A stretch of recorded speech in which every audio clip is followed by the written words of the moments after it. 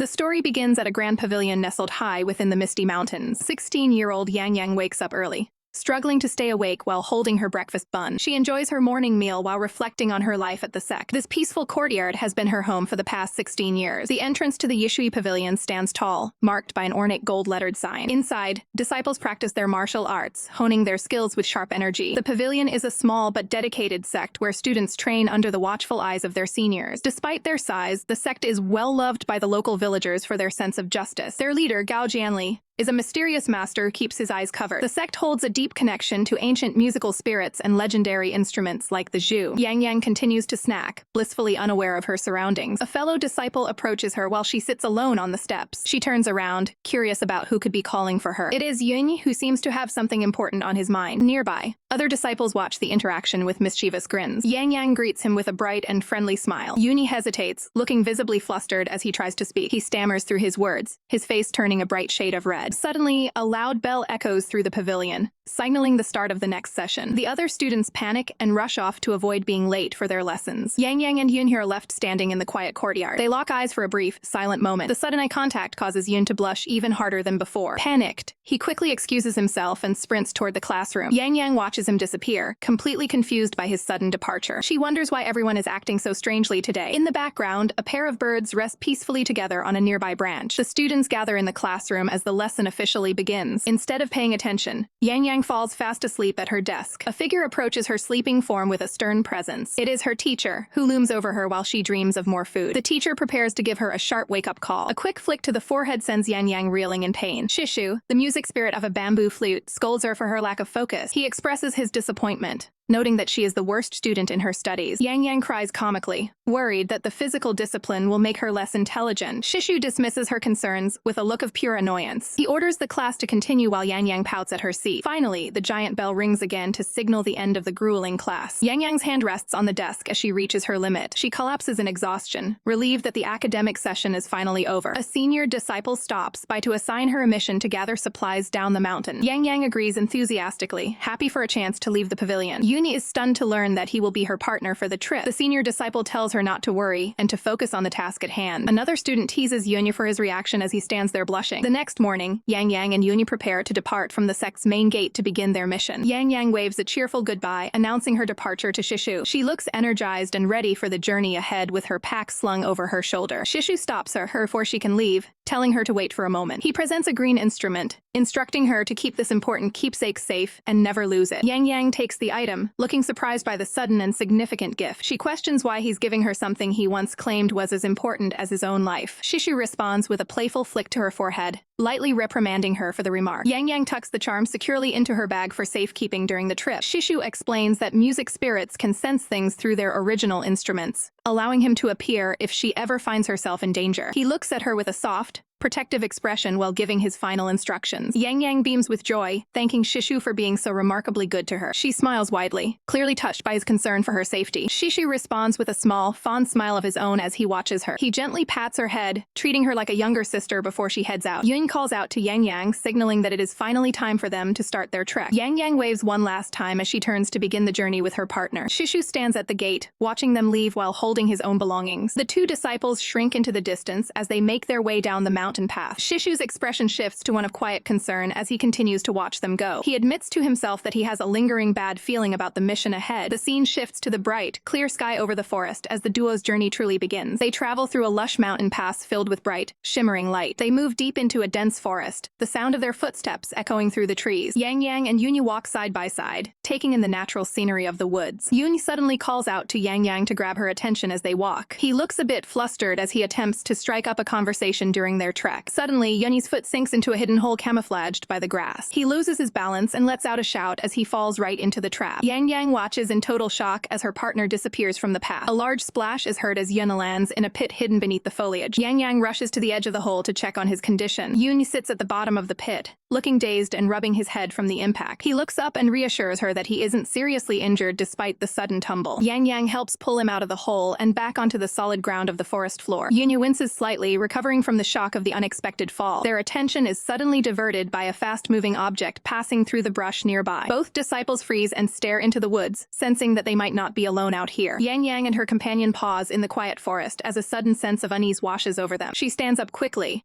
her attention caught by something unseen while her partner looks on in confusion. After a moment, she wonders if the strange feeling was just a trick of her imagination. The scene shifts to a bright and bustling market where the local commerce is in full swing. Yangyang checks her shopping list to ensure they haven't missed any essential supplies. She celebrates at the counter, having successfully purchased everything required for their mission. Nearby, an old stringed instrument begins to glow with a mysterious pink energy. A spirit with long purple hair suddenly manifests behind Yangyang without warning. The entity calls out to her, prompting Yangyang to glance over her shoulder. Leaning in close, the spirit whispers a secret into her ear. The spirit dramatically points a finger, predicting a grave calamity involving bloodshed for the day. Yangyang remains unimpressed, leaving the spirit to lament about the loneliness of its existence. To any ordinary observer, the young lady simply appears to be talking to herself. Her traveling companion asks who on earth she is currently addressing. Caught off guard, Yangyang quickly denies that anyone else is there. She reminds herself that normal people lack the ability to perceive musical spirits. The purple-haired spirit continues to float around the market in a playful manner. Walking through the town, Yangyang still can't shake the feeling of being watched. She reflects on her childhood, knowing she has always been different from her peers. A memory shows an ancient zither resting on a wooden table. Other disciples used to gossip about her habit of speaking directly to inanimate instruments. In the flashback, a younger Yangyang watches as a spirit emerges from the zither. She smiles, confident in her unique gift to communicate with the souls of music. It is explained that instruments turn into spirits in 2 stages,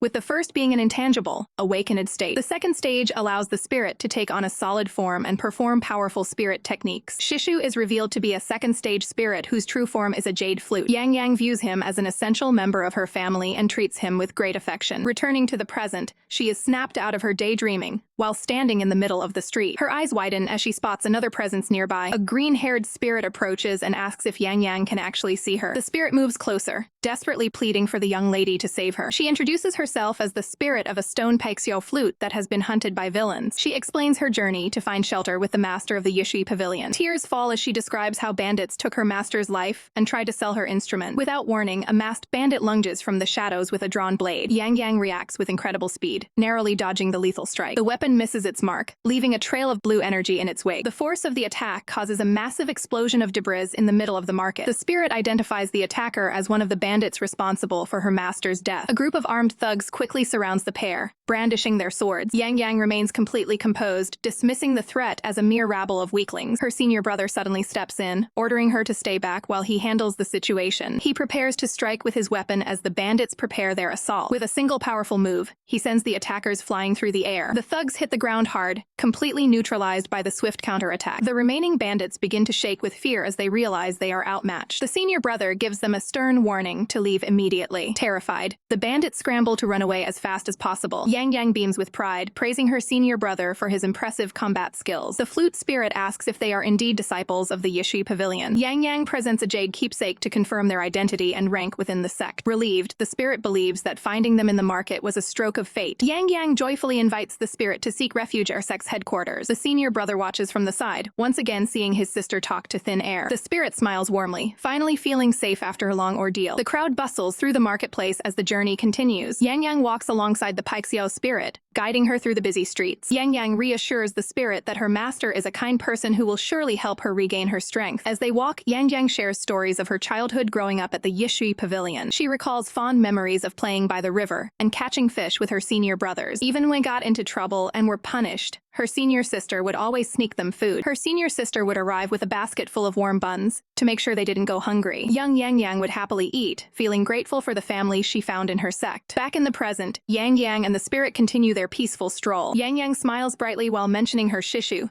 describing him as a handsome and talented individual. The Paixio spirit nods along, looking forward to meeting the rest of the alliance. Nearby, bystanders pause as a distinct ringing sound captures their attention. A small keepsake hangs from a traveler's belt, chiming with every step he takes. A group of girls can't help but blush at the sight of the mysterious newcomer. A tall man carrying a large, wrapped instrument walks calmly through the marketplace. The girls are completely smitten, watching him with hearts in their eyes. The man makes his way toward a quiet tea house to take a break. He finds a spot among the empty tables to rest for a moment. A teapot and cups cups are set out, ready for a refreshing drink. Sitting down, the man politely asks the waiter for some tea. He rests his hand on the strap of his instrument, which seems to vibrate with a life of its own. Suddenly, a sharp note rings out from the wrapped gukin, catching him off guard. He smiles at the instrument, asking if it's feeling bored already. His hand reaches for the strings to settle the restless spirit within. The man prepares to play a melody to pass the time. As he strums, beautiful musical notes begin to drift through the air. From a distance, Yangyang and the Paixio spirit stop in their tracks as they hear the gukin song. The man continues his skillful performance, his fingers dancing across the strings. Yangyang recognizes the instrument immediately, noting the lonely quality of the music. The Paixio spirit suggests that Yangyang should join in for a duet. She encourages the young disciple, telling her that a musical collaboration is definitely possible. Yangyang brings the Paixio to her lips, preparing to play. She breathes into the instrument, sending out a melody that perfectly complements the gukin. Inside the tea house, the man is startled to hear someone else joining his song. He looks up, intrigued by the unexpected harmony. Curious about the source of the music, he decides to leave the tea house and investigate. The wrapped instrument on his back glows with a soft, magical light. A small spirit appears by his shoulder. Noting that while the Paixio's tone is extraordinary, it hasn't reached full spiritual maturity yet. The man listens to the fading notes, deep in thought about the mysterious player. Meanwhile, the Grand Yishi Pavilion stands tall atop its mountain peak. A dark memory surfaces as feet stand over the aftermath of a struggle. Yangyang and the spirit witness a terrifying scene from the past unfolding. Assassins in black had swarmed the pavilion, attacking the disciples without mercy. A sect member desperately tells Yangyang to stay away from the danger. An assassin swings a lethal blade toward the defenseless girl. Crimson splatters through the air as the strike connects. Yuni leaps in front of Yangyang, taking the full force of the blow to protect her. Yangyang watches in horror as her senior brother is gravely injured. Yuni finally collapses, his strength failing him after the brutal encounter. A green-robed figure demands that Yangyang hand over the flute immediately. Yangyang looks on with tears in her eyes, clearly distraught by the unfolding situation. Senior brother Yuni continues to play his instrument with intense focus despite the danger. A protective barrier manifests around the group as they realize they are being shielded. Assassins strike the invisible wall with their blades, but the barrier holds firm for now. The force of the multiple impacts creates heavy vibrations against the magical shield. Yunya visibly struggles and sweats as he pours his energy into maintaining the defense. Yangyang looks down in concern as a companion remains grounded beside her. She holds her companion's hands during a heavy, emotional exchange. The injured martial artist slowly closes his eyes,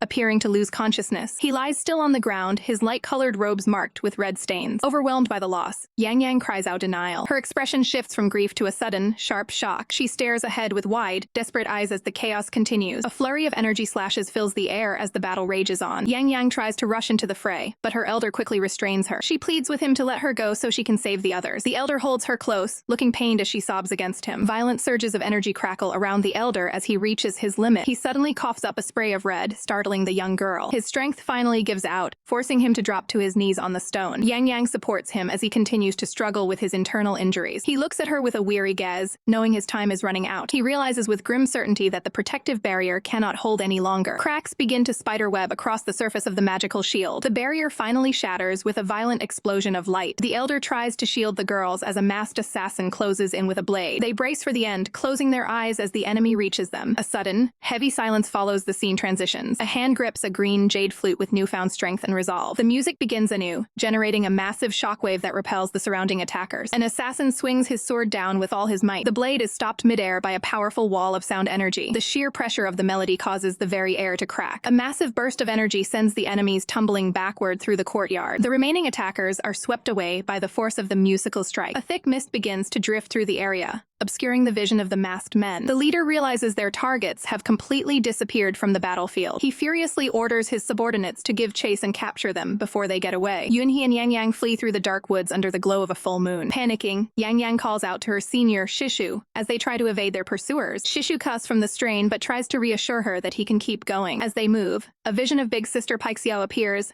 watching over them during their desperate escape. Paixio warns that the enemies have arrived to claim Shishu's performer soul. Shishu looks on with a pained expression, knowing the situation is even more dire than it seems. He reveals the shocking truth that the attackers aren't after him, but are actually hunting for Yangyang. Stunned by the revelation, Yangyang can hardly process that she is the true target. A flashback shows a burning estate from 16 years ago, the site of a violent ambush. In the midst of the chaos, Yangyang's mother gave her final breath to ensure the baby was taken to safety. Overwhelmed by the weight of this history, Yangyang collapses to her knees in the dirt. She weeps, realizing her presence is the reason her senior brothers have suffered so much. Shishu gently places a hand on her head, offering a moment of quiet comfort. He instructs her that she must seek out the protection of the Huan estate in Jiankang City. He explains that she is actually the daughter of a powerful grand marshal, making her a high-value target. Shishu looks at her with a somber, determined gaze, preparing her for the journey ahead. Suddenly, a cold voice cuts through the air, demanding they hand over the girl. A mysterious figure draped in a dark cloak emerges from the shadows of the forest. The intruder stands tall, blocking their path and radiating an aura of absolute confidence. Wearing a menacing red mask, the man claims his thought-proby ability makes it impossible for them to hide. Shishu realizes they are facing a high-level music spirit with dangerous mental powers. The masked man takes a step forward, repeating his demand to take Yangyang. Shishu stands firm, positioning himself as a shield between the girl and the threat. He defiantly refuses the demand, ready to protect his junior at any cost. The masked man launches a swift energy strike,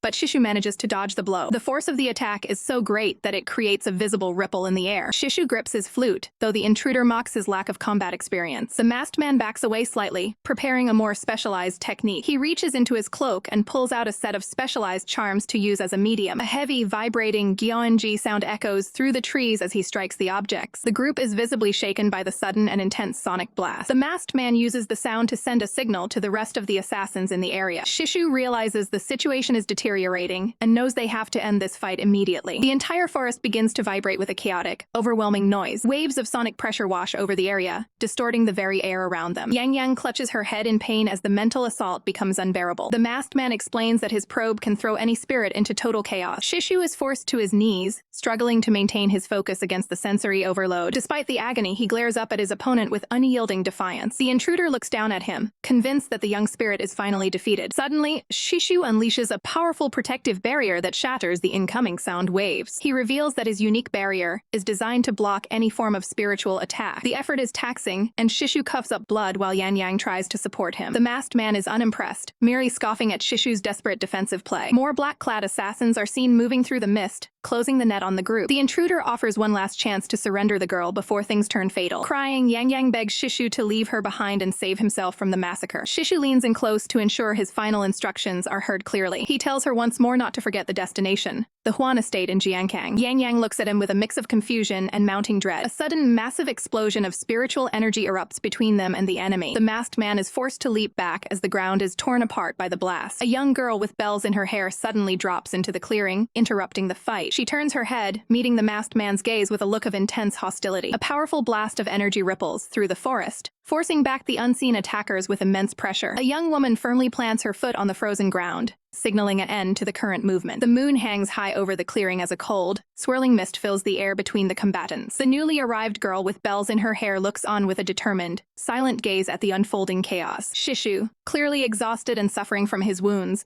is supported by a companion as they face the ongoing threat. A close-up of Shishu's face shows the immense strain of the battle as his strength begins to fade. A wooden musical instrument is sent flying through the air, shattered by the intensity of the enemy's spiritual pressure. Shishu tries to maintain his focus while holding his flute, but his grip is faltering as his energy wanes. The flute snaps in two under the overwhelming force of the masked man's sonic attack. Spiritual energy tears through the fabric of Shishu's sleeve as he finally loses his defensive posture. Shishu collapses to the ground, his broken flute lying uselessly beside him while Yangyang watches in horror. Yangyang stares with wide, tearful eyes at her fallen protector, realizing the gravity of their situation. Desperate and crying out, Yangyang rushes toward Shishu as he begins to fade away. Shishu's body starts to dissolve into glowing particles of light as his spiritual essence dissipates. He offers a final, serene smile to Yangyang, accepting his fate in the line of duty. His hand reaches out one last time before completely vanishing into the cold night air. The remains of his spiritual presence drift away, leaving only the broken fragments of his instrument behind. The two halves of the shattered flute rest silently on the grass, marking the end of Shishu's struggle. Yangyang kneels in the forest, overcome with grief and sobbing for her lost companion. The bell girl maintains a stoic expression, her duty seemingly fulfilled for the moment as she watches the grieving girl. Sensing more trouble approaching,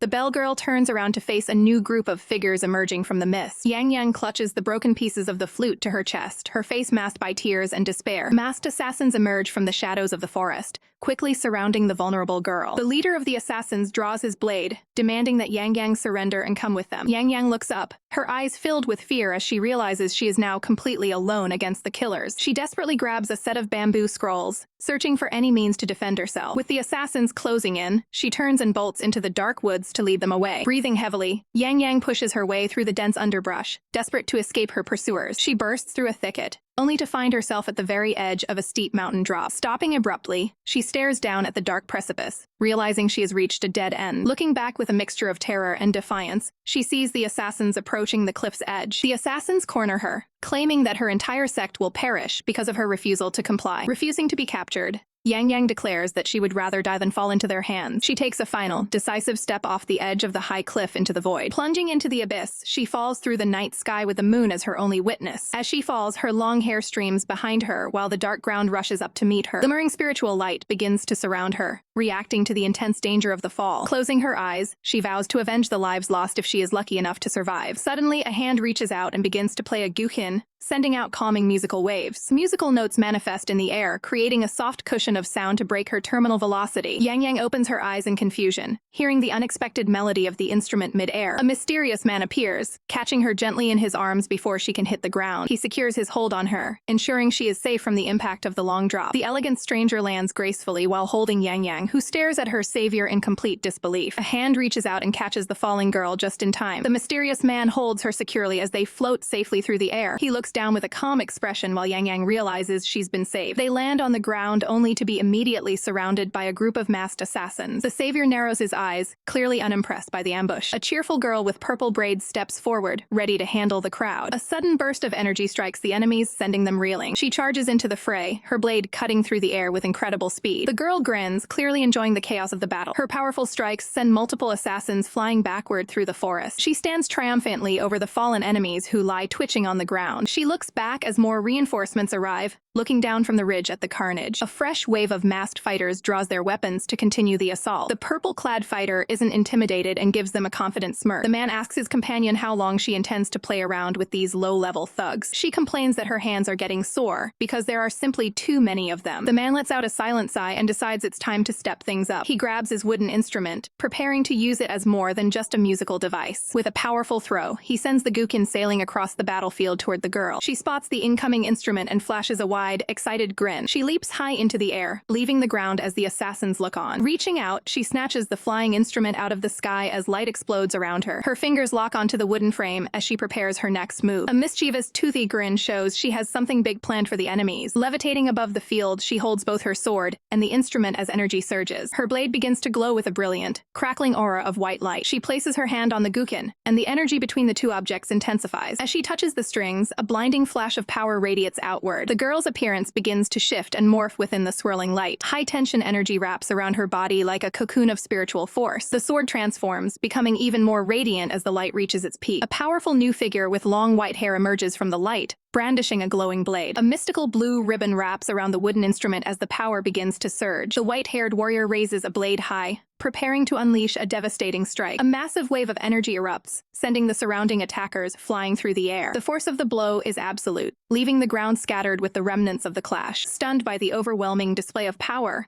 the remaining assassins can only watch in absolute terror. A final burst of white light clears the battlefield as the mysterious fighter stands victorious. Despite the intensity of the fight, a calm and satisfied smile appears on the warrior's face. Fresh evidence of the skirmish drips from the edge of the sword as the dust begins to settle. Nearby, the guqin uncovers Yangyang's eyes to shield her from the grim reality of the battle. The lead assassin realizes they are completely outmatched and breaks into a cold sweat. Seeing no other option, the survivors turn and flee into the safety of the dark forest. A sharp gust of wind sweeps through the clearing, signaling the end of the confrontation. With the threat neutralized, the warrior begins to sheathe their weapon with practiced ease. The warrior reverts to her original form, looking pleased with her performance in the skirmish. She immediately rushes to the guqin man's side, eagerly seeking a bit of praise for her victory. He remains cold and detached, focusing on his instrument rather than acknowledging her efforts. Yangyang watches the exchange, still shaken by the sudden turn of events. The guqin man claims they were merely passing through as he prepares to depart. He walks away without another word, completely ignoring Yangyang's attempt to thank him. The young girl follows closely behind him, discussing their next move regarding a mysterious aura. They decide to leave the area for now, confident they will find what they are looking for eventually. Yangyang stands alone, watching the silhouettes of her saviors vanish into the night. Left with nothing but her thoughts, she is overcome by a sense of profound loneliness. Her eyes reflect a deep sadness as she contemplates the tragedy that has befallen her home. She tightly clutches a small keepsake, the last physical connection to her past. Under the light of a full moon,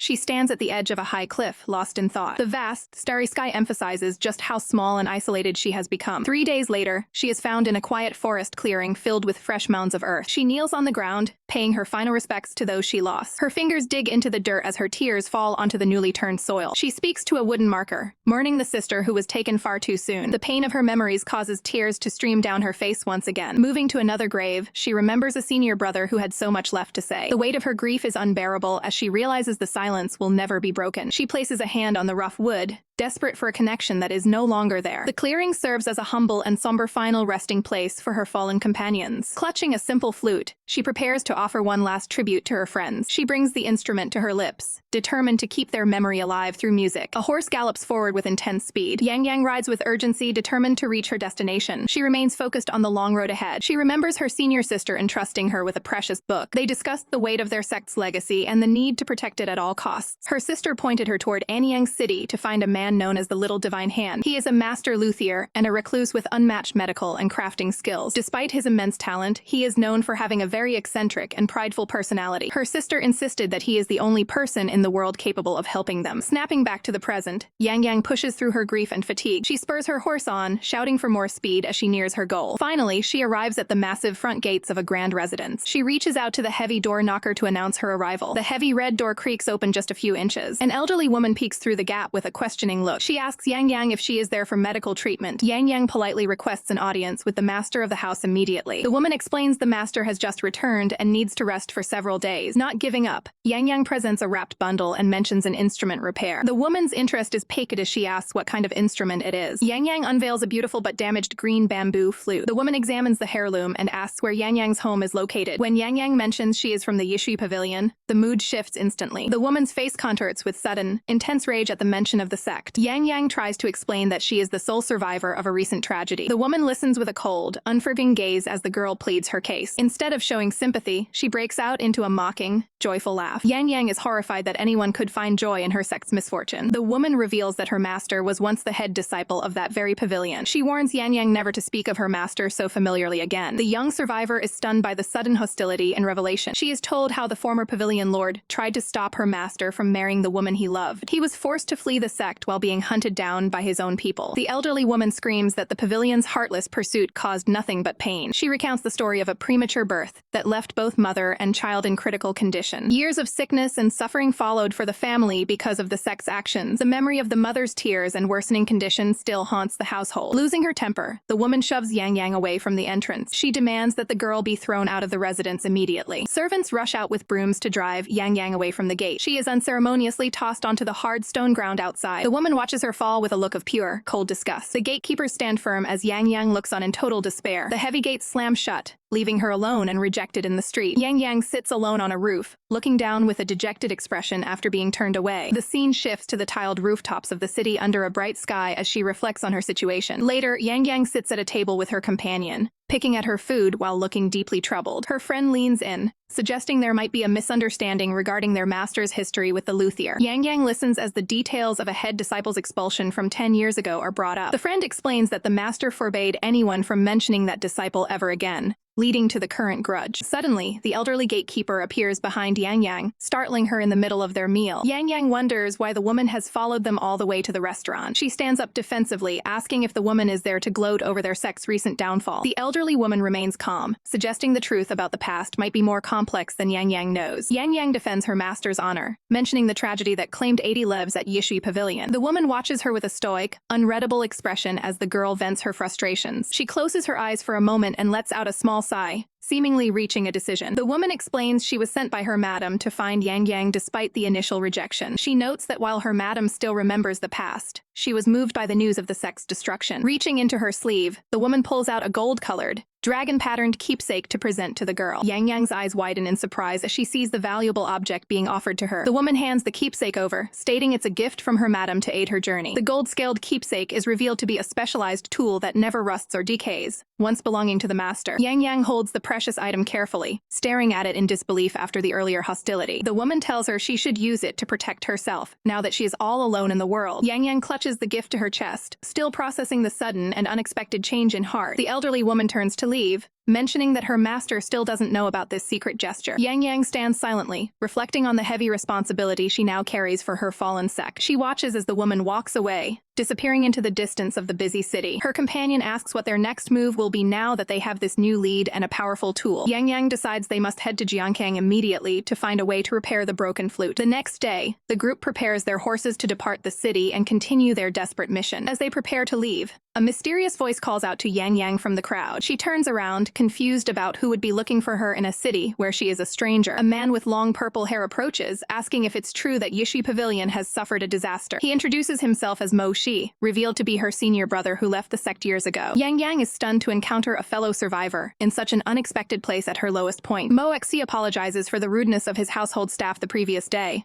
realizing who she was too late. Overwhelmed by emotion, Yangyang's eyes fill with tears as she realizes she finally has an ally. She bursts into tears, sobbing about the attack that claimed the lives of all their brothers and sisters. Mo Xi is horrified by the news, immediately asking about the safety and whereabouts of their master. Yangyang explains that the master was away during the attack, and Mo Xi suggests they move to his residence to talk safely. Inside the Mo residence, the two survivors sit down to discuss the tragedy and their next steps. Yangyang presents the damaged green bamboo flute, hoping her senior brother has the means to help her. Mo Shi examines the instrument, noting that it's a high-level spirit tool that cannot be fixed by ordinary means. Yangyang pleads for his help, desperate to save the soul of the sect through this repair. Mo Xi mentions a legendary book called The Record of Ancient Melodies that contains the secrets to fixing such tools. Yangyang is filled with hope, realizing this book is the key to saving her shishu and the flute. She starts to speak, but her companion suddenly interrupts the conversation with a look of concern. Her friend reaches out, grabbing Yangyang's sleeve to get her attention and stop her from saying more. Yangyang looks over at her friend, confused by the sudden and silent intervention. Her companion shakes her head slowly, signaling that something about this situation might be a trap. Yangyang looks down in thought as her companion keeps a close watch on their surroundings. Mo Xi maintains a neutral expression while listening to the discussion about the missing sect treasure. He takes a sip of tea while explaining the legendary power hidden within the record of ancient melodies. The group listens as he notes that the book appears completely unremarkable to any ordinary person. Setting his cup down, Mo Shi expresses his determination to return and investigate the cause of the sect's recent downfall. He stands up and suggests that they all travel together back to the Yishi Pavilion. Yangyang thanks her senior brother for the help, though a look of worry remains on her face. Mo Shi leads the way, gesturing for the others to follow him out. They navigate through a courtyard cluttered with the remnants of destroyed structures. Yangyang surveys the damage with a somber expression, reflecting everything that was lost. A sudden sound startles Yangyang, causing her to stop and listen intently. Near the rubble, a hidden figure struggles to move while coughing repeatedly. As the figure attempts to run away, Mo Xi quickly gives chase to catch them. He reaches out and firmly grabs the individual by their clothing to stop their escape. The captured person is revealed to be Xiaoduzi, who fights against Mo Shi's grip. Yangyang is overcome with shock and relief upon seeing that the boy survived the disaster. Xiaoduzi glares at her with intense hostility, showing no signs of relief. He lashes out verbally, calling Yangyang a hypocritical traitor to their sect. Stunned by the sudden accusation, Yangyang can hardly find the words to respond. Xiaoduzi continues his tirade while Mo Shi keeps him restrained. The boy claims she worked with the attackers to steal the record of ancient melodies for herself. He points a finger at her, swearing to reveal her alleged crimes to everyone. Yangyang stands in a daze, unable to comprehend why she is being accused of such betrayal. The group stands in the woods as the young boy continues to shout his accusations at Yangyang. Mo Xi looks toward Yangyang, asking her directly if there is any truth to the claims. Overwhelmed by the situation, Yangyang struggles to defend herself against the boy's anger. Xiaoduzi continues to point at her, insisting that he is telling the absolute truth. Yangyang can only stare in disbelief as the boy she cared for turns against her. Mo Xi decides to bring everyone back to his residence to settle the matter properly. Yangyang's companion stays by her side as they prepare to move to the Mo residence. Yangyang walks away with a heavy heart,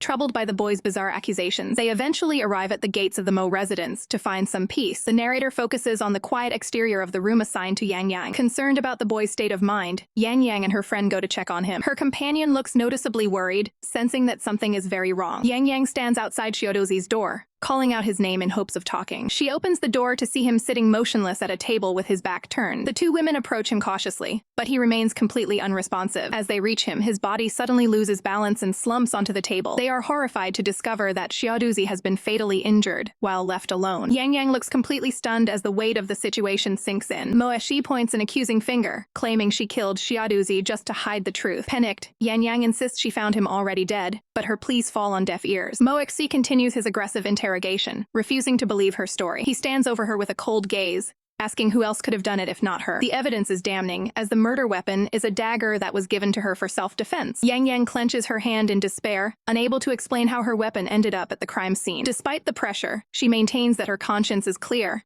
and she knows nothing of the murder. Moxie stares her down with an icy, unforgiving expression. He turns away, declaring that he cannot ignore this crime, even if he is no longer part of the sect. Men quickly move in to seize Yangyang and take her into custody. Moxie decides to lock her away while they wait for the master to decide her final fate. Yangyang is thrown into a dark, cold dungeon, hitting the stone floor with a thud. A massive metal lock is secured on the door, sealing her inside the hidden prison. A rat scurries past her in the gloom, highlighting the dismal conditions of Mo's residence. She stands up, overwhelmed with worry for her missing sister and the stolen book. Suddenly, she notices a figure bound by heavy chains in the corner of the cell. A man with silver hair and a metal collar around his neck looks at her with interest. He mocks the captors for not even sparing young girls from their cruelty. Yangyang stares back in shock, sensing something unusual about the man. She asks him directly if he is a music spirit surprising the prisoner. He smiles, impressed that she can recognize his true nature as a great music spirit. He asks if she was lured there under the pretense of seeking medical treatment. Yangyang is confused by his terminology and asks what a medicine person is. The spirit explains that Moshe uses people as subjects to test his experimental drugs. A dark memory shows Moshe using orphans as test subjects for his unique prescriptions. Yangyang is horrified to learn that many of these orphans don't survive the daily dosing. The spirit reveals that children are frequently taken from the dungeon and never return. Yangyang realizes the terrifying truth about where those children are being sent. He confirms they are taken away for experiments, often ending in tragedy. With a grim expression, he notes that most of them are likely already dead. Yangyang looks down in sorrow, mourning the innocent lives lost in this dark place. The spirit observes that she seems a bit old to be one of Moxie's usual test subjects. Yangyang remains quiet, her mind racing with everything she has just learned. She explains how her quest for help led her back to the senior brother who was expelled years ago. She recounts the night her junior brother was killed with her own dagger. Tears fall as she remembers being branded a killer and locked away without a chance to explain. The music spirit listens intently to her tragic tale. He sits back against the wall, his chains rattling as he considers her story. He asks if she is certain she buried the real junior brother back at the sect. He suggests the boy she met recently was actually a mind-controlled child from the dungeon in disguise. Yangyang is floored by the possibility that she was deceived by a look-alike. The spirit explains that some subjects survive the drugs only to become obedient puppets. It finally clicks for Yangyang that Moxie likely set her up from the very beginning. The spirit asks again how she can see music spirits and where she learned about them. She reveals her origin at the Yishui Pavilion and her lifelong ability to see spirits. The man recognizes the sect and scoffs at her master, Gao Jianli. Yangyang gets angry, defending her master's reputation against the spirit's insults. The spirit concludes that Moeshi captured her specifically to exploit her ability to find spirits. Yangyang stands in shock as the motive for her framing becomes clear. He explains that Moexi has been hunting for famous instruments to find music spirits for himself. A vision shows Moexi collecting various instruments,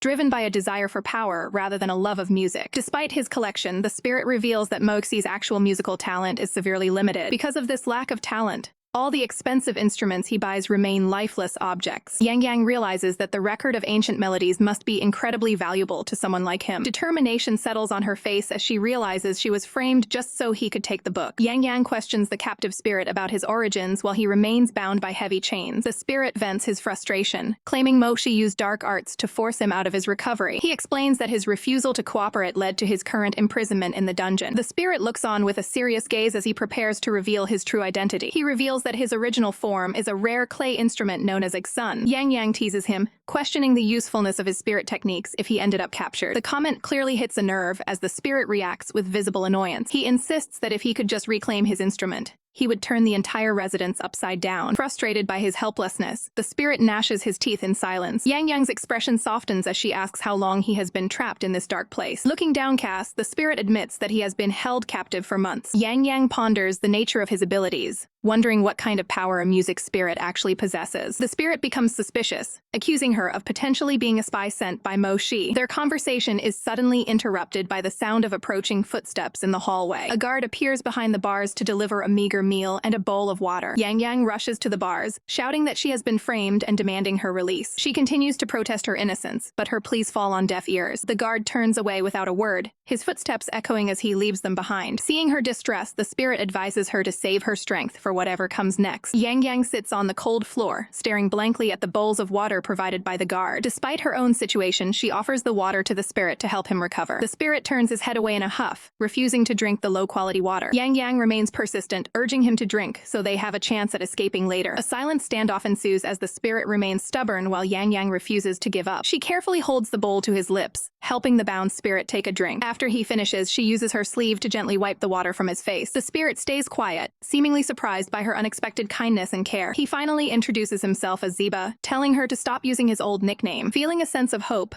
Yangyang smiles and promises that she will find a way to get them both out. Ziba scoffs at her optimism, pointing out that she can barely take care of herself. Despite his harsh words, Yangyang maintains her cheerful and determined attitude. She attempts to feed him the food as well, hoping to keep his strength up. Ziba's face turns red with embarrassment as he refuses to be fed like a child. Yangyang reminds him that he hasn't eaten in a very long time and needs the energy. He claims that music spirits don't need food to survive and insists she eat instead. Laughing at his stubbornness, she decides to eat first before trying to help him again. Suddenly, a metallic clink rings out as a key mysteriously appears on the dungeon floor. Both prisoners stare at the key in disbelief, realizing this might be their only chance. Yangyang quickly grabs the key and inserts it into the heavy lock on the cell door. With a satisfying click, the door swings open, granting her freedom from the cell. She shows the key to Ziba, who urgently tells her to unlock his shackles as well. Yangyang tries her best to turn the key in the heavy metal restraint. She soon realizes that the shackles are too strong for her to break on her own. She asks for the location of his hidden clay instrument, hoping it will allow him to free himself. Ziba looks at her with doubt,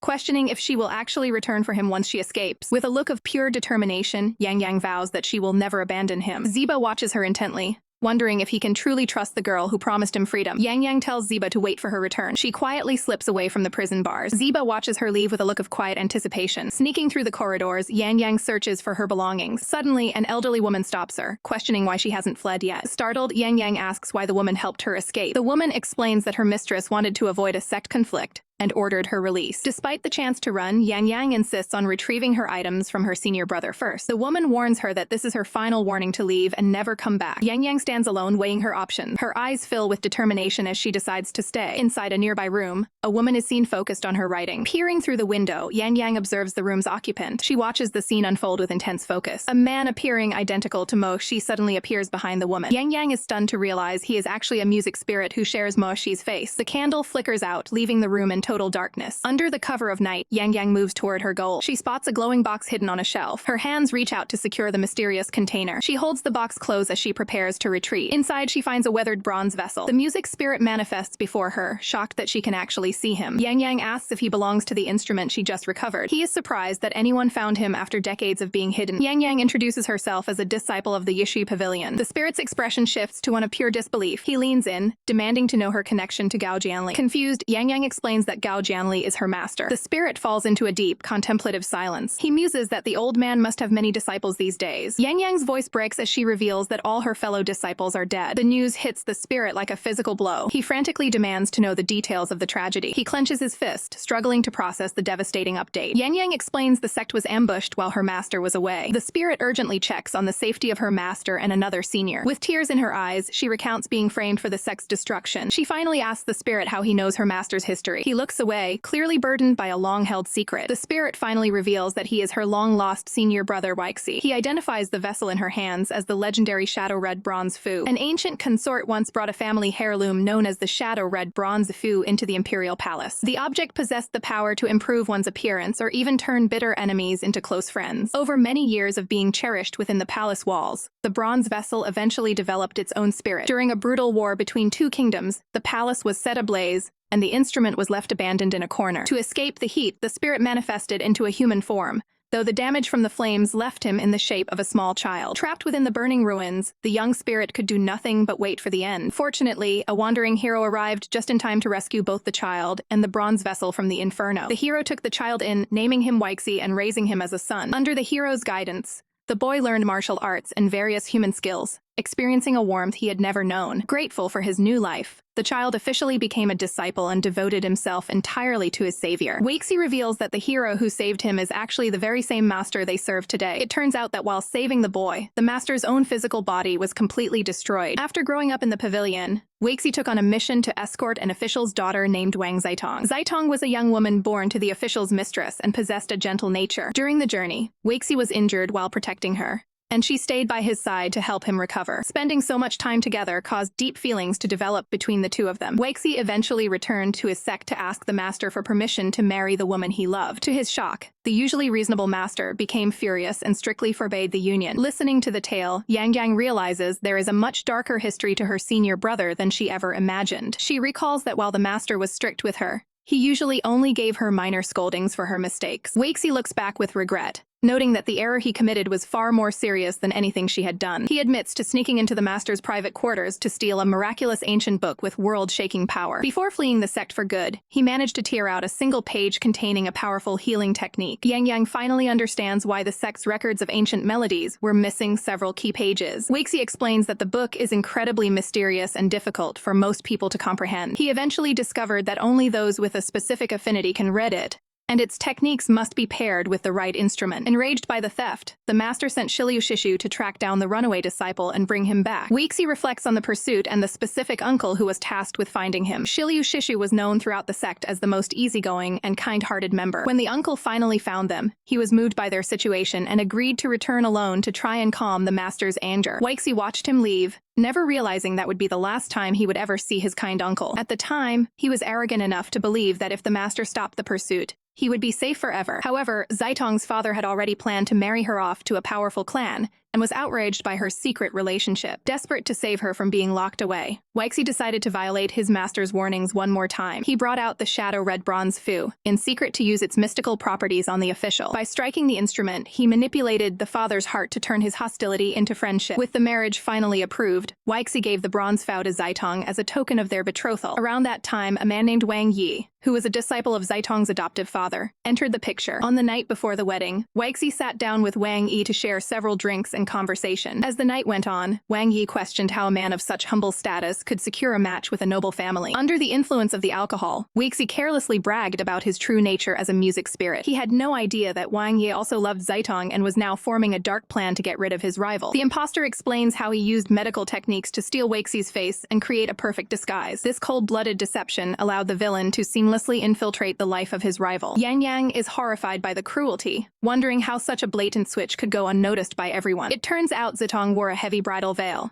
completely obscuring her view of the man she was marrying. Disguised as the groom, Wang Yi leads the wedding procession through the streets on horseback. A fragment of Waxi's soul remains trapped within the bronze vessel, forced to witness the entire betrayal. From his confinement, the spirit watches as the imposter participates in the traditional wedding rituals with Zaitong. The immense psychological trauma of seeing his life stolen causes the spirit's hair to turn white. When Zaitong eventually discovers the truth, she is met with fury and threats from the man who deceived her. The villain uses the safety of their unborn child as leverage to force her into a life of silent suffering. To keep the imposter at a distance, she intentionally avoids contact and lives a life of isolation. She keeps the bronze vessel on her dressing table, unaware it contains the true soul of her lost love. The spirit can only watch helplessly as she grows weaker and more miserable every single day. Meanwhile, Wang Yi travels the world under a false name, mastering powerful martial arts through stolen energy. He also claims the record of ancient melodies, incorrectly believing Waxi's true form was a zither rather than a bronze vessel. Yangyang promises to help expose the villain's crimes and reunite the spirit with his beloved Zaitong. Waxi feels a sense of relief just to have someone acknowledge his tragic story after so long. He laments his past arrogance and the series of mistakes that allowed the tragedy to unfold. Guilt weighs heavily on the spirit, making him wonder if he even deserves to see Zaitong again after failing her. Despite his self-doubt, he is determined to ensure that a man as evil as Wang Yi is finally stopped. He urges Yangyang to find the master quickly, as the rediscovery of the ancient record will cause global chaos. The spirit warns that without immediate action, a massive disaster is guaranteed to strike the human world. Yangyang realizes the weight of her mission and prepares for the difficult journey ahead. Yangyang explains that Zixen's spirit is being held captive and needs his original body to fight back. She admits to the white-haired Waxi that their master rarely spoke of other music spirits. The target is the Hall of Listening to Music, a heavily guarded residence filled with famous instruments. Waxi decides to scout the area first while Yangyang prepares a container. He offers a final warning for her to remain cautious in everything she does. The spirit enters the wooden box to stay hidden during the infiltration. Yangyang carefully places the container among other items to avoid suspicion. She arrives at the imposing entrance of the Hall of Listening to Music. Hiding behind a massive tree, she notes the strange lack of visible guards. Taking a quiet step forward, she begins her stealthy approach toward the building. She slips through the doorway, feeling a sense of unease in the shadows. Looking down the dim hallway, she resolves to press on despite the potential danger. The room is packed with shelves holding diverse ancient instruments from across the land. After inspecting a stringed instrument, she realizes none of these objects possess a spirit. Deciding to search higher up, she sets her sights on the second floor. The upper level is shrouded in complete darkness, making visibility nearly impossible. She slowly ascends the wooden staircase into the pitch-black environment. A familiar voice calls out her name, leading her toward a specific area of the floor. Sister Yayin appears, looking distressed by her long confinement. Yayin rushes toward her, desperate to warn her about the trap. Yangyang checks on her condition, relieved to have finally found her. While Yayin pleads with her to run, Yangyang insists on rescuing everyone together. Yayin continues to urge her to flee before the situation escalates. A sudden sound echoes through the room, putting both of them on high alert. A glowing magical formation activates beneath them, trapping them in place. Yayin's face pales as she realizes the defensive spell has been triggered. Yangyang watches in shock as the energy around them intensifies. A massive burst of light envelops the two girls, altering the space around them. The physical walls and windows of the room begin to shift and disappear. They are left standing in a void, realizing the exit has been completely removed. Yayin explains how Wang Yai locked her away after stealing a precious flute. Yangyang clarifies that the man is an imposter who stole her senior brother's identity. Yayin reveals that only Yangyang has the power to lead them out of this complex formation. Yangyang looks at the record of ancient melodies, a book she was previously forbidden from reading. Yayin presents the glowing text, stating they have no choice but to use its secrets to escape. The record of ancient melodies traces its origins back to a time of brutal war and chaos. Through the turmoil, a figure steps forward to witness the devastation firsthand. Countless lives were lost as conflict plunged the human world into a living hell. Gao Jianli, worried for the common folk, traverses the battlefield to find a way to end the suffering. He is not alone, leading a group of mysterious hooded figures through the shadows of the era. This group stands before Emperor Gaozu of Han, offering their aid to restore peace to the land. Together, they participate in the final sieges to overthrow the tyranny of the Qin dynasty. These 10 great music spirits use their unique powers to set the world right once more. Among them is a blindfolded master who remains dedicated to the cause of protecting the innocent. To preserve their legacy, they seek out a gifted court historian who is deeply versed in music and painting. This scholar carefully documents each spirit, creating detailed portraits and compiling them into a single volume. The spirits then infuse the book with their power,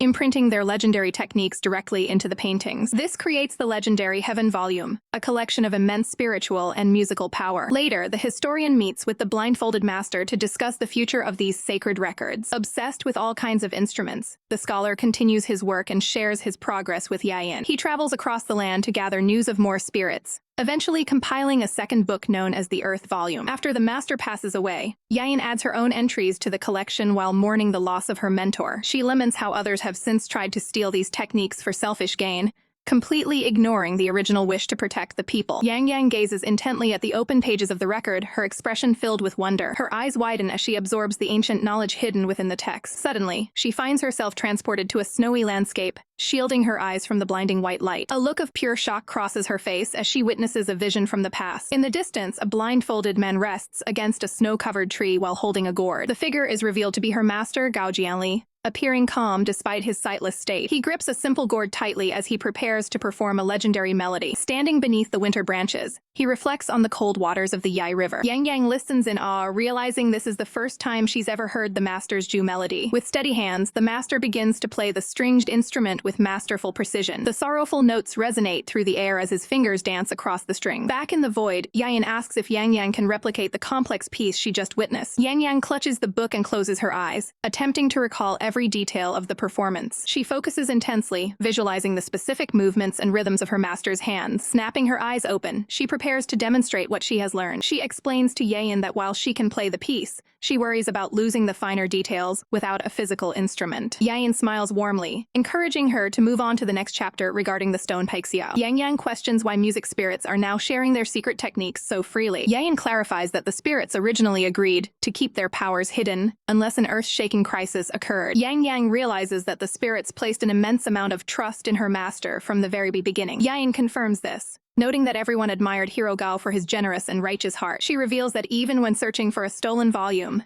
the master was secretly acting to protect his own student. Yayin blushes while reminiscing about the master, leaving Yangyang quite confused by her reaction. The spirit explains that the master kept the record hidden to prevent Yangyang from becoming a target for other spirits. The two stand together in the void as Yayin warns that the world will fall into chaos if the final volume is lost. Yayin offers to share her own spirit technique, a photographic memory, to help Yangyang memorize the entire book. Yangyang is left stunned, wondering how a mere human can possibly cultivate a technique meant for spirits. Yayin fades away as she transfers the last of her power to Yangyang. Yangyang wipes away her tears and realizes she cannot stay trapped in the formation any longer. She focuses her attention on the record of ancient melodies. Opening the book, she prepares to begin her intense study session. Yangyang concentrates, determined to enter the world contained within the pages once more. A magical aura surrounds her as she successfully teleports into the spiritual realm of the book. Within this world, she observes various music spirits performing their unique melodies. She sees a variety of spiritual instruments, including a flute and a specialized zither. Yangyang listens intently, absorbing the different emotions and techniques from every piece. A hooded spirit plays a stringed instrument, demonstrating a high-level technique. The music shifts between joy and sorrow as Yangyang continues her observations. The sheer power of the spirit techniques is so intense that she nearly loses her sense of self. She eventually identifies Shishu among the records of the 10 great music spirits. A vision of Gao Jianli appears, showing him playing a traditional flute. Yangyang is surprised to find a page missing from the book. A note reveals that the fate of a specific zither lies in the city of Jiankang. She realizes this missing information is the key to helping her friends recover. Determined to save her companions, Yangyang vows to travel to Jiankang. After a long struggle, she finally finishes learning every technique in the record. Yangyang finds herself in a dark room where the walls are completely sealed. She looks around the enclosed space, unable to determine how much time has passed. Spotting an instrument on a nearby shelf, she decides to take action. Yangyang attempts to play a stone instrument to trigger an exit from the room. To her frustration, nothing happens after her first attempt. She refuses to give up and prepares to try playing the instrument again. Yangyang puts all her effort into blowing into the stone instrument. Despite her best efforts, the environment remains completely unresponsive. She worries that she might only be able to master one spirit technique at a time. A sudden, violent tremor begins to shake the entire structure. Dust and debris fall from the ceiling as a loud crash echoes through the room. Yangyang struggles to stay upright, wondering if she is experiencing an earthquake. Rubble falls dangerously close to the precious record of ancient melodies. She pulls the book close to her chest to keep it safe from the falling debris. The floor beneath her feet begins to crack and crumble under the pressure. Yangyang looks down in shock as the ground completely gives way. She falls through a massive hole that opens up in the middle of the room. The protagonist tumbles through the darkness and falling rocks. Yangyang lands hard on the ground in a different area of the ruins. She winces in pain while trying to recover from the impact of the fall. Standing up, she looks around and wonders where she had ended up. She gazes out from a dark opening toward a traditional pavilion in the distance. Looking back, she sees that the building she was just in has been reduced to rubble. She laments the loss of the other instruments, but is relieved she saved the flute. A strange sound suddenly catches her attention from the shadows. Yangyang turns toward the noise with a look of extreme caution. A large, white, furry figure emerges from the darkness behind her. She stares in total confusion at the mysterious creature appearing in the ruins. A massive white lion lets out a thunderous roar. Yangyang remains on the ground, clutching her precious book tightly. Suddenly, a sleek black panther emerges from the shadows. Yangyang watches in shock as a second beast appears. She realizes that her music must have summoned both of these powerful creatures simultaneously. The white lion prepares for a confrontation. The black panther matches its aggression with a roar of its own. The panther lunges forward to strike. They begin a fierce dance of shadows and light. The two beasts collide with incredible force. Their struggle sends shockwaves through the courtyard. Chunks of stone are blasted into the air from the impact. Yangyang shields her face from the flying debris. She watches the chaotic battle with growing concern. The fight continues within a thick cloud of dust and smoke. Suddenly, the creatures stop their fighting and turn their gaze toward her. Yangyang feels the immense pressure as they slowly approach. The two massive predators loom directly over her. To her surprise, the white lion begins to sniff her curiously. She freezes, hoping the beast isn't interested in a meal. The lion gently takes hold of her robes with its teeth. It lifts her effortlessly off the ground. With a quick movement, the lion tosses her onto its broad back. Yangyang lands safely against the creature's thick mane. She is amazed by how soft the beast feels as she holds on. She realizes these creatures aren't here to hurt her, but to help. Now mounted on the lion, she leads the way with the panther following close behind. The black panther keeps a watchful eye on their surroundings. They move through the compound as a formidable unit. The white lion uses its powerful paw to smash through a heavy gate lock. The broken mechanism falls to the ground, clearing their path. Yangyang is stunned by the beast's raw strength. They are immediately met by a wall of armed guards led by the villainous Wang Yi. Wang Yi is furious that she dared to break out of his pavilion. Yangyang stands her ground, exposing his true identity as a murderer and a thief. Wang Yi realizes she knows too much and decides he cannot let her leave alive. His expression turns cold as he prepares to silence everyone who heard the truth. He orders his archers to open fire without hesitation. A volley of arrows streaks through the air toward them. The white lion leaps into action, swiping the guards aside with ease. The soldiers are scattered by the creature's power. The beast lets out a roar that sends the remaining guards into a panic. Terrified, the men fall over themselves trying to escape. Wang Yi breaks into a cold sweat, realizing he has underestimated the summon. Seeing the tide turn, the villain turns tail and runs. Yangyang urges her companion to give chase before he can get away. The lion bolts after the fleeing imposter. Wang Yi looks back in desperation, warning her that she will regret this. He triggers a trap,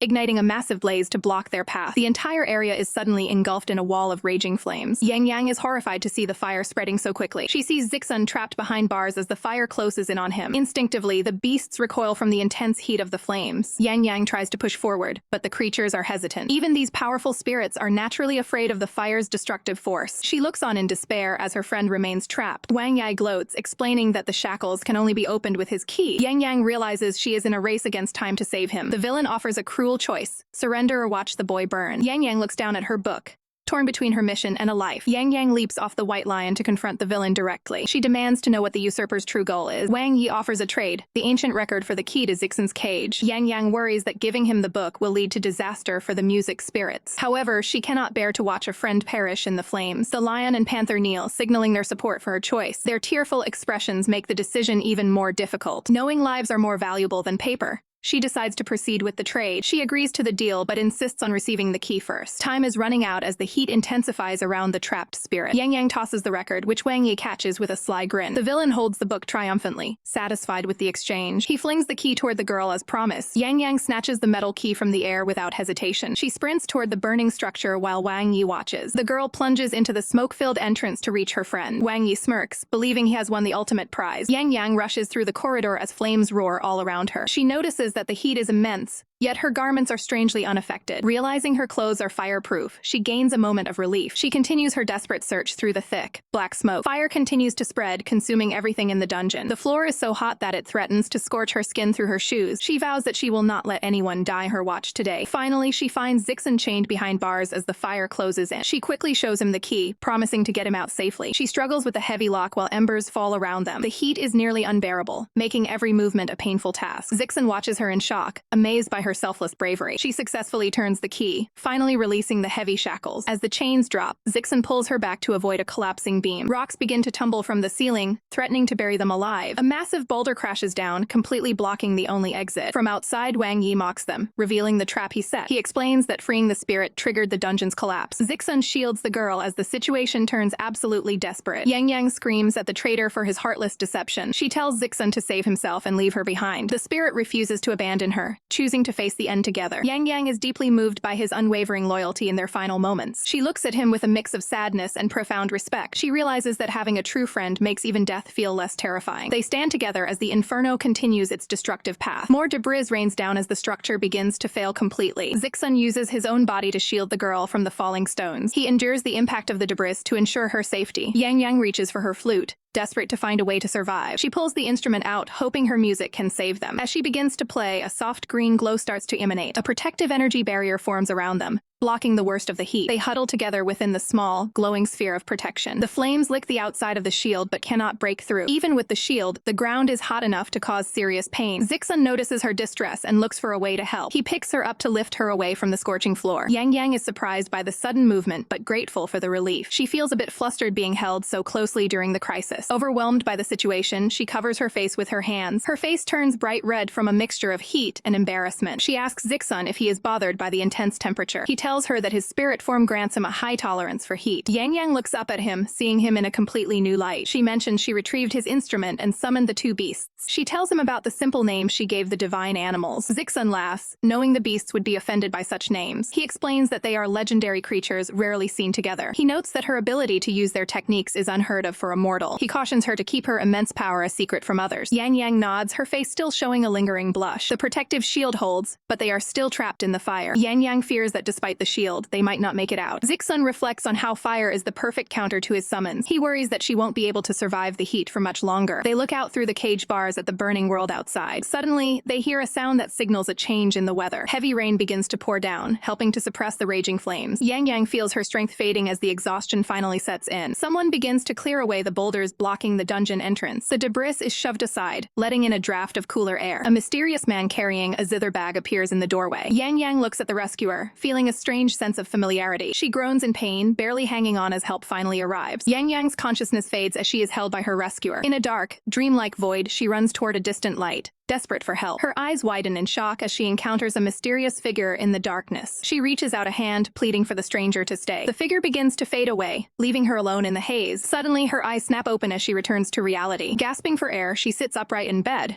realizing it was all just a nightmare. Exhausted and confused, she looks around the unfamiliar room. She notices she's resting in a massive, ornate bed draped with fine fabrics. Looking through the room, she spots a set of closed decorative doors. Through the screen, shadows of two people can be seen discussing the arrival of powerful sects. Sensing danger, Yangyang pulls the covers up and tries to stay hidden. The voices mention their sect master's oath to protect her for 7 days while she recovers. One of the figures outside lists a series of crimes committed by a girl who betrayed her sect. Listening from the bed, Yangyang's face pales as the accusations grow more severe. The shadow claims the girl set a fire that killed a prominent family and a young master. The demand for justice rings out, startling her as she realizes the gravity of the situation. She stares blankly, processing the fact that these people are hunting a demon girl. A cold sweat breaks out as she realizes she is the one they are talking about. Panicked, she throws off the covers and tries to scramble out of the bed. Her weakened legs give out, sending her crashing to the floor. She winces in pain, noticing her body is covered in thick bandages. The door opens, and a startled servant finds her collapsed on the ground. The servant peeks around the screen, relieved to see the patient is finally awake. The girl quickly rushes over to help her back up. Clinging to the servant, Yangyang desperately asks where she is and what is happening. The servant looks at her with a mix of pity and concern. They share a tense moment of silence as the servant prepares to deliver the news. The servant explains that she is currently at the main base of the Nanshan sect. A flashback begins, showing a grand wedding procession moving through the streets 7 days ago. The Nanshan sect had prepared a lavish celebration for their young master's marriage. Countless guests from across the realm gathered to witness the union. As time passed, the crowd began to gossip about the groom's mysterious absence. The bride, Qin Xiaoxiao, waited patiently in her ornate wedding robes. Her expression shifted to one of worry as the lucky hour came and went without him. Frustrated and insulted, she demanded to know if the groom intended to back out. Her attendants tried to comfort her while orders were sent to find the missing man. Tensions flared as her sect's disciples stood ready to fight for their honor. The Nanshan sect leader, Nan Shenglun, stepped forward to calm the rising hostility. He summoned a disciple to reveal the truth of the young master's whereabouts. The disciple explained that the groom had left to find a cure for the bride's old injuries. The young master had set out with a fortune in gold to visit the Mo residence. He arrived at the gates of the Mo estate, hoping to secure the medicine as a gift. Hearing this, the bride's anger melted away, replaced by a sense of being loved. She smiled, touched by her husband-to-be's thoughtful gesture. The weapons were sheathed,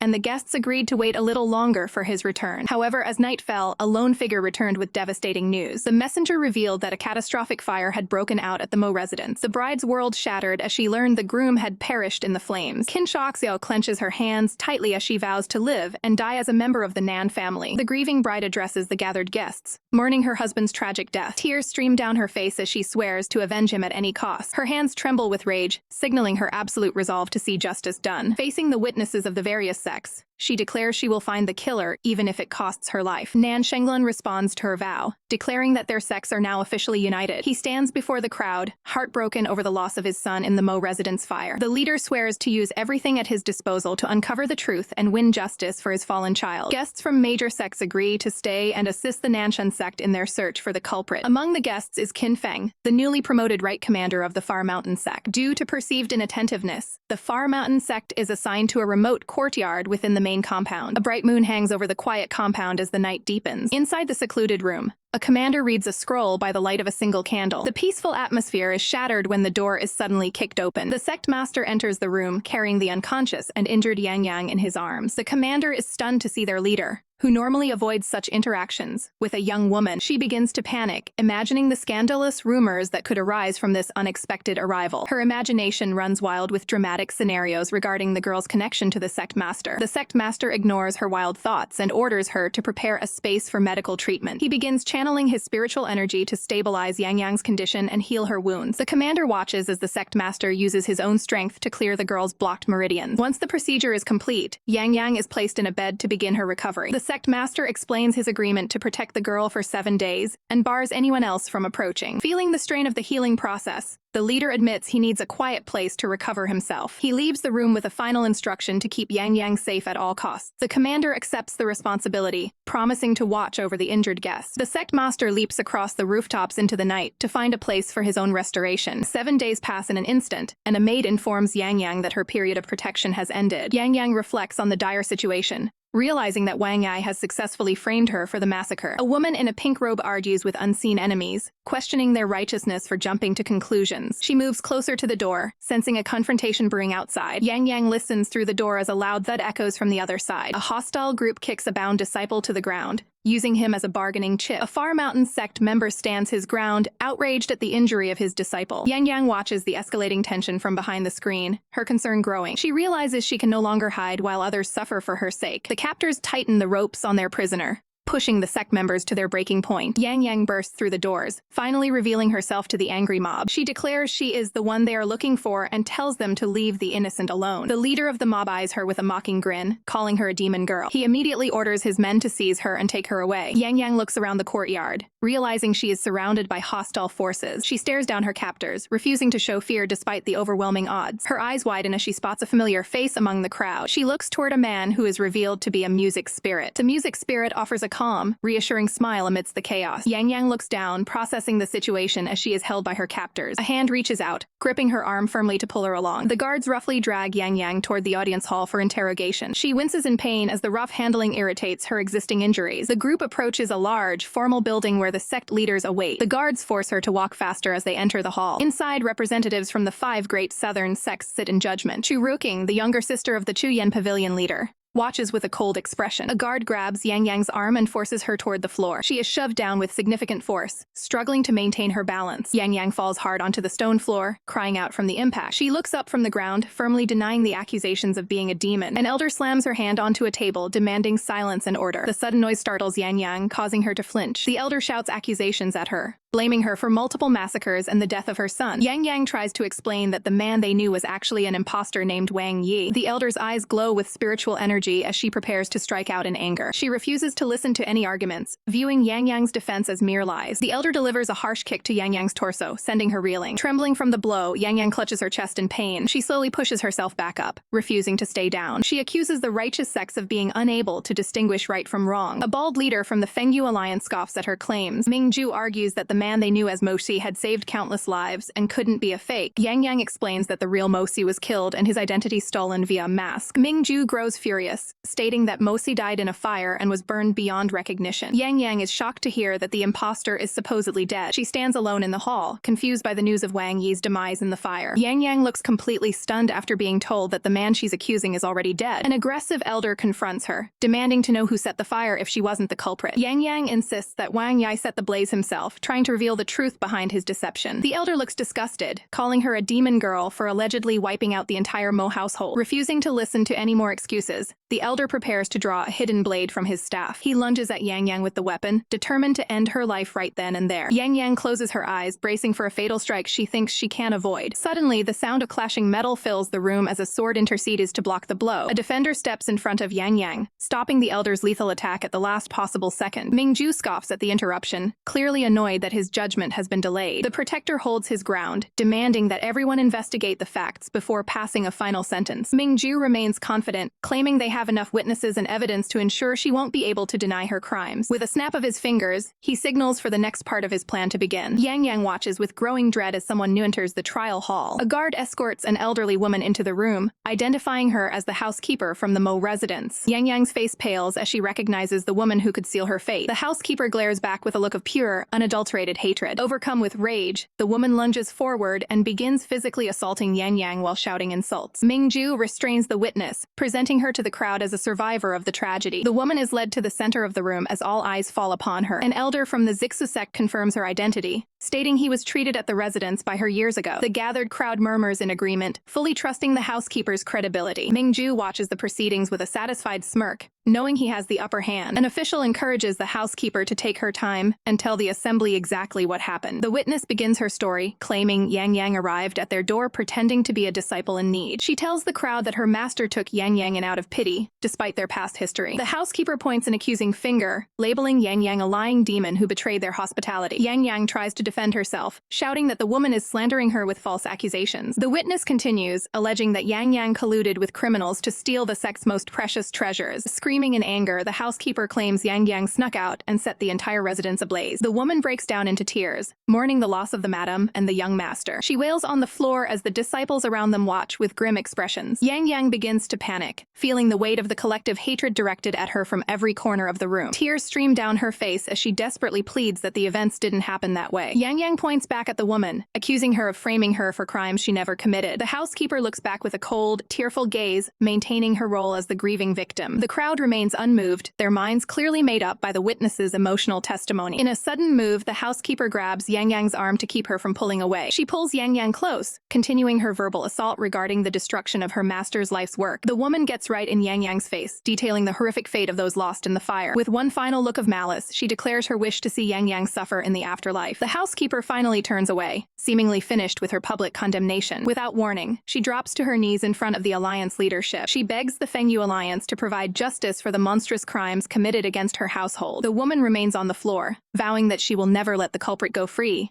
even if it costs her everything. Yangyang stands frozen in shock, realizing that the housekeeper's performance has completely destroyed her defense. The witness gives her one last look before making a sudden, desperate move toward a stone pillar. A look of grim determination crosses the housekeeper's face as she prepares her final act. She sprints at full speed toward the pillar, leaving everyone in the hall stunned by her sudden action. A sickening impact echoes through the room as the woman strikes the stone, leaving a spray of red behind. The disciples gasp in horror as the housekeeper collapses, having seemingly taken her own life to prove her testimony. Her hand falls limp on the blood-stained floor, serving as a final, grim testament to her words. The entire hall is plunged into a state of absolute shock by the witness' extreme sacrifice. Yangyang trembles in terror, knowing that this final act has made her innocence impossible for anyone to believe. Yangyang trembles in fear as the weight of the false accusations and the housekeeper's death leaves her completely cornered. An aggressive sect member steps forward to deliver a physical lesson, targeting the defenseless girl. She realizes with horror that her inner strength has been completely suppressed, leaving her unable to fight back. With no way to defend herself, she can only watch as a glowing palm strike is aimed directly at her. The blow connects with a sickening impact, sending Yangyang recoiling in intense pain. She collapses to the ground, clutching her wounded shoulder as the crowd watches the one-sided assault. Blood begins to stain her robes, adding to the exhaustion injuries she sustained previously. Fading fast, she worries that the truth about the massacre and her sect's honor will die with her. The surrounding mob closes in, prepared to finish off the girl they believe to be a mass murderer. Just as the situation looks hopeless, a woman from the Far Mountain sect steps in to block the path. The defender rebukes the crowd for their lack of honor in ganging up on a wounded girl. The angry accusers refuse to back down, demanding that the demon girl face immediate execution. The woman stands her ground, announcing that her sect master swore to protect Yangyang for 7 days. The mob turns their fury toward the protector, accusing her entire sect of being in league with a criminal. A tense standoff ensues as the two groups circle each other, ready for a full-scale brawl. The defender remains stoic and silent, prepared to face the overwhelming numbers to keep her master's word. Yangyang looks up at her savior, humbled that a stranger would risk everything for her. Despite her gratitude, she can't bear the thought of more innocent people being dragged into her mess. She forces herself to stand and loudly declares her innocence regarding the fire at the Mo residence. She begs both sides to stop, fearing that a fight here will only lead to more needless death. Showing her resolve, she bows to the defender and promises to repay this kindness if she survives. The woman looks back at Yangyang, realizing the girl is more concerned for others than her own life. The tension between the rival sect leaders reaches a breaking point as they argue over the protection agreement. The lead accuser finally relents, though he makes it clear his patience is wearing thin. He watches like a hawk, waiting for the exact moment the protection period expires. Yangyang stares out into the distance, wondering if the person who promised to save her will actually show up. Time is running out as the sky grows darker, signaling the final hours of the 7-day deadline. Sect leaders sit calmly, sipping tea while waiting for the inevitable conclusion of the trial. As evening settles in, birds fly across the darkening purple sky. A cup is placed firmly on the table,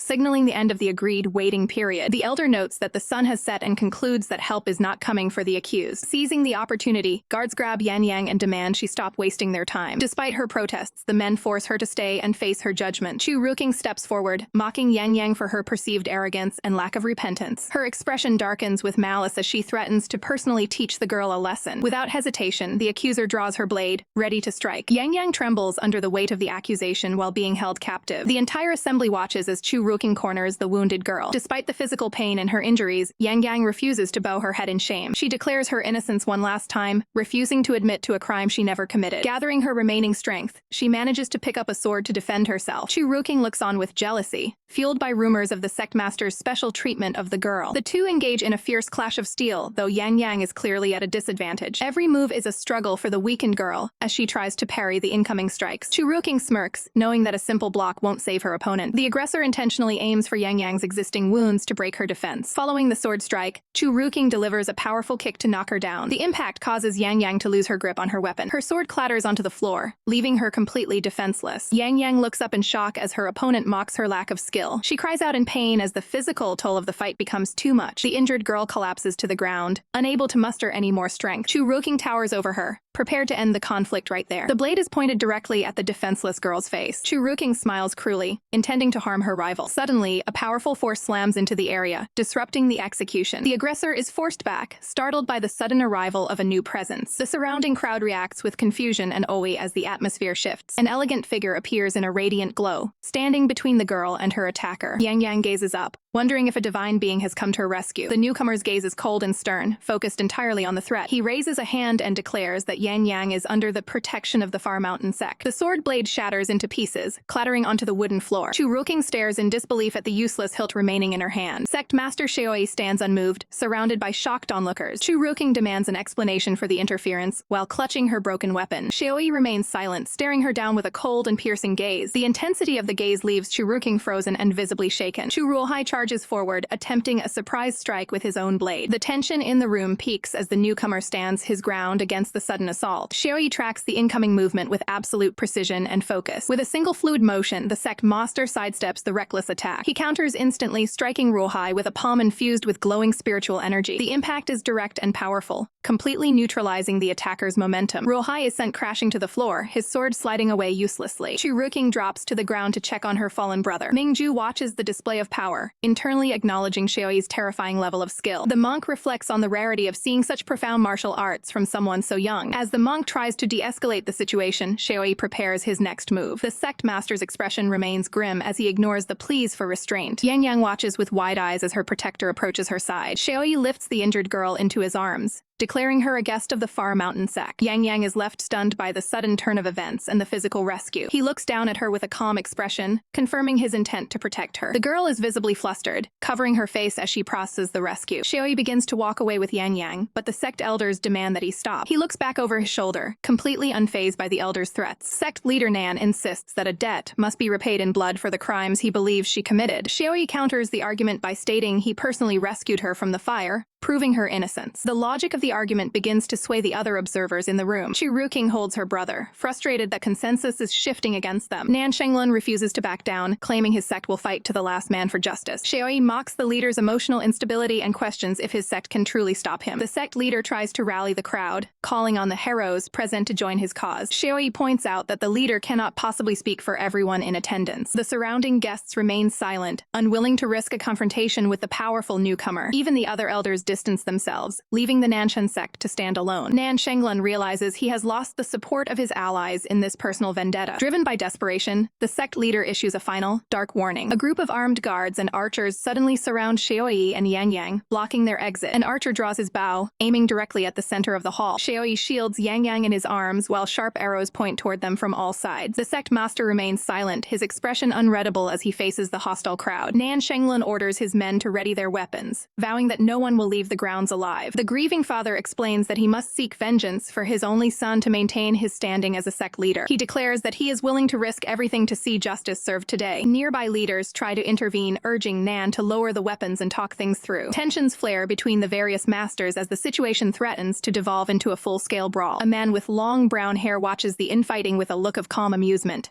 noting how easily the sects have turned on each other. Just as the argument peaks, another leader stands up to address the room. Yang Mo, the leader of the Beiyu sect, steps forward to share a different perspective. The other masters grant him the floor, hoping for a way to break the deadlock. Yang Mo warns the group about the rising threat of the Northern Qin clan and their plans for invasion. He reminds everyone that internal squabbles are a distraction from the foreign forces preparing to march south. The leader emphasizes the gravity of the news, urging them to consider the bigger picture. Another leader suggests that if this news is true, the alliance leader needs to be informed immediately. Yang Mo pleads for unity, stating that only a combined effort can save them from the coming storm. He mentions his past respect for hero Gao Jianli and how their paths once crossed. The other masters listen intently as Yang Mo recounts a significant story from his past. He describes how Gao once saved his sect from a wayward disciple by showing mercy and wisdom. Hearing her master's name, Yangyang looks up in surprise and recognition. A woman from the opposing side mocks the idea of Yangyang having a good character. Yang Mo stands firm, ready to provide evidence of the girl's past kindness. He recalls stories of how Yangyang would brave freezing rivers to catch food for her ailing master. Even when she resorted to taking food out of desperation, She would always share it with others instead of eating alone. Yang Mo looks directly at the skeptics, insisting that her master believed in her inherent goodness. The woman huffs and turns away, still refusing to believe the girl is innocent. Despite the testimonials, the archers keep their bows drawn on the small group. Yangyang clutches Xiaoyi, overwhelmed by the memories of her late master. She wonders if her master is watching her struggle, and if he knows she has been pushed to the edge. Yang Mo argues that casting away a disciple for one mistake can ruin a potentially great person. He questions how someone with such a loyal and kind history could suddenly betray their own sect. The bald leader looks conflicted as he processes the defense of the accused girl. Xiaoyi asks Chief Ming directly if he personally witnessed the fire at the Mo residence. The chief is forced to admit that he did not see the event with his own eyes. Xiaoyi points out that without direct evidence, their accusations are based on nothing but rumors. He boldly promises that the Far Mountain sect will uncover the real culprit within 1 month. A woman in mourning stands up, her face filled with grief for her lost husband. She agrees to the 1-month deadline, but demands a heavy price if the truth isn't found. She approaches Xiaoyi and Yangyang, setting the terms for the high-stakes gamble. Her eyes are cold as she prepares to state the final condition of their agreement. The other sect leaders watch in silence, knowing the weight of the coming declaration. She declares that if the real killer isn't caught by the deadline, Yangyang must pay with her life. The journey continues as the scene shifts to the imposing gates of the Far Mountain sect. Inside a quiet study, a steady hand guides a brush across a sheet of paper. Xiaoyi focuses intensely on his work, seemingly unbothered by the chaos brewing outside. His companion stands nearby, questioning the amount of trouble Xiaoyi has brought upon himself. The man points out that 3 days have passed without a single lead in their investigation. Xiaoyi rubs his temple, feeling the weight of the messy situation in the mortal world. Outside the window, the sect's courtyard remains peaceful despite the political storm. The companion warns that descending from the heavens without permission carries a heavy price. He grows more frantic, listing the severe punishments for breaking celestial laws. A vision of the heavenly emperor serves as a stark reminder of the risks they are taking. Xiaoyi remains firm, believing this rare opportunity to gather souls is worth the gamble. His companion leans in, visibly stressed by Xiaoyi's reckless disregard for his own safety. He reminds Xiaoyi of his high status as a celestial prince and commander of armies. Xiaoyi brushes off the concern, more interested in the investigation than his former rank. The conversation turns to the many powerful factions they have already managed to offend. The companion questions why Xiaoyi would make such a dangerous wager for a young girl. Xiaoyi notes that the local alliance is clearly trying to frame Yangyang for their own gain. The friend listens closely as Xiaoyi begins to piece together the real conspiracy. Xiaoyi recalls how the girl accidentally walked right into a brutal incident. A flashback shows Yangyang frozen in fear as several masked attackers close in. Xiaoyi ponders how she survived such a mess and ended up at the Mo residence. The companion scoffs, suggesting that Xiaoyi is the one who actually attracts disasters. They discuss the mysterious music spirit that led the attack on the pavilion. The friend finds it odd that music spirits would suddenly turn against one another. Xiaoyi mentions that the attackers fought with highly specialized and unusual techniques. In another room, Yangyang remains asleep, unaware of the investigation into her past. She looks peaceful, though the world outside is demanding her head on a platter. The companion reminisces about the days when their lives were simple and carefree. He pours a cup of tea, trying to settle his nerves during the tense discussion. Xiaoyi takes a sip while his friend tries to pry into his ultimate motives. The atmosphere turns cold as Xiaoyi refuses to elaborate on his true goal. He makes it clear that his personal business is off limits to everyone. The companion is taken aback by the sudden shift in Xiaoyi's demeanor. A brief silence fills the room as they move on to more practical matters. The friend wonders why anyone would sacrifice centuries of power for simple keepsakes. Xiaoyi explains the value of the ancient spirit jades he has been collecting. The companion excitedly shares how the spiritual energy has revitalized his garden. A glimpse of the lush, glowing flowers proves that the energy is working. Xiaoyi finds the sudden enthusiasm for gardening to be quite embarrassing. The friend snaps back, frustrated by Xiaoyi's lack of appreciation for his help. Xiaoyi ignores the outburst, focusing back on the inconsistencies of the massacre. He suspects the doctor at the Mo residence was hiding a dark secret. A vision of the residence's gate appears as Xiaoyi analyzes the strange fire. He concludes that the entire event was a carefully constructed cover-up. Xiaoyi orders an investigation into the housekeeper, who supposedly took her own life. The companion agrees to help, provided Xiaoyi stays out of further celestial trouble. Xiaoyi slams his cup down, his patience wearing thin at the mention of a forbidden topic. A chilling aura surrounds him as he warns his friend to never mention that person again. The companion quickly backs down, terrified by the sudden display of intensity. He recalls the image of Xiaoyi leading a massive army through a fierce battle. Xiaoyi calms down and asks about Yangyang's current condition. The friend confirms that the girl is being well cared for by the sect staff. Yangyang peeks out from her bed, feeling isolated in the large room. From her bed, she can hear the muffled voices of the servants outside. She lies back down, but the harsh words of the maids are impossible to ignore. Tears well up in her eyes as she realizes how much trouble she has caused. Outside, two maids complain about being assigned to serve a stray girl. They gossip about how Xiaoyi's reputation is being ruined because of her. One maid is particularly angry, calling the situation a disgrace to the sect. Distraught, Yangyang pulls the blanket over her head to drown out the insults. She tries to hide her sobs, feeling like a burden to everyone around her. Eventually, she falls into a restless sleep and begins to dream. She sees a happy memory of a festival filled with lights and laughter. The dream quickly turns into a nightmare as dark tragedy strikes the scene. A figure in green shields her eyes, trying to protect her from the horror. Yangyang wakes up suddenly, hearing a faint, haunting melody in the air. She sits up in the dark room, wondering why the song sounds so familiar. Yangyang stands alone in the moonlight,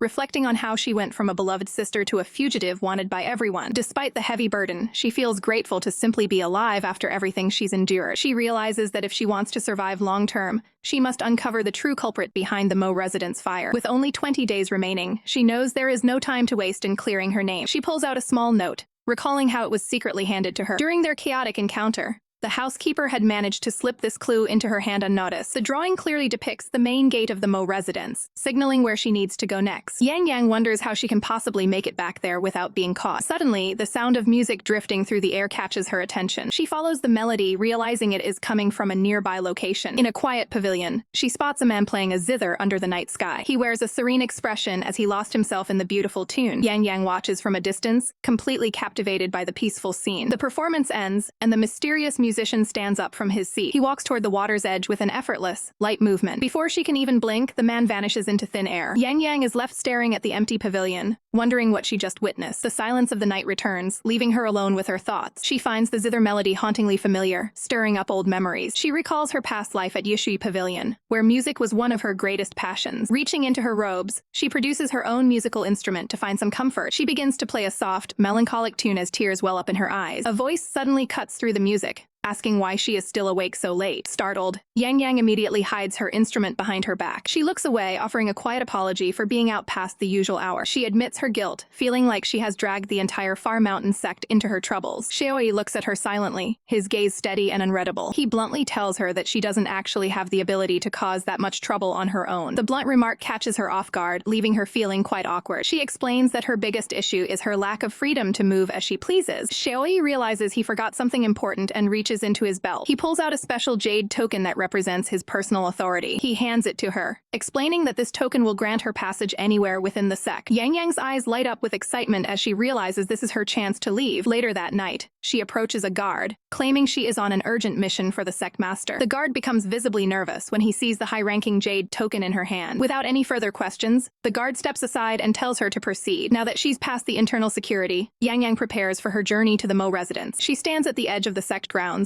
looking out into the dark night. She is determined to find whatever clues the housekeeper left behind for her. The sun begins to rise, painting the horizon in shades of orange and pink. Morning arrives at the Far Mountain sect, signaling the start of a new day. A guard kneels before Xiaoyi, trembling with fear as he reports a major security breach. Xiaoyi is informed that Yangyang successfully left the sect grounds during the night. An ally tries to downplay the situation, noting she hasn't been gone for very long. Xiaoyi clenches his fist, worried about the dangers she will face in the outside world. His frustration is evident as he grips the edge of his sleeve. He stares off into the distance, amazed that she actually had the nerve to run away. Under the cover of night, Yangyang arrives at the desolate and scorched remains of the Mo residence. She stands amidst the debris, clutching a map as she searches for the specific location mentioned in the housekeeper's clue. Surveying the destruction, she finds nothing but charred wreckage and wonders what secret the ruins could possibly hold. The scale of the devastation weighs heavily on her as she realizes the entire estate has been reduced to rubble. Determined to find answers, she begins tossing aside heavy wooden beams and searching through the piles of ash. She grips a sturdy piece of wood to pry open a gap in the collapsed flooring. Working with frantic energy, she continues to dig deeper into the remains of the structure. Suddenly, her hand slips against a sharp edge, causing her to cry out in pain. Fresh blood drips from her wounded hand, falling directly into the dark crevices of the wreckage. The blood lands on a hidden object buried deep beneath the floorboards. A strange, ethereal mist begins to rise from the spot where her blood pooled. Yangyang watches in stunned silence as a mysterious glow illuminates the dark ruins. Reaching into the hollow space, she uncovers a metallic object hidden away from the fire. It is her senior brother's bronze fu, now stained with the blood from her hand. Tears stream down her face as she cradles the precious memento, mourning the loss of her kin. The blood on the surface of the vessel begins to shimmer and soak into the ancient metal. In an explosion of light, the spiritual apparition of her senior brother manifests before her eyes. The spirit looks at his own hands in disbelief, wondering how he was able to awaken once more. He looks up and recognizes the girl standing before him. He realizes that it was Yangyang's own blood that provided the warmth and energy needed to call him back. His first concern is for her safety,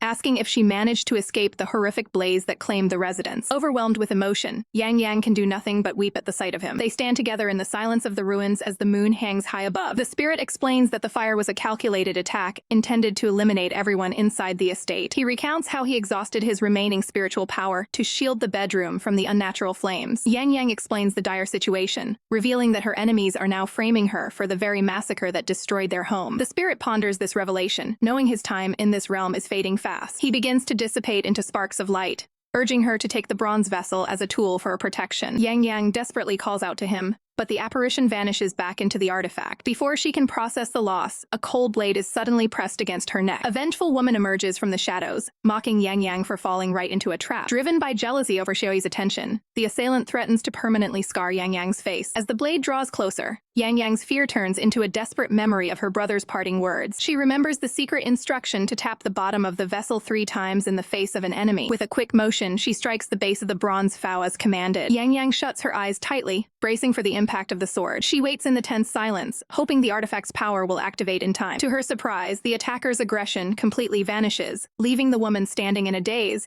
wondering why she even drew her weapon. Yangyang stares in shock as a sharp blade is held right against her neck. She quickly tries to de-escalate the situation, claiming the whole encounter is just a massive misunderstanding. The masked assassin, Miss Chu, isn't buying it and glares at her with deep suspicion. Thinking fast, Yangyang begins showering the woman with compliments about her beauty to distract her. Miss Chu hesitates, wondering if the prince feels the same way about her appearance. The assassin demands a straight answer while keeping her weapon dangerously close. Fearing for her life, Yangyang makes up a story about how the prince constantly thinks about Miss Chu's refined nature. The lie works perfectly, causing the aggressive woman to blush with sudden joy. Miss Chu demands more details, and Yangyang claims she only knows these secrets because she accidentally overheard them at the sect. Yangyang continues the act, trying to keep the situation under control while the blade is still drawn. She even recites a romantic poem, pretending it was a verse the prince dedicated to the assassin. Completely fooled by the fabricated romance, Miss Chu is overcome with emotion. Yangyang tries to make a quick exit, telling the woman to enjoy her thoughts while she slips away. However, the assassin suddenly reaches out and grabs her arm to stop her. She accuses Yangyang of lying, forcing the girl to claim she has a physical token to prove the prince's affection. A small jade keepsake falls to the wooden floor during the brief struggle. Miss Chu gazes down at the object, her anger replaced by intense curiosity. Yangyang remains on the ground as the assassin moves to inspect the fallen charm. She promises to give the woman 10 more keepsakes just like it if she is allowed to go free. Miss Chu picks up the jade piece, convinced it is a significant betrothal gift. Yangyang watches from behind, amazed that her desperate bluff actually managed to work. Unfortunately, the influence of the bronze vow suddenly wears off, and the assassin's mind clears. Realizing she was being played, the woman turns back in a rage and swings her sword. Yangyang realizes the damaged artifact's power is far too brief to be reliable. She braces herself for the strike, closing her eyes as the blade descends. Suddenly, a calm and authoritative voice rings out, interrupting the deadly confrontation. Both women freeze in place, looking toward the source of the unexpected arrival. Yangyang clings to the newcomer, the sect master, while Miss Chu stands nearby with her sword drawn. Yangyang looks nervous and desperate, silently pleading for help while breaking into a cold sweat. The sect master calmly lectures Miss Chu about her eagerness before their agreed 30-day period has passed. Miss Chu shouts in frustration, claiming that Yangyang was the one who actually started the fire. The sect master gives a dark, intimidating look that causes Miss Chu to break out in a cold sweat. A servant watches the tense standoff between the trio from behind some bushes. The servant stifles a laugh while standing near a horse and cart, finding the drama amusing. As the sect master begins to walk away, Yangyang follows closely behind him, wondering where he is heading. She realizes she has to stick with him, fearing that being left alone with the sword-wielding Miss Chu would be fatal. The sect master stops and glares back at her, questioning why she is still following him. Yangyang blushes and boldly asks if the Far Mountain sect is currently looking for new recruits. He skeptically asks what skills she actually possesses, listing off tasks like scouting and logistics. Yangyang excitedly claims she used to know many martial arts, though she admits they were mostly for show. The sect master points out that an external power is clashing with her own and damaging her energy channels. He explains that he has already cleared those channels and sealed the foreign power along with her original cultivation. Yangyang is shocked to realize he is the reason her inner strength has completely vanished. Admitting she has zero combat power, she asks if the sect needs a handyman for general chores. The sect master lists off domestic chores, while Yangyang admits she is only good at eating and having fun. He looks her over critically, noting that she isn't nearly as clever or capable as he had heard. Yangyang worries that he is planning to abandon her on the streets to fend for herself. The servant prepares the horse as the sect master continues walking away from a distressed Yangyang. He shoots another cold glare at the servant,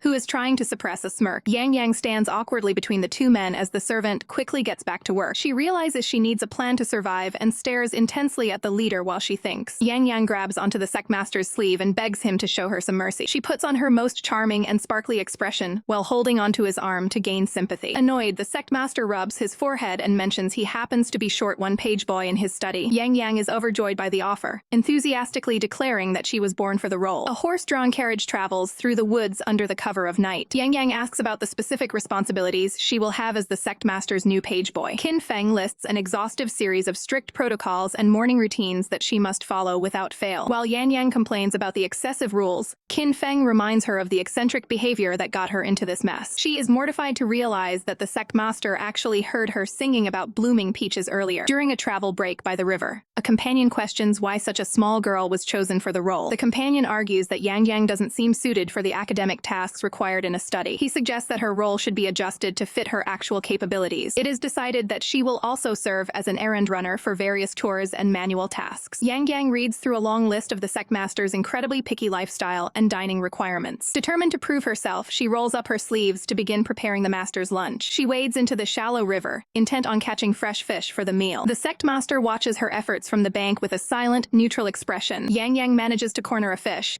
but the slippery creature quickly wiggles out of her grasp. The fish escapes back into the flowing water as she struggles to maintain her hold. She continues to chase the elusive prey through the current with growing frustration. Noticing her struggle, the sectmaster prepares to intervene with his own skills. Yangyang pauses to catch her breath, clearly exhausted by the physical exertion of the hunt. With a precise flick of a small branch, the sectmaster sends a surge of energy into the water. A sudden, controlled explosion of water erupts right in front of the startled girl. Two large fish float to the surface, completely stunned by the master's accurate strike. Yangyang is shocked by the display of power, while the master casually claims he was merely cheering her on. The sectmaster's expression suddenly shifts as he notices the girl's current state in the water. A view of the clear river shows Yangyang standing firmly in the shallow current. The sectmaster quickly turns his head away, appearing slightly flustered by the situation. Yangyang looks up in confusion, unaware of why the master has suddenly looked away. Her foot slips on the slick riverbed, and she loses her balance entirely. She falls backward, plunging into a deeper section of the river with a massive splash. Her hand reaches out from beneath the surface as the current begins to pull her under. Yangyang struggles to stay afloat as the weight of her water-soaked clothing drags her down. Reacting instantly, the sectmaster dives into the water to reach the drowning girl. He catches her hand firmly, preparing to pull her back to the safety of the shore. Sectmaster directs Qin Feng to find a resting place for the exhausted Yangyang. The group arrives at a modest cottage tucked away in a quiet village. A local elder welcomes them and offers a room for the young lady to recover. Qin Feng questions the elder about their location and the unsettling nature of the nearby river. The elder explains that Lu Manor village has been plagued by a dangerous water demon in the river. Qin Feng learns that the village elders plan to hold a ritual to suppress the entity. The sectmaster stands silently in the background, carefully observing the exchange. The elder assures them that some sleep will restore the girl's health completely. Qin Feng discusses the presence of a music spirit connected to the water with the sectmaster. The sectmaster remains at Yangyang's side, frustrated that a spirit is causing trouble nearby. Yangyang rests peacefully with a cold compress applied to her forehead. The sectmaster decides to scout the village personally to gather more intel. He checks on Yangyang's condition one last time before heading out. A silent vow is made to ensure that no further harm comes to her in this life. The next morning, a village leader calls for a human sacrifice to appease the supposed river god. A terrified child is bound to a pillar while her mother desperately begs for mercy. The village leader remains cold, arguing that the sacrifice is for the greater good. He dismisses the mother's accusations of corruption and heartlessness with an angry gesture. The local onlookers watch the grim proceedings with a mixture of fear and indifference. Bystanders hold back the distraught mother as she continues her futile protests. The young victim cries out in terror as the ritual preparations continue. Yangyang is horrified by the cruelty and prepares to rush in and help. The sect master steps in and physically prevents her from making a reckless move. He tells her to stay calm and look closer at the people in the crowd. A mysterious girl dressed in green stands out among the villagers. This stranger is revealed to be the elusive music spirit responsible for the chaos. A sudden downpour sends the villagers into a panic as they scream about demons. The sect master commands Qin Feng to keep a close eye on the spirit in green. The spirit weaves through the panicked crowd, her presence barely noticed by the locals. She mocks the situation with a playful face, showing no remorse for the panic. The focus shifts to a nearby structure as the rain continues to lash down. Qin Feng quickly corners and captures the mischievous spirit. The captive is brought directly directly before the sect master for questioning. The spirit looks startled but maintains a defiant attitude toward her captors. The sect master uses a spiritual technique to keep the entity from escaping. He demands an explanation for her interference with the village. The spirit's confidence wavers as she realizes she is dealing with powerful cultivators. The sect master maintains a stern gaze, showing he won't be easily swayed. Yangyang watches the interrogation, curious about what will happen to the spirit. The spirit pleads for her freedom, promising not to cause any more trouble. The sect master offers a deal, willing to let her go under a specific condition. He shockingly demands her performer's soul as payment for her release. The music spirit reacts with pure disbelief at the harshness of the terms. Yangyang worries that such a trade would essentially destroy the spirit's essence. Qin Feng steps in to clarify that they will provide a rare spirit jade in exchange. Yangyang remains skeptical of the sect master's cold and calculated approach. The spirit breaks down into a loud tantrum, refusing to cooperate with the group. The sect master rubs his temples in frustration at the spirit's immature outbursts. Yangyang watches as the sect master and his aide lead the defiant music spirit away. She worries about the spirit's fate, knowing that losing a performer's soul means total erasure. Later, Yangyang carries a tray of food toward the spirit's holding area. She offers a warm meal to the captive, hoping to provide some small comfort. The music spirit looks up from her bed, surprised by the gesture of kindness. The spirit laments her situation, fearing the day her soul will be forcibly removed. Yangyang is horrified to learn that the spirit will vanish completely without her soul. Desperate for help, the spirit suddenly reaches out and grabs Yangyang's hand. The spirit pleads for her life, while Yangyang tries to defend the sect master's character. Despite the spirit's insistence that she isn't evil, Yangyang promises to find a solution. The spirit claims to have a plan, leaving Yangyang curious and uncertain. A sly, mischievous grin appears on the music spirit's face as she plots her next move. Night falls over the village as the moon rises behind a layer of clouds. Qin Feng intercepts Yangyang as she tries to sneak out under the cover of darkness. Yangyang fakes a cuff and makes an excuse to leave the area quickly. Qin Feng laughs to himself, suspecting that Yangyang is up to no good. Inside the manor, the sect master reads calmly while Qin Feng reports the girl's suspicious behavior. The sect master looks up from his book, questioning if he should intervene. Qin Feng teases him about how he will handle his reckless companion this time. The sect master remains silent, focused on the unfolding situation. The scene shifts to the quiet exterior of the spirit's room at night. Someone hiding under the blankets tries to mimic the spirit's voice to hide her escape. The sect master stands over the bed, demanding the person underneath come out immediately. Yangyang peeks out from the covers, realizing her acting isn't working. Infuriated by the trick, the sect master threatens to hand her over to their rivals. Yangyang fully reveals herself and begs for forgiveness for her interference. She looks up with wide eyes, bracing for the sect master's inevitable lecture. The sect master sighs heavily, clearly exhausted by her constant meddling. He points out how many times he has saved her and questions her loyalty. He notes that helping a prisoner escape is a strange way to show gratitude. Yangyang tries to justify her actions, stating she cannot ignore those in trouble. The sect master stares at her, questioning the way she views his character. He demands to know exactly what she thinks of him and his methods. Overwhelmed by the pressure, Yangyang blurts out a sudden compliment before hiding her face. A tense silence fills the room as Yangyang remains tucked under the covers. Qin Feng rushes in with news of a fire breaking out where the spirit fled. Yangyang's heart sinks as she worries that the spirit has run into danger. The sect master orders her to stay put while he goes to investigate the blaze. Yangyang notes that the current blaze looks exactly like the fire at the Mo residence and insists she can help because she can see spirits. Qin Feng suggests taking her along to prevent her from causing more trouble while they investigate. The sect master commands her to stay close as they prepare to move out. The group enters a dark, misty forest where a strange, unnatural scent hangs in the air. Qin Feng notices the smell of parasol wood and specific flowers that shouldn't be blooming here. The sect master looks around with suspicion, sensing an underlying threat in the environment. He observes the moon and realizes it is far too full for the current lunar cycle. He warns the others that they have entered a powerful magical barrier and must stay together. He explains that a complex formation has been laid over the area to manipulate their surroundings. Yangyang looks up in awe at the artificial moon glowing brightly above the trees. While walking, her foot catches on a thick vine hidden in the shadows. She stumbles forward as a sudden surge of blue energy erupts around her. Yangyang realizes with a shock that the barrier is reacting to her presence. A flash of light consumes the area as she is pulled away from her companions. Alone in the dark, she calls out for the sect master and Qin Feng but receives no answer. She realizes this is a specific type of spirit technique she has encountered in ancient records before. She recalls a text describing a music spirit whose power could create illusions exactly like this one. To signal her location, she pulls out a small jar from her robes. She sits on the ground and taps a container, sending out magical musical notes that ripple through the forest. The sect master and Qin Feng follow the sound and eventually locate her in the clearing. Yangyang is relieved to see them, knowing her plan to guide them actually worked. The sect master immediately reaches out and grabs her arm to pull her toward him. He holds her firmly to ensure the shifting magic of the barrier cannot separate them again. He warns that this barrier is designed to confuse the heart and mind,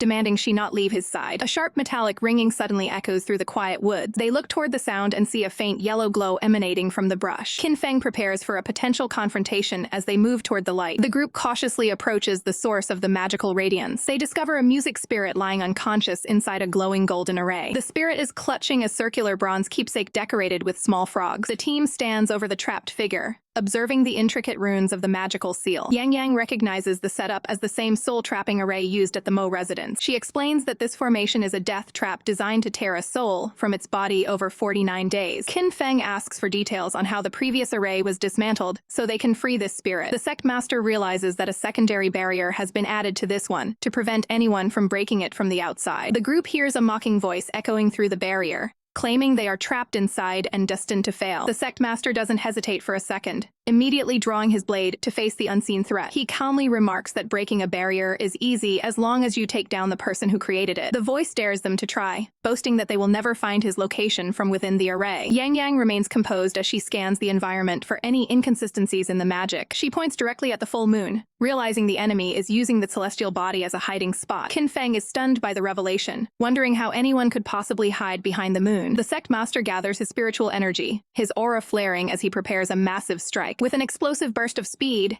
he leaps high into the air toward the moon illusion. He streaks through the dark sky like a bolt of lightning, closing the distance in an instant. He brings his sword down with immense force, aiming to shatter the core of the spatial pocket. His gaze is sharp and determined as he commits fully to the powerful overhead swing. A violent explosion of light occurs as the blade connects with the hidden barrier. The impact sends massive shockwaves through the forest, causing the false sky to crack and crumble. On the ground, Qin Feng moves to shield Yangyang from the falling debris and energy. As the fog clears, the real crescent moon is revealed, proving the illusion has been destroyed. Qin Feng notices the air feels much lighter now that the oppressive barrier has vanished. A new figure suddenly appears, hovering in the air on a swirling cloud of spiritual energy. The music spirit reveals himself, expressing genuine surprise that a young girl could see through his high-level spell. He is intrigued that she correctly identified him as a music spirit despite his disguise. Yangyang explains that she knows his true form is a bronze bell, and that he used a specific technique to hide in a pocket of space. The spirit smiles, asking how she managed to send messages through his metallic barrier earlier. She breaks down the theory of the 8 tones,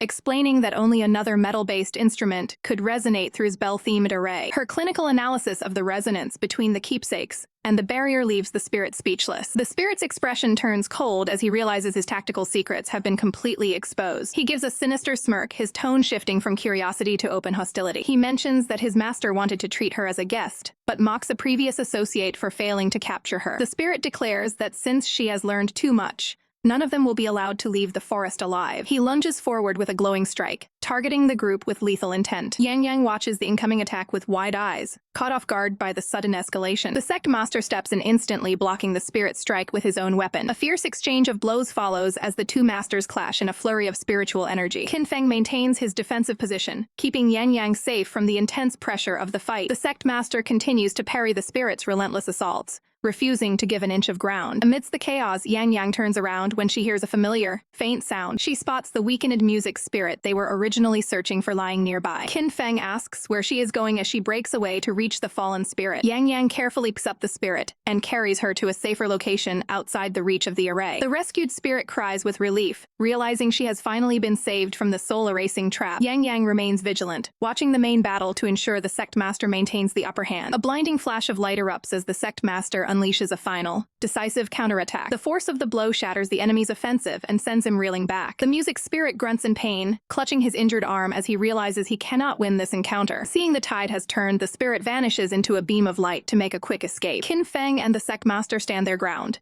noting that the threat has retreated for now. Qianyuan explains that she previously encountered an inextinguishable fire and tried to douse it with rain to no avail. She notes that the experience was terrifying and she wouldn't have escaped without intervention. Yangyang is stunned to hear about a fire that defies natural laws. Qianyuan points to Anyang City and the Mo residence where a man calling himself Mo Shi resides. A flashback shows the Mo estate's pavilion engulfed in flames that burned intensely despite a heavy downpour. The sect master questions Qianyuan's presence there, while Yangyang mentions a suspicious medical treatment. Qianyuan introduces herself as the centuries-old music spirit of the Frog Gong. She recalls a peaceful era years ago when she lived near Lu Manor. Everything changed when the bullying Wang clan arrived and built a large estate. The Wangs cut off the village's water supply to extort a local treasure from the headman. Qianyuan used her spirit techniques to bring rain, saving the crops and earning the people's favor. Furious at their failed scheme, The Wangs spread malicious rumors that Kanyuan was a monster. The villagers quickly turned on her, and even her friend Xiaohu's parents forbade him from seeing her, hurt by the betrayal. Qianyuan left the village and headed toward Anyang. In the city, she spotted a boy resembling Xiaohu being led into a heavily guarded building. Investigating further, she discovered a room where many children were being held captive. Qianyuan immediately rushed back to Lu Manor to gather help for the rescue. She returned to find Xiaohu's home destroyed,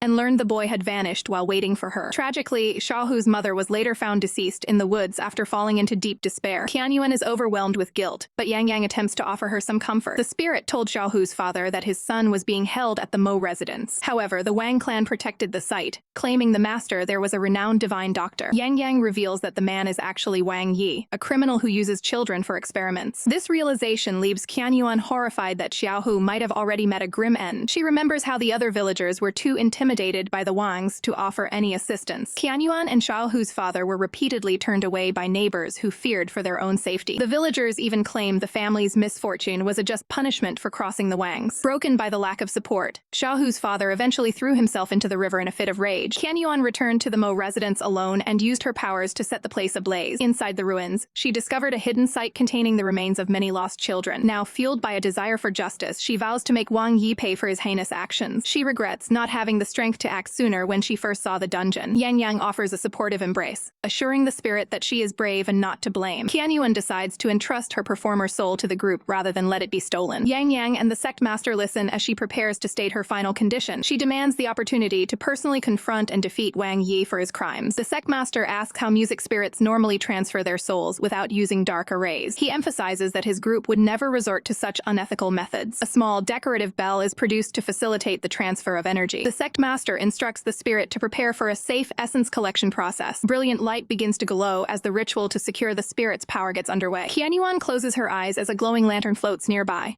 beginning a mystical transition. The lantern emits a brilliant golden light, signaling the successful completion of the essence transfer. Qin Feng holds the radiant lantern while Qianyuan looks on. The ritual finally finished. Qianyuan immediately demands to know the location of the ancient spirit jade she was promised. A hand is placed gently on Qianyuan's forehead, initiating a sudden surge of energy. Powerful spiritual energy flows between them as they stabilize the new connection. Qianyuan looks up in surprise at the sheer intensity of the power now coursing through her. The sect master explains the inherent dangers of a performer's soul and how easily a simple spell could spiral out of control. Qianyuan listens nervously to the explanation of her new abilities. The sect master teases her about her slow progress in mastering the performer soul technique over the centuries. Qianyuan puffs out her cheeks in annoyance as he continues his lecture on power levels. The sect master points out that her lack of physical strain proves she hasn't been training seriously enough. Qianyuan clenches her teeth in frustration, unable to find a comeback for the truth of his words. She snaps back at him, insisting she will handle her own training as she sees fit. Deciding to reward their honesty, Qianyuan offers to share a valuable secret with the group. Yangyang and the sect master listen intently as the music spirit prepares to reveal her information. Qianyuan pulls Yangyang aside to speak with her more privately. She tells Yangyang that some secrets must be seen with one's own eyes rather than just described. Qianyuan suggests a mission to visit a specific manor tomorrow night to reclaim a stolen treasure. Yangyang agrees enthusiastically, eager to teach the local bullies a much-needed lesson. The sect master clears his throat, interrupting the girls as they finalize their plans. He expresses concern that Qianyuan might be even more of a handful than Yangyang. Qin Feng argues that it is far too dangerous to send the music spirit back alone while she is still adapting. The sect master remains stoic, prompting Qin Feng to comment on his lack of mercy toward others. The two men bicker over their feelings and the potential consequences of their next moves. The sect master stares forward with a serious expression, remaining focused on the task at hand. Qin Feng quickly changes the subject to discuss the extreme rarity of merging performer souls. He recounts his own history of stumbling upon a performer soul during his time in the mortal world. They discuss the mysterious Phantom Melody Pavilion, a secretive sect that vanished decades ago. Yangyang and Qianyuan watch the two men from a short distance, observing their serious discussion. Qin Feng notices Yangyang watching them and wonders if she overheard their sensitive conversation. Yangyang vents her frustrations regarding the perceived favoritism within the Far Mountain sect. The sect master and Qin Feng can only look on with sweat drops as Yangyang continues her vocal rant. Yangyang stands her ground,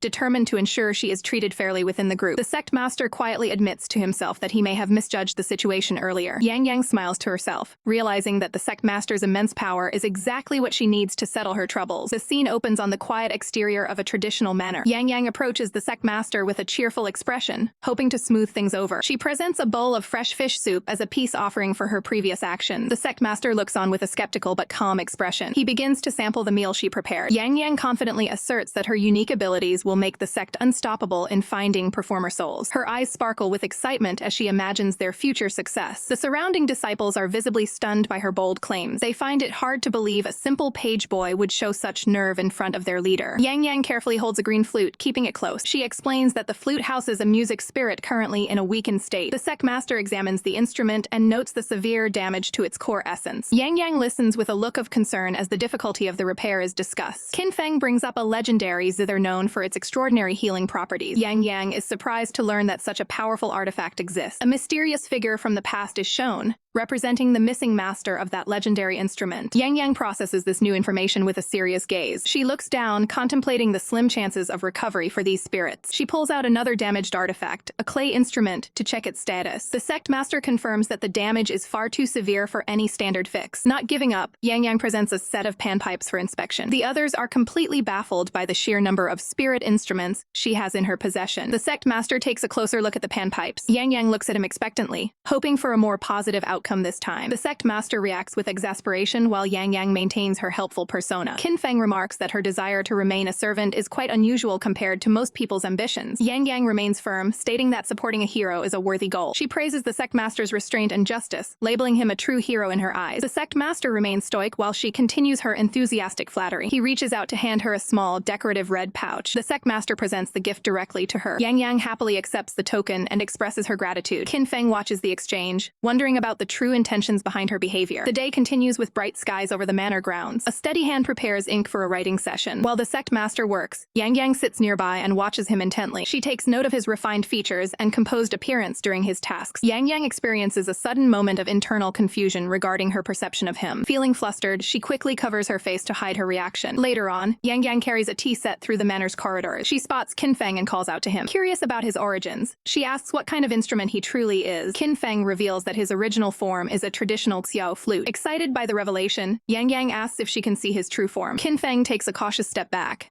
appearing surprised by her directness. Noticing the awkwardness, Yangyang tries to smooth things over and change the topic. She decides to ask one final question to satisfy her curiosity. Qin Feng smiles and tells her to go ahead with her inquiry. With a look of hesitation, she asks him about his past personal life and marital status. The brown-haired companion smiles as she shares some interesting news. Yangyang listens closely, appearing quite anxious about the direction of the conversation. The companion lets out a sigh of relief while finishing her explanation. She leans in with a mischievous grin to tease Yangyang further. Yangyang gets flustered and stammers out an excuse about her professional duties. Under the high moon, the group prepares for their nocturnal mission. The companion reports the latest intelligence to the sect master. She details how a man named Wang Xun used his family's influence to seize local land and treasures. The companion notes that Yangyang and Qianyuan are already on the move. The sect master listens intently while reviewing his documents. Without hesitation, the sect master stands up and decides to follow them. From a rooftop, Yangyang and Qianyuan peer through a skylight into the manor below. A hand carefully lifts a curtain to get a better view of the room's occupants. Lord Wang stands with a woman in robes, discussing his political ambitions. The woman asks for more details regarding his plan to gain favor at court. Lord Wang explains that presenting a legendary zither to his uncle is his best chance for promotion. The woman looks on as Lord Wang vents his frustration over the instrument. Annoyed that the zither won't play properly, he demands that Lu Yuliang be brought in for questioning. Guards escort Lu Yuliang and a distressed family into the main hall. Lu Yuliang bows nervously, trying to stay on Lord Wang's good side. High above, the two girls watch the interrogation unfold in the brightly lit room. Yangyang is shocked to recognize the village head and his relatives. A woman in the group protests against Lu Yuliang's harsh treatment. Lu Yuliang argues that the zither rightfully belongs to the manor now. He aggressively asserts his authority as the village head to justify his actions. Lu Yuliang points his finger while explaining his logic to Lord Wang. The woman looks down in sorrow as the accusations continue. Lu Yuliang shifts the blame for the broken instrument onto a young girl named Xiaolin. The mother holds her child tightly as they face the village head's wrath. Little Xiaolin cries, terrified by the loud accusations. Lu Yuliang roughly grabs the girl's sleeve, claiming she ruined the artifact. He continues to berate the family, ignoring the child's distress. The woman produces the encased zither to show the damage. A hand reaches out to inspect the fabric covering the precious instrument. The woman reveals the large, ornate zither while looking disappointed. She examines the strings and frame, searching for the cause of the malfunction. Lord Wang watches anxiously as she tests the instrument. Frustrated by the lack of progress, Master Wang slams his hand onto the table. The woman demands to know why such a valuable item is in such poor condition. Lu Yuliang trembles and pleads for mercy as the woman confronts him. Lord Wang stands by while the village head tries to come up with an excuse. Lu Yuliang cruelly suggests a harsh punishment for the child to settle the matter. On the roof, Qianyuan watches the scene with wide-eyed disbelief. She expresses her outrage at the village head's lack of morality. Yangyang looks on with a pained expression, clearly affected by the injustice below. The group within the manor continues their heated argument over the damaged instrument, completely unaware of the onlookers. From their vantage point above, Yangyang and Qianyuan observe the injustice unfolding below. Moving with sudden speed, the duo drops down from the ceiling to confront the shocked officials. Yangyang immediately calls out the captors, blasting their twisted logic for wanting to harm a child over a simple song. The woman holding the zither is stunned, demanding to know where this bold intruder came from. As guards close in, the atmosphere remains tense while the intruders stand their ground. Qianyuan steps forward, pointing out that while the instrument looks fine, one of the strings is fundamentally flawed. The village head remains skeptical, doubting that a young girl could identify a problem experts miss. Qianyuan stands firm, demanding that they release the innocent family and never bother them again in exchange for the repair. Seeing no other choice to fix the valuable gift, the village head agrees to the terms. Qianyuan requests a private room, insisting that she cannot be disturbed during the delicate restoration process. Once alone, she prepares to inspect the instrument more closely. Suddenly, a brilliant flash of light erupts from the wood, and a spectral figure begins to manifest. The spirit's wrists are bound by heavy spiritual keepsakes, keeping him tethered to the object. Qianyuan gasps in horror at the sight of such a cruel imprisonment. The spirit looks down with a melancholic expression as the girl approaches. He is visibly startled, realizing that this mortal can actually perceive his form. Qianyuan asks if he is the music spirit residing within the zither. The entity introduces himself as Luki, the legendary spirit of the instrument. He reveals that he was sealed within this form by a powerful outside force long ago. Reaching toward the spiritual barrier, Qianyuan asks how she can possibly set him free. She admits her true goal is to seek his legendary healing techniques to save a loved one. Luki watches her with an unreadable gaze. He poses a difficult question, asking if she would still help if his healing powers were merely a fabricated story. Qianyuan is momentarily speechless, struggling to process the possibility of the legend being false. Luki admits his shame, explaining that he has existed for centuries without even knowing his own true potential. He confesses that he invented the cure without medicine myth just to stop people from exploiting him for music. Qianyuan looks down, realizing the legendary technique she sought doesn't actually exist. The spirit asks once more if she is willing to free him despite his lack of power. Remembering her master's teachings about helping those in hardship, she reaffirms her desire to release him from his torment. Luki explains that the only way to break the seal is to play a specific melody with perfect accuracy. Qianyuan worries about the difficulty of matching the rhythm and tone exactly. A dark memory shows the consequences of failure, as many before have been struck down by the instrument's power. The spirit muses that his captor's true intent was likely to ensure he remained imprisoned forever. Outraged by the cruelty, Qianyuan wonders if someone could eventually copy the performance to help. Luki notes that in all his centuries, the required song has only been successfully performed 5 times. He recalls the first instance in the Eastern Han, where the music brought a famous couple together in a beautiful union. Another vision shows the second time the melody was mastered, reigning in a wandering heart. He then recounts the third time, involving the legendary hero Gao Jianli at Yishi Pavilion. In a flashback, the blind swordsman nearly struck the spirit down in a fit of rage. Luki explains how he eventually convinced the hero to record his story in the chronicles. Qianyuan is shocked by this revelation, as Gao Jianli was her very own master. Luki is equally surprised to find himself face to face with the disciple of an old acquaintance. He reflects on how he used the medical arts to make his cover story more believable over the years. Finally, he recalls the 4th time he played,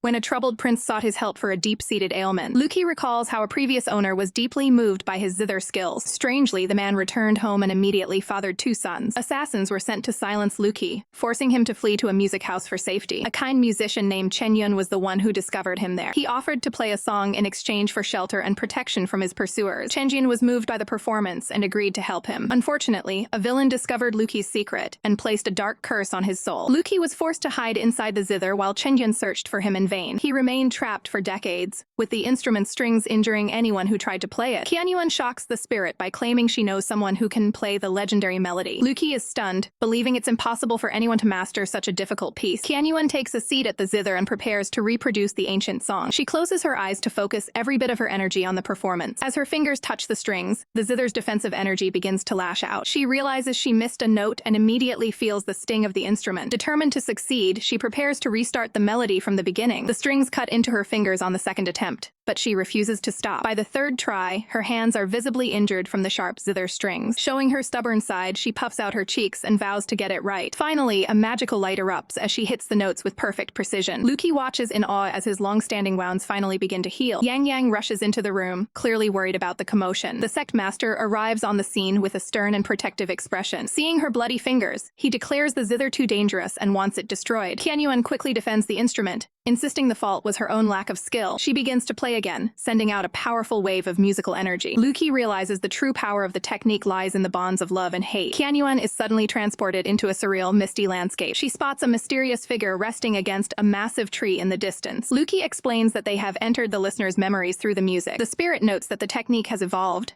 allowing them to witness past events. They hide behind a tree and spot a younger version of the sect master, Qin Feng. Luki reminds her that they are invisible observers in this mental realm. The young man in the memory appears flustered by something he is witnessing. Kanyuan looks toward the water to see what has him so distracted. Her eyes widen as she realizes they have stumbled upon a private moment. Embarrassed, Kanyuan covers her face and shouts that someone is bathing nearby. Luki finds her reaction hilarious, while she insists they should not be peeking. The memory fades away as they prepare to transition to a different scene. They find themselves in a new area and wonder if this is another memory scroll. A sudden loud crash draws their attention toward a nearby building. They discover a bloodied and exhausted Shioi leaning against a pillar. Kanyuan rushes forward to check on her master's condition. A woman from the past senses their presence and looks around suspiciously. A beautiful woman in a blue gown is revealed amidst a flurry of flower petals. Shioi regains consciousness and asks the woman in blue if she was the one who saved his life. The woman beams with joy, confirming that she is indeed his savior. Shioi introduces himself to the mysterious woman. She tells him not to worry about his enemies, explaining that her territory is protected by powerful barriers. Shioi listens intently as she continues to speak. She informs him that her home has specific rules that must be followed. The woman declares a rule stating that anyone she saves must serve her for 3 months. Shioi is taken aback by the sudden demand for service. He instinctively steps back while the woman remains upbeat about her terms. She giggles, making it clear that the agreement is final once accepted. Shioi looks uncertain about the situation he has found himself in. From the shadows of the memory, Kanyuan and Luki watch the past unfold. Kanyuan observes the interaction with a focused and solemn expression. The memory continues as the woman explains that service involves active participation rather than just cultivation. Shioi asks for more details regarding what his specific duties will entail. The woman holds up a stone instrument, warning him that slacking off is not permitted. She explains her background in crafting instruments and tells him he must learn the zither to accompany her. Shioi admits his lack of experience, stating he has no idea how to play the instrument. The woman begins a demonstration on the stone zither to show him the basics. She patiently guides his finger placement and plucking technique. Their hands move together across the strings as they practice a specific melody. Shioi begins to feel a sense of embarrassment as the lesson continues. Back in the present realm,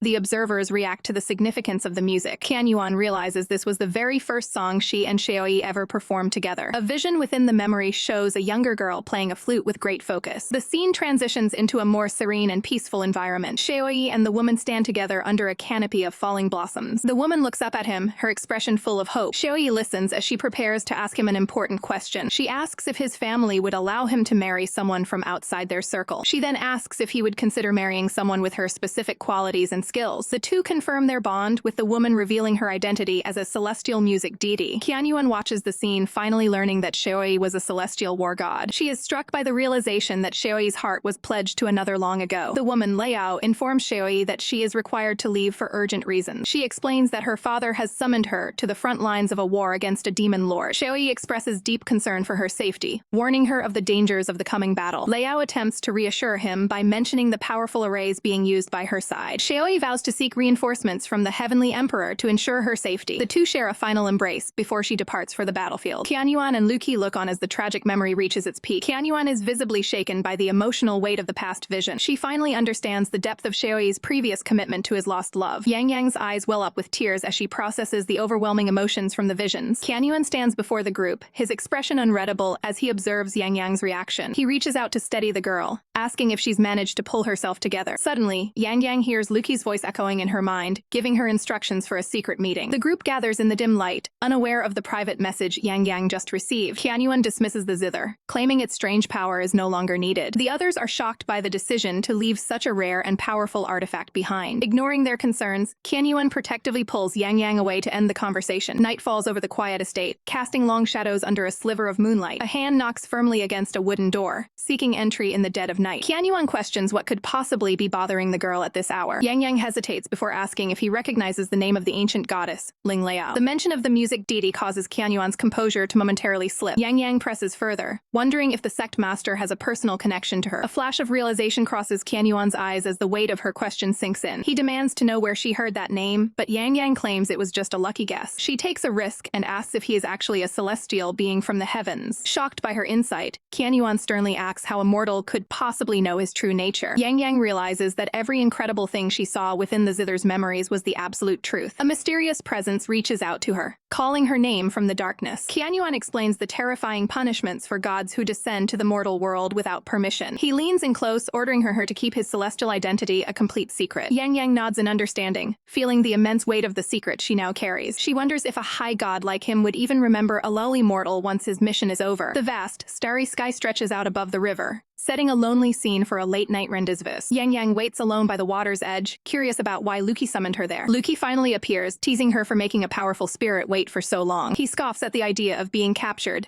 boasting that no mortal guards could ever hope to hold him. Yangyang brings up her desire to heal her wounded master, hoping the spirit will help. Luki chuckles, noting that he only helps those he finds interesting, regardless of any rewards offered. She presents her master's flute, pleading with him to see if there is any way to restore him. Luki takes the instrument and asks for the identity of the person who owns it. His expression softens as he recognizes the name, realizing he has a history with this man. Yangyang is stunned to find out that the legendary spirit is already familiar with her master. Luki sighs, beginning to recount a story that started over 200 years ago. He describes the master as a brilliant scholar whose musical talent was once unmatched under heaven. A vision of the past shows the master as a valiant warrior charging through the flames of war. Luki holds the flute, lamenting how such a great figure could fall into such a tragic state. Yangyang looks down in shame, admitting she never appreciated the depth of the lessons she was given. The spirit gazes at the stars, recalling the master's obsession with ancient classics and prose. He explains that he once sought out the master to challenge his intellect face to face. Luki smiles at the memory of their intense intellectual rivalry. Yangyang listens intently, eager to hear how their legendary debates concluded. Luki admits that after 2 rounds of debating, neither of them had managed to claim a final victory. The two are seen in a peaceful memory, sitting across from each other while sharing tea and wisdom. The third and final debate never happened, because the master vanished before they could finish. Yangyang asks if there is still hope to bring him back after all this time. Luki flashes a confident grin, revealing that he has finally discovered the perfect cure. The news fills Yangyang with a sudden burst of joy and excitement. Luki hints that the remedy he was searching for has been standing right in front of him. Yangyang's eyes sparkle with hope as she waits for him to reveal the secret medicine. Luki drops a bombshell, stating that the only thing that can save her master is Yangyang's own blood. Yangyang is visibly stunned as she processes the revelation about her own spiritual potential. Luki explains that his body began to heal the moment her energy touched him, confirming her blood isn't ordinary. Yangyang looks down at her hands, contemplating if her unique constitution can truly save her master. Luki silently notes that he deliberately tested her earlier, and now feels he owes her a significant debt. He presents a jade container, explaining that coating the artifact inside with her essence will accelerate the healing process. Luki hands over the precious jade vessel, entrusting her with the task of saving the music spirit. Clutching the container tightly, Yangyang expresses her gratitude for the chance to help. Luki turns his back, announcing his intention to hunt down the villain responsible for his long imprisonment. Concerned for his safety, Yangyang asks if he really intends to face such a dangerous enemy alone. She looks at him with genuine worry, unsure if he's strong enough after so many years of captivity. Before departing, Luki leaves her with a chilling warning to stay far away from Shioi for her own safety. The weight of his words hits her hard, causing her to lower her head in somber reflection. Standing alone in the night, Yangyang feels the growing pressure of the secrets she now carries. She remembers the scrolls and realizes the dangerous gap between her and the powerful celestial being. Desperate to keep things stable, she pleads with Luki to keep her identity and their meeting a secret. Luki stares back at her with an unreadable expression, absorbing her request. He lets out a soft sigh, acknowledging the complex situation she finds herself in. Without another word, the spirit begins to dissolve into the night air, leaving her behind. Yangyang watches the last of his energy fade, left only with the jade artifact in her hands. The scene shifts to the quiet Lumener village, where the night holds a hidden tension. Back in her room, Yangyang sits by candlelight, preparing herself for the sacrifice needed to heal her master. She draws a sharp blade, her face set with grim determination as she prepares to provide the necessary aid. With a steady hand, she makes a careful incision to collect the necessary spiritual essence. She allows the vital fluid to drip into the jade container to nourish the artifact within. Carefully, she places the flute into the vessel, ensuring it is completely immersed in her energy. A spiritual glow begins to emanate from the container as the music spirit starts to regain its form. After bandaging her hand, she looks at her work with a hopeful smile, eager for the recovery. She can't help but think of how much her master sacrificed for her, making this effort feel worth it. Suddenly, a violent explosion of light erupts from across the manor, shattering the silence. Startled, Yangyang looks out her window to see a blinding radiance coming from the secmaster's quarters. She rushes to his door, knocking frantically and calling out to see if he is unharmed. A loud crash echoes from inside the room,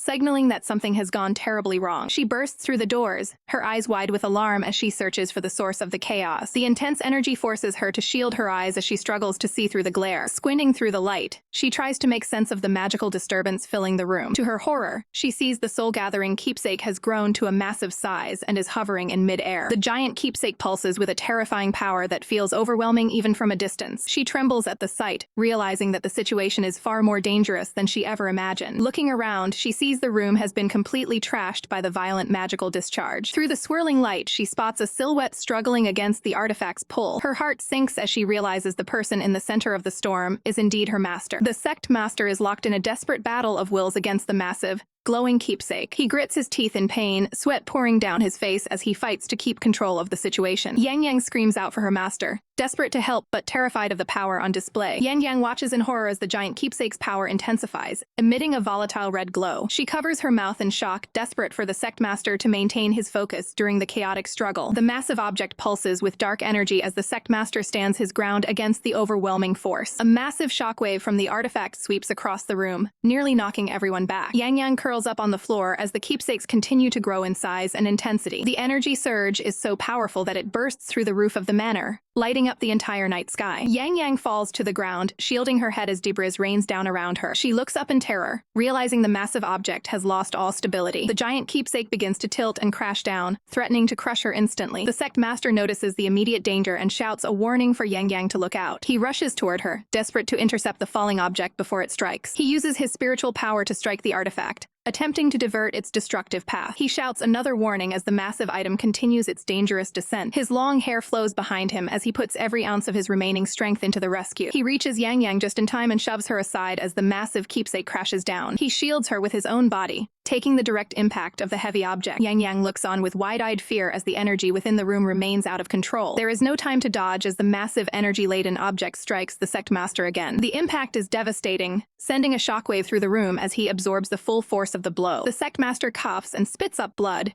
clearly suffering internal injuries from the relentless assault. Despite the danger, Yangyang rushes to his side to support him. He holds onto her, his strength failing as the energy storm continues to rage. Another massive impact hits them, pushing the sect master to his absolute physical limit. Yangyang asks him what is wrong, her face filled with desperation and concern for his life. Bleeding from the mouth, the sect master tells her to leave immediately and get to safety. Yangyang reflects on how many times he has saved her, feeling the weight of her own perceived weakness. She refuses to leave his side, wrapping her arms around him to provide whatever support she can offer. Tears stream down her face as she resolves to stay with him, no matter the cost to herself. She moves closer, positioning herself to take part of the burden from the ongoing onslaught. She throws herself against the force of the energy, determined to protect her master. Drops of blood splatter onto her sleeve as the intense pressure of the situation takes its toll. She moves in again, refusing to back down from the chaotic power of the artifact. Suddenly, she notices a change in the atmosphere as the energy begins to shift and stabilize. To her surprise, the massive keepsake starts to shrink back down to its original size. The room falls silent as the small charm simply hangs in the air, its power finally spent. The small charm glows softly as it settles, the dark energy completely dissipated. Everything is suddenly quiet as the two remain on the floor together, catching their breath. Yangyang asks if the sect master is all right. Noticing the shocked expression on his face, he reaches out and firmly grabs her wrist, his gaze focused entirely on her hand. He sees a fresh cut on her palm and realizes it was her blood that calmed the artifact. He asks where the wound came from, suspecting she intentionally used her unique blood to help him. Yangyang admits she heard her blood could help music spirits recover and acted on that knowledge. The sect master looks stunned, realizing the rare and dangerous nature of her hidden ability. He warns her that this is a secret she must keep at all costs to avoid grave danger. Yangyang feels her heart racing as he maintains a firm grip on her hand. She blushes intensely, overwhelmed by his sudden proximity and intense gaze. Realizing he might have scared her, the sect master finally lets go of her wrist. He reaches down and picks up the small, now dormant keepsake from the floor. Another man enters the room, asking if Shaoi is alright after the energy explosion. The sect master leans closer to Yangyang, whispering a final urgent instruction to her. His injuries finally catch up to him, and he collapses forward into Yangyang's arms. A full moon shines brightly in the night sky, casting a glow over the quiet village. Yangyang sits by the bed, watching over the unconscious sect master as he recovers. The master remains asleep, his expression calm while his body heals from the recent energy backlash. Yangyang looks down with a concerned and pensive expression, reflecting on the danger they just faced. She remembers a conversation about the soul-guiding bell and how Shoei constantly uses his own power to suppress its demonic nature. During the flashback, she questions the true purpose behind collecting such volatile spirits. Returning to the present, she realizes her own blood has the unique property of stabilizing the artifact and helping her master. The master lets out a slight groan as he begins to stir, signaling his return to consciousness. Yangyang smiles to herself, feeling relieved that she is no longer useless in these dire situations. The next day, she brings a freshly prepared bowl of fish soup to the master to help him regain his strength. The bowl contains a whole steamed fish garnished with herbs and bamboo shoots, prepared with great care. She watches eagerly as the master takes a spoonful of the nutritious broth, hoping he enjoys the meal. He eats silently while Yangyang waits with a hopeful smile for his approval. Nearby, other members of the sect look on, suspecting she is buttering him up for a specific request. Yangyang rests her face in her hands, asking when they will finally head to Jiangkang to continue their mission. The master pauses his meal, considering her request with a stoic and thoughtful face. He reassures her that they will set out soon once his scouts finish gathering necessary information. Yangyang stays optimistic, believing the master's divine status makes any upcoming task look like child's play. Later that night, Yangyang sits alone in her room, contemplating the road ahead. She wonders when her other companion will finally wake up so they can be at full strength. Suddenly, the sound of a door clicking open echoes through the quiet room, catching her off guard. An unknown hand quickly covers her mouth before she can let out a scream. A mysterious white-haired figure carries her out of the room and into the night air. Yangyang struggles as she is whisked away through the dark forest at high speed. She looks up in shock, wondering who her captor could be and what they want. The figure leaps across the rooftops of the village with incredible agility, avoiding detection. They land near a misty pond surrounded by glowing fireflies, far from the manor. The stranger sets her down on the grass, finally releasing his grip. Yangyang turns around to face the person who took her eyes wide with surprise. She is shocked to see Zixun, an old acquaintance she hasn't seen in a long time. Zixun reaches out and takes her hand to steady her after the sudden trip. He quickly checks her over for any injuries to ensure she wasn't harmed during the extraction. Zixun explains that he has finally recovered and has come to take her away from the sect. Confused, Yangyang asks where they would even go and why he is acting so urgently. Zixun warns her that Shoei is dangerous and unpredictable, urging her to leave his side. He claims the sect master is merely using her ability to see music spirits for his own selfish ends. Yangyang defends her master, stating he is actually protecting her from a bounty on her head. Zixun narrows his eyes, convinced she has been fooled by a man known for being a ruthless killer. He insists that staying with the sect master will only lead to her being exploited. Yangyang argues back, pointing out that the master already has music spirit allies who trust him. Zixun's frustration grows as he tries to convince her of the hidden danger she's in. A sudden flash of steel cuts through the air between them, interrupting the argument. The sect master appears, drawing his sword with a cold and determined gaze. He steps in between the two, forcing Zixun to back away and release Yangyang. Zixun clicks his tongue, clearly annoyed by how quickly the master tracked them down. He pulls out a small keepsake, preparing to use a different kind of power. The master pulls Yangyang behind him to keep her out of the path of any potential attacks. Zixun summons a massive white lion spirit to his side, its presence filling the clearing. The beast lets out a deafening roar that shakes the surrounding trees. Yangyang recognizes the spirit as Xiaobai, though it seems far more powerful and different than she remembers. The master glares at the intruder, unimpressed by the display of spiritual force. Tensions reach a breaking point as the two powerful figures prepare for an inevitable clash. Zixun confronts the master, accusing him of keeping Yangyang against her will. The master counters that she is a guest of the Far Mountain sect and questions where the idea of imprisonment originated. Zixun remains skeptical, asking why the master is preventing her from leaving with him, if she truly has freedom. The master explains that he won't stand by while she is dragged away by force against her wishes. Growing impatient, Zixun decides to settle the matter with a fight and orders his massive white lion spirit to roar. Yangyang looks on in distress, realizing she must intervene before the injured master is hurt further. The white beast prepares to pounce as the tension between the two men reaches a breaking point. Yangyang rushes into the middle of the standoff,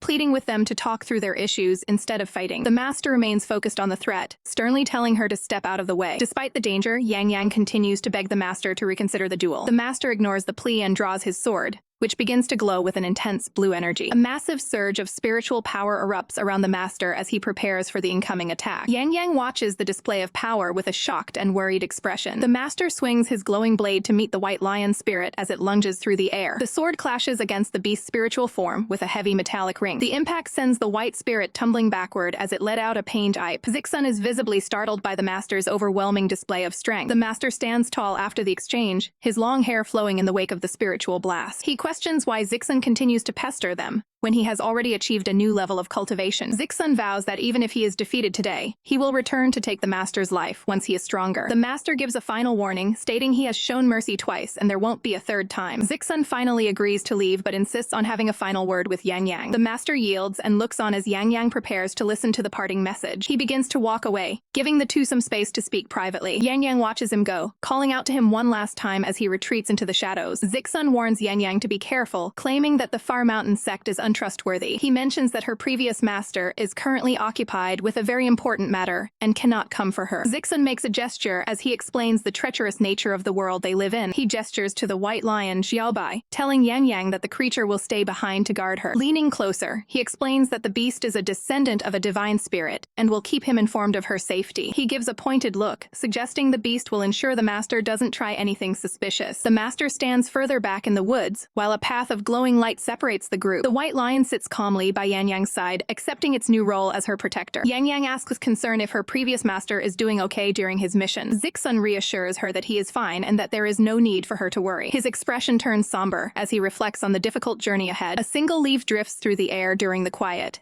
emotional moment of their conversation. He reveals that her old master has left the region and traveled to the northern lands of Qin. Zixun confirms the location, noting the significance of the move to the north. Yangyang is shocked, remembering the stories of war and misery associated with that territory. She recalls how her old master once fled the north because he was sick of the constant conflict. She wonders aloud why he would ever choose to return to such a ravaged place. Zixun watches her process the news, keeping a steady and calm demeanor. He tells her that some matters are unavoidable, and she must simply wait for his peaceful return. Yangyang asks if the news about her home, Yishui Pavilion, being wiped out has reached him. Zixun confirms he knows and promises that the real culprits will eventually face justice. Yangyang resolves to one day return and rebuild her home as long as her master is safe. Zixun then reaches into his robes, mentioning he has one more gift to provide. He presents a pair of beautifully crafted keepsakes adorned with intricate patterns. He wonders if the items will be a proper fit for her as he hands them over. Yangyang blushes and holds the new gift to her chest, moved by the gesture. A young woman looks into a hand mirror, promising her sister that she'll handle everything and to wait for updates. The surface of the mirror glows with a mysterious, swirling energy as the connection is established. High in the heaven realm stands the Grand Tianlulinlang Pavilion, a place of immense power and history. Inside the massive library, the pavilion master diligently studies ancient texts to find a specific record. Her attendant Biyu delivers a scroll while reflecting on their 2,000 years of service to the third prince. Biyu looks on with concern as they discuss the long history and weight of their mission. The pavilion master rests her chin on her hand,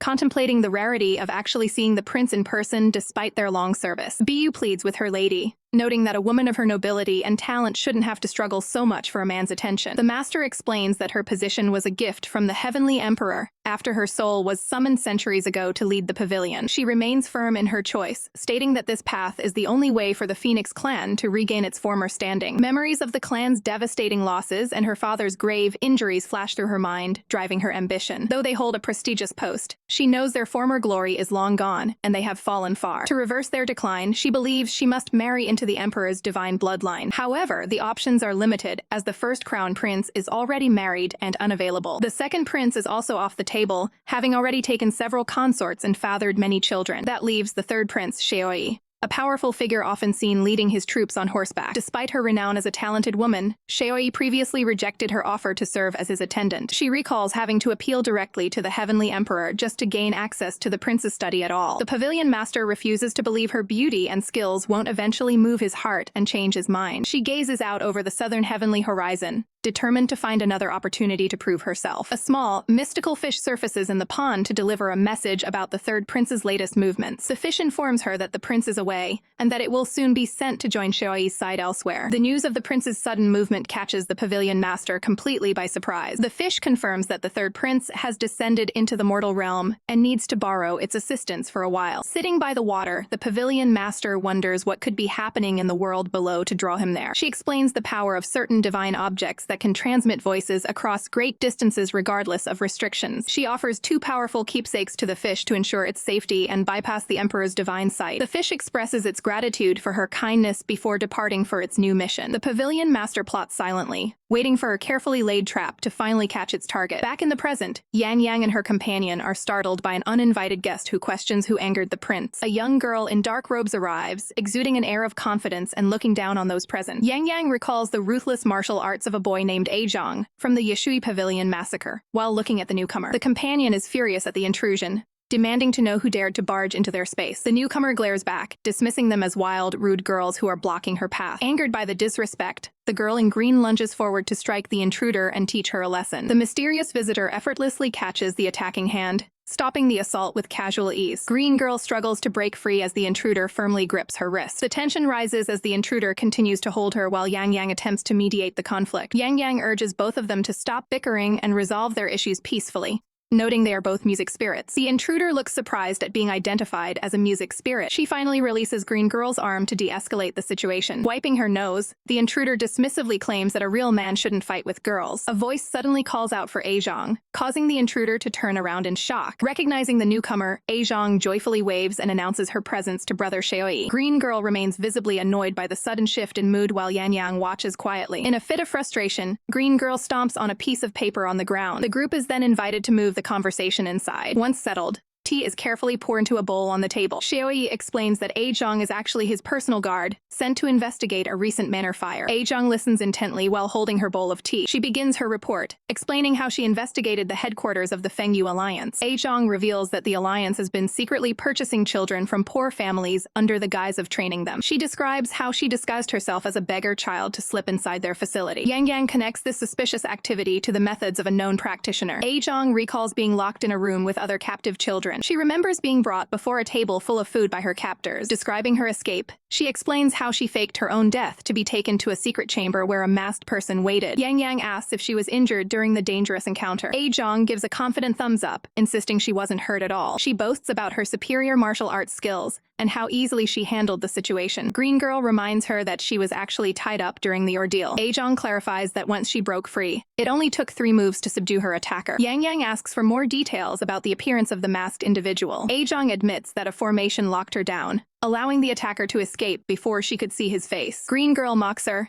pointing out that she wasn't so impressive if she got trapped. The two begin arguing again, with Green Girl challenging Yangyang's capabilities. Yangyang tries to step between the two bickering spirits to keep the peace. The spirits glare intensely at one another, refusing to back down. Sherry and his companion watch the childish display with exhausted expressions. The argument continues as the two spirits shout directly into each other's faces. Green Girl fumes with rage as the verbal spat escalates. Yangyang finally reaches her limit of patience. She manifests a large musical instrument that glows with a bright light. In a flash of energy, Yangyang transforms into a much taller and more refined version of herself. Yangyang and Green Girl are left speechless by the sudden transformation. Despite the change, Green Girl continues to mock Yangyang for still being relatively short. Yangyang bangs her hand on the table in a fit of pique. Green Girl sticks out her tongue, refusing to show any respect. Xiaoyi's companion sighs, commenting on how difficult children can be. He then advises Yangyang that her attitude toward girls might prevent her from ever finding a partner. Annoyed by the comment, Yangyang throws a golden charm directly at him. The companion looks dejected as he holds the charm, explaining that his own romantic interests have been rejected. Xiaoyi looks on with a pitying expression at his friend's lack of success. Curious about the situation, Yangyang asks who the person named Juyu is. Yangyang explains that Juyu was originally a spirit flute belonging to an immortal princess. She describes how Juyu took human form, but was eventually banished to the mortal realm. The story continues with the revelation that Xiaoyi's companion descended to the mortal realm specifically to find her. Yangyang listens with a focused and sympathetic expression. She acknowledges the deep feelings the companion must have for the spirit. The companion stares down at his charm, looking deeply troubled by the situation. Yangyang explains that Juyu has hidden herself away within a wealthy household and refuses all visitors. While Yangyang offers words of encouragement, Yangyang warns that bounties for Yangyang's capture have increased. She reports that the Fengyu Alliance is using the capture of Yangyang as a requirement for electing a new leader. The companion suggests they simply stay away from the city of Jiangkang to avoid danger. Yangyang and Yangyang consider the weight of the alliance's threats. The companion is suddenly shocked by news concerning a potential marriage. Yangyang reveals that a government official plans to take Juyu as a concubine. In a state of panic, the companion grabs Yangyang and demands to know if the news is true. Yangyang pushes him back, telling him he should go sir himself. The companion wipes his face, trying to compose himself after the shocking revelation. Xiaoyi makes the final decision that the group will set out for Jiangkang the following morning. The night sky is vast and clear, with a bright moon illuminating the clouds. High atop a tiled roof, a lone figure sits in the dark, looking out over the city. Several jars of refreshments are lined up on the roof, prepared for a long night. The companion holds a jar close, looking deeply troubled by his current situation. Yangyang's head pops up from the edge of the roof, catching him off guard. She manages to climb onto the roof, bringing along a cup to join the session. With an upbeat attitude, she offers to help him finish the jars and listen to his troubles. She carefully pours herself a serving, ready to dive into the conversation. Taking a large gulp, Yangyang immediately starts feeling the effects of the potent liquid. She begins to give him advice, telling him that persistence is key when it comes to his feelings for Juyu. The two sit together as she finishes her drink in one go. Yangyang makes a face, surprised by how strong the drink actually is. She starts coughing as the liquid goes down, struggling with its intensity. The conversation turns to her own master, and she reflects on the distance between their worlds. She worries that her master's immortal nature means he could leave her behind at any moment. Her companion watches her silently, empathizing with her sense of uncertainty. He tries to cheer her up, pointing out that Xiaoyi treats her with unique care. Yangyang smiles brightly, feeling comforted by his perspective on her situation. They continue their heart-to-heart talk, while sitting peacefully under the starlight. Yangyang encourages him to be brave and ignore what others might think of his choices. He looks at her with a gentle smile, glad to have someone supporting his efforts. She shares an encouraging anecdote about how even unlikely pairs can find a way to be together. Inspired by her words, he praises Juyu's exceptional character and refined spirit. Yangyang remembers a specific story about a woman and a phoenix tree, making a sudden realization. She connects the dots, realizing that the person he is looking for has a very specific appearance. She brings up a secret incident involving a stolen item, which sends him into a state of shock. In a moment of sheer panic, he reaches out and covers her mouth to keep her from saying more. He begs her to keep the secret, promising to do whatever she asks if she stays quiet. The commotion draws Xiaoyi's attention, and he suddenly appears on the roof to see what is happening. Xiaoyi gives them a stern, judging look that makes the atmosphere instantly tense. Realizing how bad the situation looks, the companion stares back in absolute terror. He immediately pulls away and tries to explain the awkward situation as a simple misunderstanding involving a bug. Yangyang stands up to address the sect master, but realizes the alcohol is making her head spin. She clutches her forehead in pain as the world around her begins to blur. Feeling completely woozy, she loses her balance and starts to tilt backward. Her feet slip from the edge of the roof, leading to a dangerous misstep. She closes her eyes and begins to plummet through the air. Xiaoyi reacts instantly, diving forward to catch her before she hits the ground. He successfully secures her in his arms, preventing a serious injury. Xiaoyi holds her firmly, maintaining a serious expression despite the sudden chaos. Yangyang looks up at him with dazed eyes, her vision still clouded by the drinks. Waking up in his arms,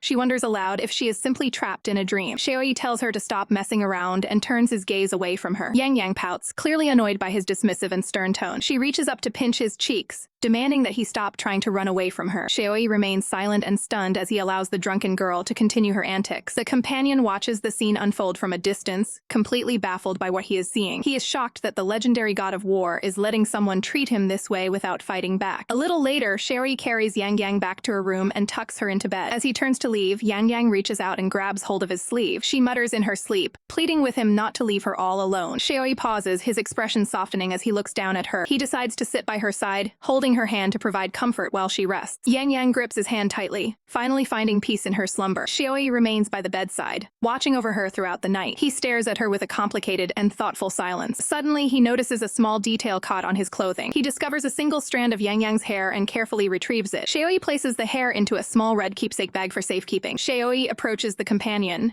who is visibly surprised by the prince's sudden arrival. Xiaoyi wastes no time criticizing the man's behavior, calling it ungentlemanly to take advantage of others in their moments of vulnerability. The companion continues to drink, appearing largely unfazed by the sharp accusation. However, when Xiaoyi mentions a rumor about someone witnessing a private moment and walking away with a golden keepsake, the companion immediately spits out his drink in shock. He breaks into a fit of coughing, clearly rattled that his secret has been discovered. Attempting to deflect, the companion argues that eavesdropping on others isn't exactly the conduct of a gentleman either. Xiaoyi maintains a stern gaze as the weight of the situation begins to settle on his friend. The companion looks down, reflecting on the consequences of his past actions regarding the stolen item. He takes another drink, his expression turning somber as he contemplates the past. Xiaoyi recounts how the original owner of the keepsake was severely punished and cast down to the mortal world because of the theft. Hearing this, the companion's face fills with a deep sense of guilt. He explains that he took the item while in a daze and didn't realize the gravity of his mistake until it was far too late to fix it. He expresses profound regret, fearing that if the spirit Juyu ever found out, she would never speak to him again. Xiaoyi asks if there was a specific reason for his strange behavior that day. The companion prepares to explain the chain of events that led to the incident. He looks back on the past, starting his story at a major banquet. He remembers wandering into a garden and accidentally interrupting a local girl, which caused him to flee the scene in a total panic. He ended up at a pavilion where the most potent heavenly wines are brewed. Shaoi confirms the location as the companion continues his story. The man describes how a wine spirit served him a cup of the incredibly strong Taikang white wine. Shaoi is stunned to learn the companion had mixed two powerful types of alcohol together. He rubs his temple, noting that such a combination is enough to knock anyone unconscious for weeks. The companion admits he was out cold for a full 49 days. When he finally woke up, he was stuck playing chess with an immortal for another week, further delaying his return. Shaoi realizes that while Juyu was facing punishment from the emperor,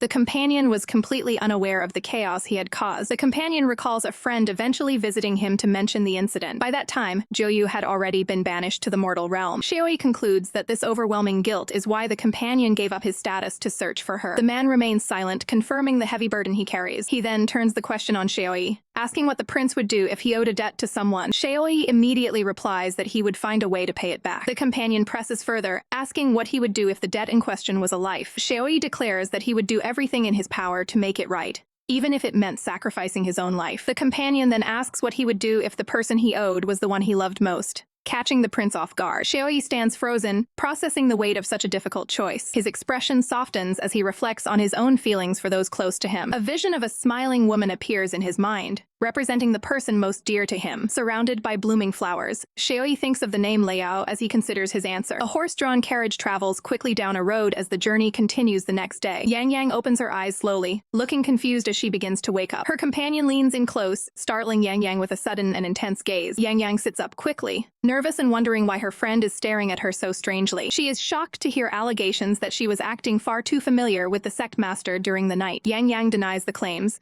but her companion insists that multiple people witnessed her getting way too close to him. The companion reveals that they even placed a bet on how the sect master would react to her behavior. The bet involved whether she would be kicked out or sentenced to hard labor, leaving Yangyang in a cold sweat. Yangyang cries out in despair, frustrated that her companions are treating her dire situation like a game. Her companion explains that the sect master was so bothered by her actions that he stood outside her door all night without sleeping. Yangyang panics, completely unable to recall any of her actions from the previous night. The companion warns her that the sect master looks both furious and embarrassed, which is a dangerous combination. Yangyang trembles with fear, imagining the worst possible consequences for her unintentional behavior. The companion mentions that the sect master has already started handing out punishments to the rest of the group for gossiping about the incident. A scout interrupts the conversation to announce that they have finally reached the city of Jiankang. The group steps out of the carriage as they arrive at their destination. Yangyang approaches Qin Feng, looking for advice on how to handle her current predicament. She whispers a hypothetical question about what to do if someone is angry after a misunderstanding. Qin Feng reflects on the situation, thinking about the weight of past actions and the importance of responsibility. He advises that taking full responsibility for one's actions turns an improper act into a serious lifelong commitment. Yangyang worries that even with a sincere apology, the other person might remain angry. Qin Feng tells her that she must remain steadfast and never waver in her commitment to make things right. The group gathers around a table for a meal, the atmosphere remaining tense and quiet. Yangyang notices the heavy mood and feels the mounting pressure of the situation. Her companions exchange sharp glares across the table while she tries to stay unnoticed.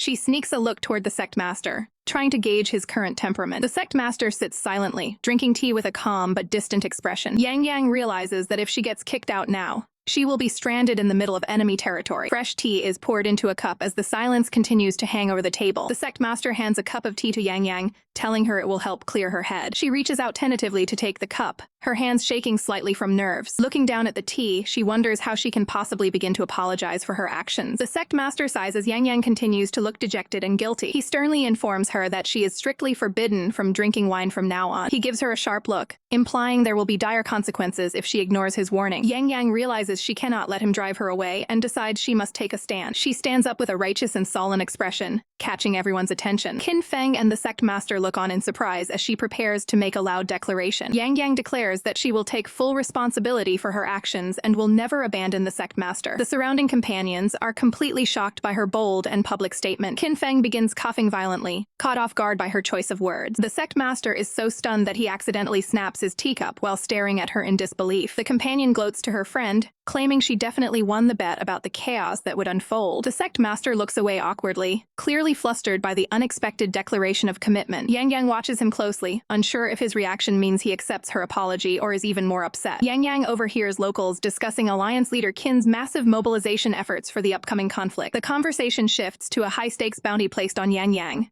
whom they label a traitor for her supposed crimes. A group of martial artists notes that the Far Mountain sect master has a 1-month deadline to capture her. One woman argues that Yangyang must pay with her life for the fire at the manor. Hearing that her bounty is worth 10,000 gold, Yangyang is completely stunned by the news. The gravity of the situation sinks in, leaving her looking visibly distressed and worried. Nearby, the traveler is interrupted during his meal when Xiaoyi calls out to him. Xiaoyi informs him that they are scheduled to depart for the alliance together later that evening. The traveler agrees to the plan, but mentions he has a personal matter to resolve before the sun goes down. A majestic multi-story building stands tall against a bright sky, surrounded by vibrant greenery. Inside, the traveler meets with an acquaintance to discuss Juyu's current residence and situation. He urgently asks for assistance in arranging a single meeting with her before it is too late. Looking desperate, he explains that he has no one else to turn to for help with this request. His contact warns him to act fast, as Juyu is already being prepared to marry into another family. Frustrated, the traveler demands to know if the prospective groom is some unworthy noble. The contact consults a record book, detailing the prestigious and powerful background of the Chu clan. The traveler desperately hopes that the man is at least old and unattractive to ease his mind. His hopes are immediately crushed when he learns the groom is actually a young and handsome gentleman. The news hits the traveler like a physical blow, leaving him reeling in shock. The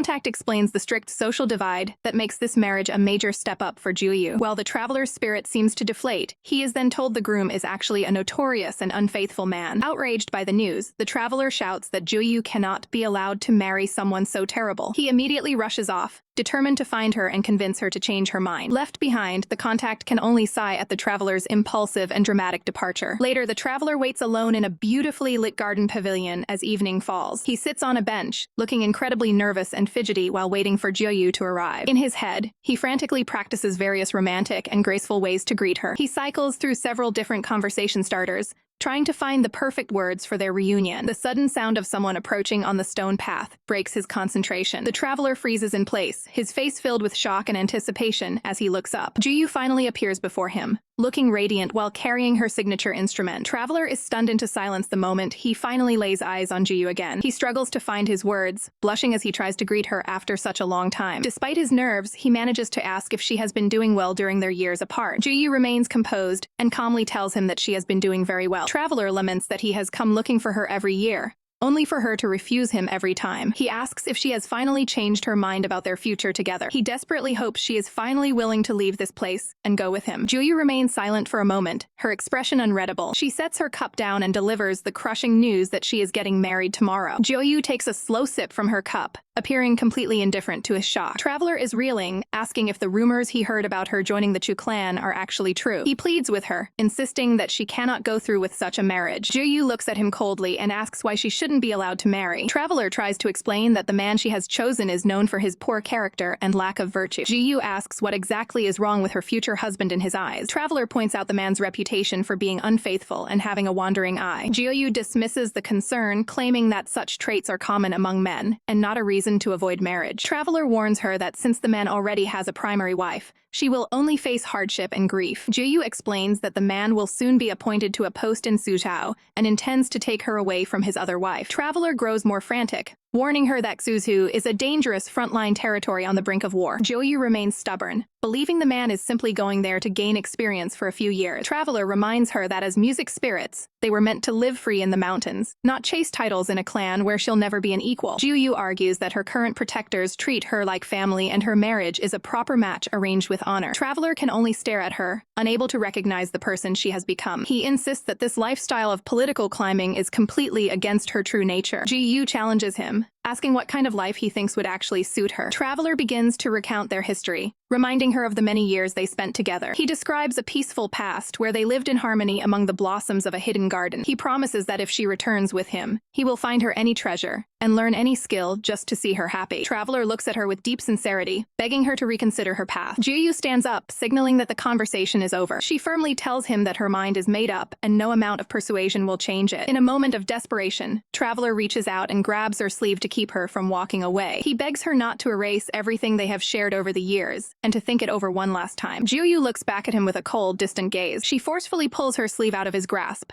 stating there is nothing left to discuss. With a hollow smile, she invites him to come and have a cup of wine at her wedding the following day. Traveler stands frozen in the pavilion, completely shattered by her dismissal. He clutches at his chest, feeling the physical weight of a broken heart. Jiyu picks up her instrument and prepares to leave the balcony behind. She walks past the traveler without offering him another glance. The two former companions go their separate ways, leaving an uncomfortable silence between them. Jiyu makes her way through the estate, leaving the devastated traveler alone. Traveler watches her receding figure, his face filled with profound sorrow. An attendant approaches to see if the traveler is all right, but he remains lost in his thoughts. He stares blankly ahead, unable to process the finality of her decision. From a distance, Jiyu's silhouette continues to fade as she walks further away. A maid meets Jiyu and reminds her to head inside so she doesn't catch a chill before her big day. Jiyu asks the maid if a simple life of blossoms and tea wouldn't be a wonderful thing. The maid smiles and agrees, not realizing the personal turmoil behind the question. Jiyu's expression turns somber as she realizes the gap between her desires and her reality. She dismisses the maid, stating she wishes to be alone with her thoughts for a while. Jiyu leans against the stone railing, looking out over the garden in silence. She lets out a heavy, regretful sigh as the weight of her choices settles in. Standing alone on the balcony, she remains a world away from the man who still watches her from the pavilion. The sun rises on a new day as festive bells ring out across the city. A grand wedding procession arrives at the gates to signify the union between the Chu clan and their new bride. Jiyu sits in her ornate red wedding attire, looking composed yet distant. Onlookers gather in the streets, marveling at the beauty of the bride as the ceremony proceeds. Elsewhere, the traveler looks on with a heavy heart, unable to stop the events in motion. He sits alone at a table, visibly distressed, while a servant attends to him. The wedding venue is decked out in vibrant red banners to celebrate the high-status match. The groom, Chu Huai, appears heavily intoxicated and jubilant in his ceremonial robes. Jiyu holds her musical instrument and offers to play a special tune for her new husband. Chu Huai happily agrees, eager to hear the performance from his talented bride. She prepares her fingers on the pipes, ready to activate her spiritual technique. As the music fills the room, Jiyu focuses her energy on the sleeping groom. Chu Huai reacts to the mystical melody, his consciousness beginning to fade. The groom quickly succumbs to the music and collapses into a deep,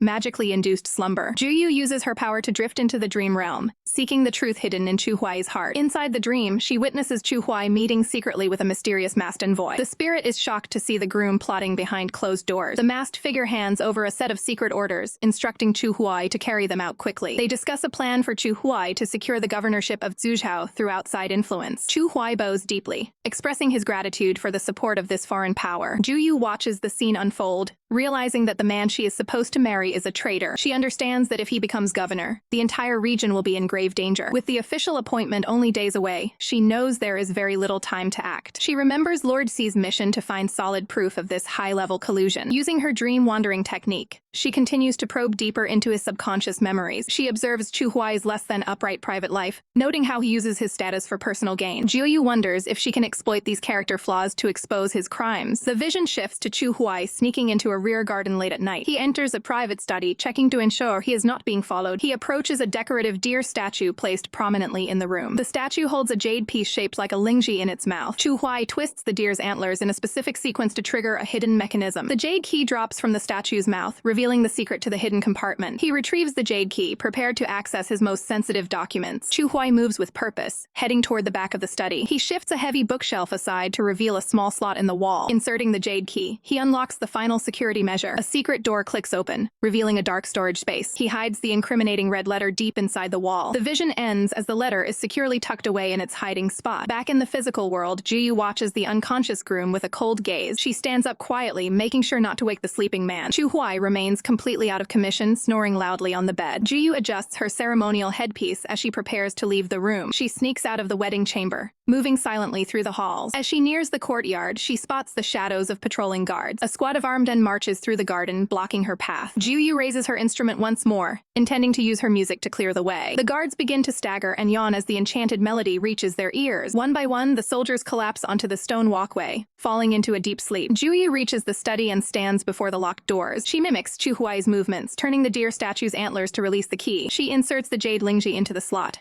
just as she saw in the dream. The compartment opens, but she notices a dangerous trap designed to destroy the evidence. She carefully navigates the mechanism to avoid setting off the fire trap. With steady hands, she successfully retrieves the hidden red letter. She opens the document, her eyes scanning the proof of the treasonous plot. The letter confirms that Chu Huai has been consorting with foreign enemies for his own gain. Jiyu smiles, knowing this evidence will finally allow Lord Shai to stop the appointment. She makes a quick exit, heading down the stairs to deliver the proof. A mysterious green-haired man watches her from the shadows with a smirk. Juyu is suddenly startled, sensing someone standing directly behind her. She spins around nervously, clutching her instrument to her chest. A man with long green hair and a mask stands casually before her. He looks at her with an amused expression, clearly aware of her activities. Juyu prepares to play a defensive tune to ward off the intruder. The stranger moves with incredible speed, reaching out to stop her from playing. He places a firm hand on her instrument, preventing the music from starting. The masked man questions her presence, asking why she is in such a hurry on her wedding night. The masked man smirks, telling the intruder that no matter who she is, it's over for her now. Juyu tries to play it cool, asking for his name and claiming her husband is just too busy to see guests right now. He sees right through the act, mocking her for trying to use a traitor as a shield,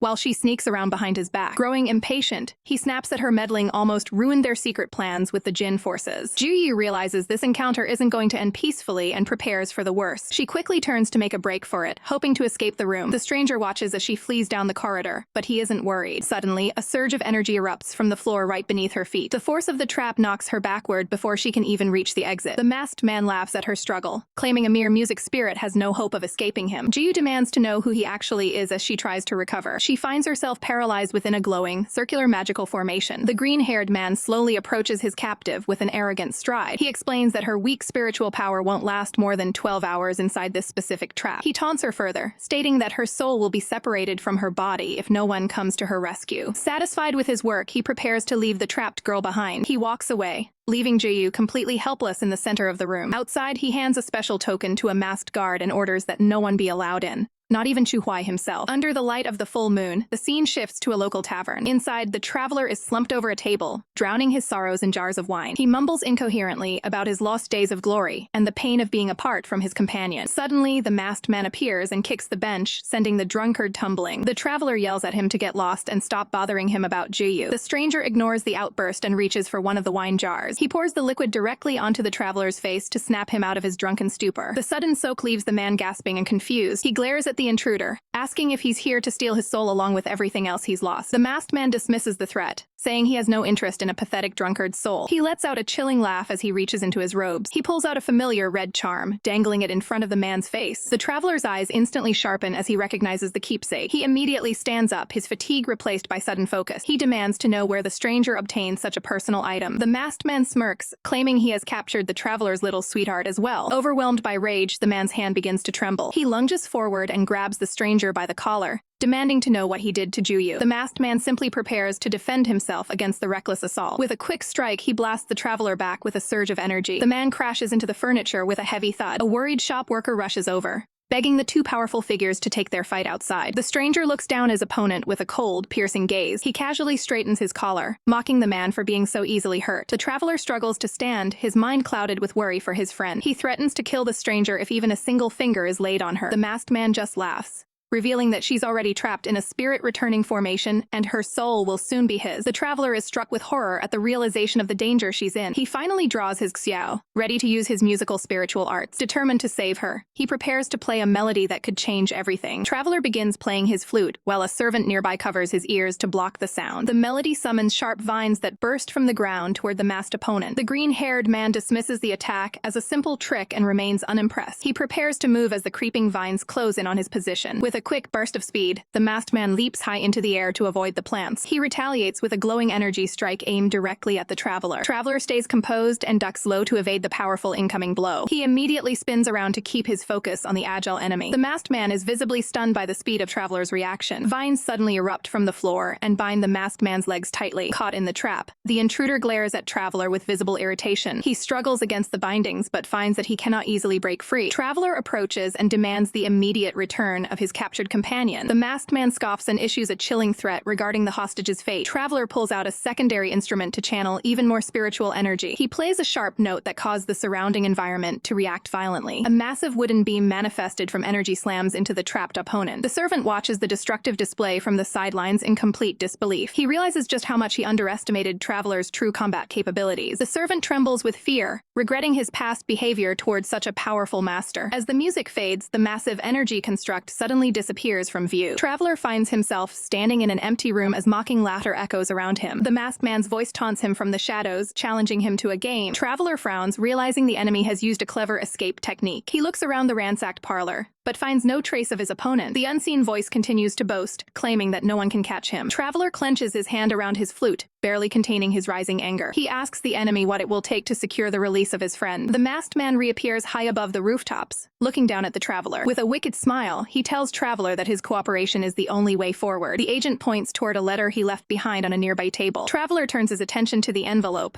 which contains his new instructions. The enemy warns that failure to follow the orders will result in a dire outcome. Traveler learns that he only has 12 hours to save his companion's soul. The masked man vanishes into the night sky, leaving his ultimatum behind. Traveler reaches for the letter, knowing he has no choice but to play along. He grips the message tightly and prepares for the dangerous task ahead. The sun shines brightly over the ornate roof of a traditional building. Inside, Shaoi and Yangyang share a meal with two other companions at a round table. One of the girls notes that Qin Feng has been missing for 2 days and wonders if Jiuyu's marriage pushed him over the edge. The dark-haired girl wonders why he didn't just try to snatch the bride again if he couldn't accept the situation. The group is stunned to learn that crashing weddings is a recurring habit for him. She explains that Jiuyu has been through this many times, and Qin Feng always shows up to stop the ceremony. Yangyang and the green-haired girl exchange shocked looks at this revelation. A servant rushes in with a letter for the sect master, catching everyone's attention. Shaoi reads the message with a focused and serious expression. Yangyang leans in, anxious to know the contents of the letter. Shaoi stands up and instructs the girls to stay inside while he deals with the situation outside. Concerned, Yangyang quickly reaches out and grabs Sherry's sleeve. She asks if she can accompany him, clearly worried about what's happening. Shaoi looks back at her and calmly promises that he will return shortly. He gently pats her head to reassure her before departing. The two other girls watch the interaction with wide, excited eyes. They tease the couple's dynamic as Shaoi heads toward the door. Shaoi stops to give final orders to his disciple, warning her to stay alert because the soul guiding bell has been acting up. The scene shifts to a serene pavilion sitting atop a pond filled with lotuses. Inside the pavilion,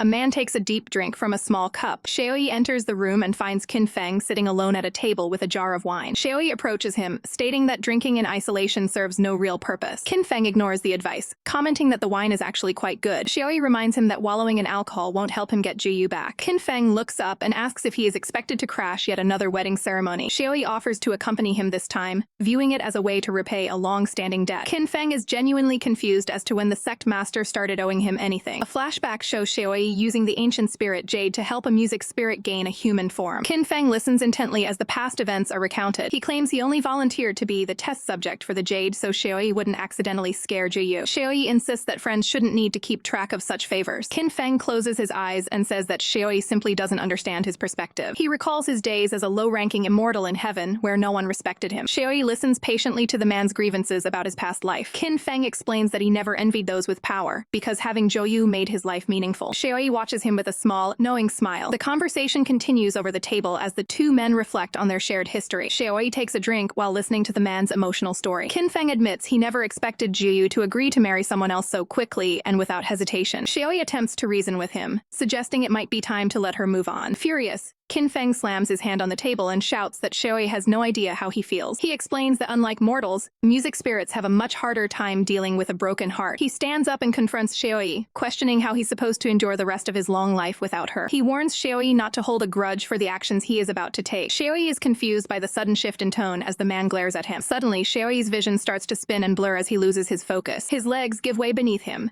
and he struggles to stay upright. Shaoi clutches his forehead, realizing he has been drugged or poisoned. Qin Feng looks down at him coldly, his expression unreadable. He reveals that the wine contained soul-severing 7-step grass, which will soon render Shaoi unconscious. Shaoi clutches his head in pain as the effects of the toxin begin to take hold. Qin Feng explains that he used soul harvesting methods to refine the substance, knowing Shaoi's powers are currently sealed. Looking weakened, Shaoi realizes the gravity of his situation. Qin Feng insists that staying off the boat will allow him to recover by morning, but his concern feels like a trap. Suddenly, the soul-guiding bell at Shaoi's waist begins to glow and ring urgently. Qin Feng looks on with a sharp, suspicious gaze. Realizing his allies are in trouble, Shaoi knows he cannot waste any more time. Shaoi attempts to leave, but Qin Feng blocks his path, refusing to let him go. Qin Feng remains firm, stating that Shaoi absolutely cannot return to the sect today. Despite the warnings, Shaoi is determined to push past his former friend. Qin Feng stands his ground, blocking the exit with an air of finality. Shaoi warns him that time is running out, and this is no time for games. Qin Feng closes his eyes and brings a flute to his lips, preparing to use his musical arts. As he plays, a powerful energy field forms, trapping Xiaoyi within the room. Entwining vines sprout from the wooden pillars, further sealing the area. Xiaoyi draws his blade and slices through the magical flora with a single strike. Qin Feng continues his performance, sending waves of musical energy to restrain his opponent. Xiaoyi finds himself standing on the deck of the boat, looking confused as the scenery shifts. He looks around the misty waters, realizing he has been moved further away from his destination. Qin Feng reappears, advising him to stay quietly on the vessel for his own safety. The soul guiding bell rings even more violently, signaling a dire emergency. Xiaoyi attempts to channel his energy to break the illusion. His expression suddenly twists into one of intense agony. The strain causes Xiaoyi to cough up blood,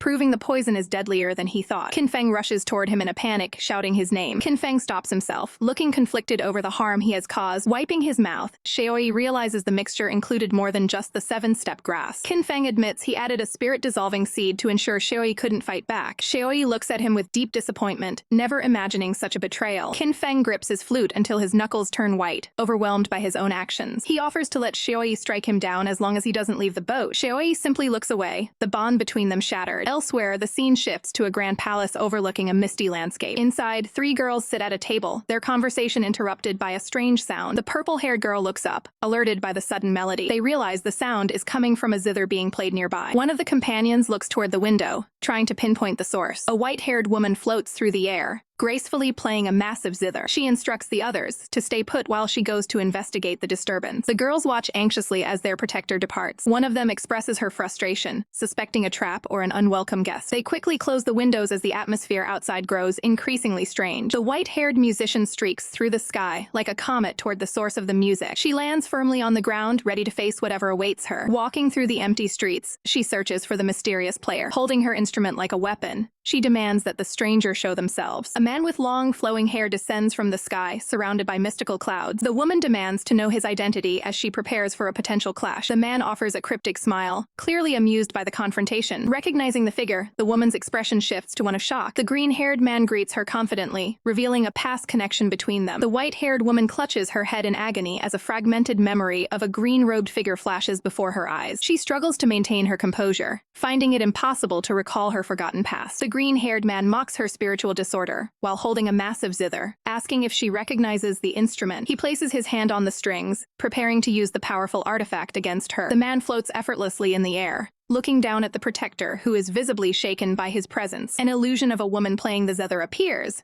causing the protector's headache to intensify like a knife. He offers to provide a cure for her condition if she agrees to serve his master instead of Xiaoyi. She immediately rejects the proposal, telling him to dream on in a fit of defiance. The green-haired man smirks, questioning why she remains so loyal to Xiaoyi despite the risks. She defends her brother's kindness, calling the stranger a petty person who could never understand their bond. He continues his taunts from above, claiming that Xiaoyi's origins are murky and his mind is twisted. Infuriated by the slander, she draws her blade and prepares to strike. She swings her sword with incredible speed, but her opponent vanishes into thin air before the hit can land. Standing alone, she remains on high alert as her attack finds nothing but empty space. She shifts her footing, readying herself for the next move in this deadly game. The man's voice echoes throughout the boundary, proposing a bet to decide the outcome of their confrontation. She demands to know the terms of the wager while keeping her guard up. He challenges her to slice the wings off several butterflies without killing them, promising to hand over the zither if she succeeds. Confident in her precision, she accepts the challenge without hesitation. A swarm of purple butterflies is released into the air, fluttering around the battlefield. She lunges forward, unleashing a flurry of strikes with surgical accuracy. Her blade moves so fast it becomes a blur as she targets the delicate wings. The butterflies fall to the ground, alive but unable to fly after her precise cuts. Confident in her victory, she sheathes her sword and waits for him to honor the deal. The green-haired man begins to clap, seemingly impressed by her unmatched skill with the blade. He notes that not a single butterfly managed to escape her strike. She demands that he hand over the instrument as promised. However, he refuses, calling her display childish and insufficient to earn the treasure. Suddenly, her expression changes to one of shock as her body begins to fail her. She clutches her chest in pain, realizing that she has been poisoned during the trial. The man smiles, claiming he didn't directly use poison on her. She stumbles back, realizing the trap he set was far more subtle than she imagined. She calls him despicable as the poison continues to circulate through her system. He explains that the butterfly's wings were made of toxic dust,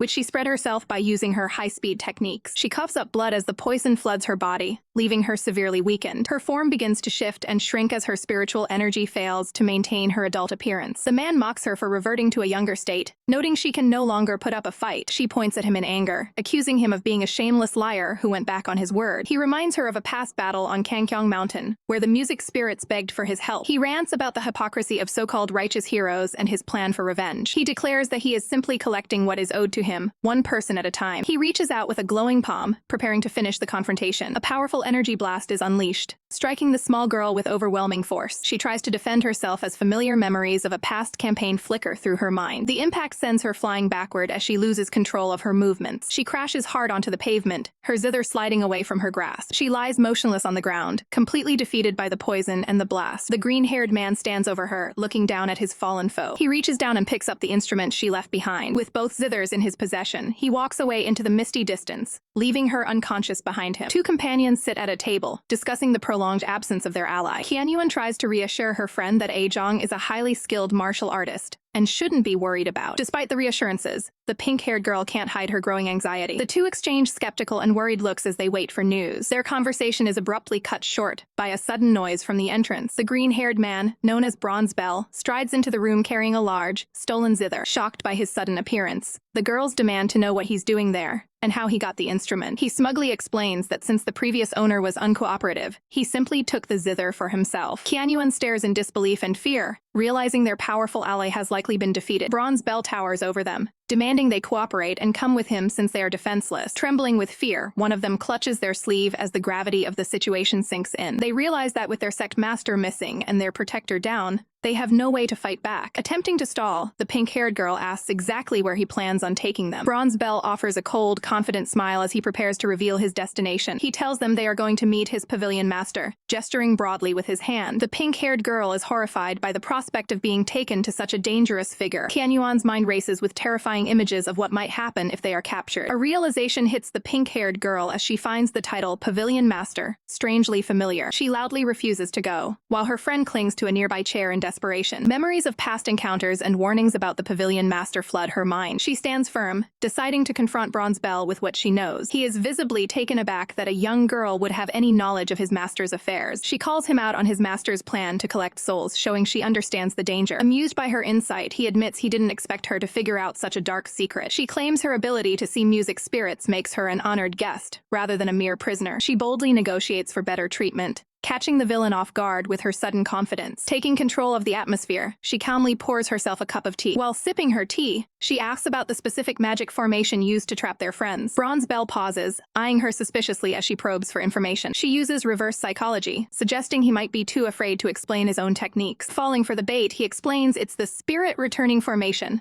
that strips away souls within 12 hours. She mentally compares this to other dangerous formations she's heard of in the past. Suddenly, she claps her hands and praises the incredible power of the formation. Turning her attention to Qianyuan, she points a finger at her confused companion. She asks why they should even bother dragging her friend along on their journey. She begins a mock tirade, complaining that her friend is useless and has always bullied her. She argues that Qianyuan is weak and might even try to call for reinforcements if they take her. With a sinister smile, she suggests it would be much simpler to just lock her friend in the soul-stripping formation. Qianyuan is absolutely devastated, unable to believe her friend would betray her so easily. Bronze Bell finds the idea hilarious and agrees that it's a perfect solution. He reaches out and activates the magical seal on the floor of the room. A blinding red light surges upward as the formation is fully powered. The magical force grabs hold of Qianyuan, preventing any chance of escape. She is lifted into the air, trapped within the glowing pillars of the formation. The pink-haired girl watches with a cold expression as her friend is seemingly sacrificed. Bronze Bell grabs the pink-haired girl and flies through the air, leaving the inn behind. They arrive at a hidden study where a masked subordinate is waiting for them. The guard hands over a message delivered by a carrier pigeon. Bronze Bell is pleased to learn that his accomplice, Qin Feng, has successfully handled his part of the plan. He mocks the girl, asking if she truly expected Xiaoyi to swoop in and save her friend. He drops a bombshell, revealing that the sect master has been poisoned and can't even help himself. The news of her master's condition leaves the girl in a state of pure shock and panic. She reaches out desperately, her hope fading as she realizes the extent of the enemy's trap. Bronze Bell tells her to forget about her old allies and focus on serving his master. He gives gives strict orders to the guard to watch her every move until he returns. The subordinate hesitates, suggesting they should leave now rather than risking more delays. Enraged by the defiance, Bronze Bell strikes his guard for daring to question his authority. He storms off, leaving the terrified girl alone with the injured subordinate. The guard roughly shoves her toward a nearby door, ordering her inside. She stumbles into the dark room as the doors begin to close behind her. The heavy doors slam shut, locking her away from the outside world. As she looks around the dimly lit cell, she notices a small window providing a sliver of light. She approaches the opening, hoping to see what lies beyond her prison. Looking through the bars, her eyes widen as she spots another figure nearby. She finds Juyu, who is trapped and unconscious,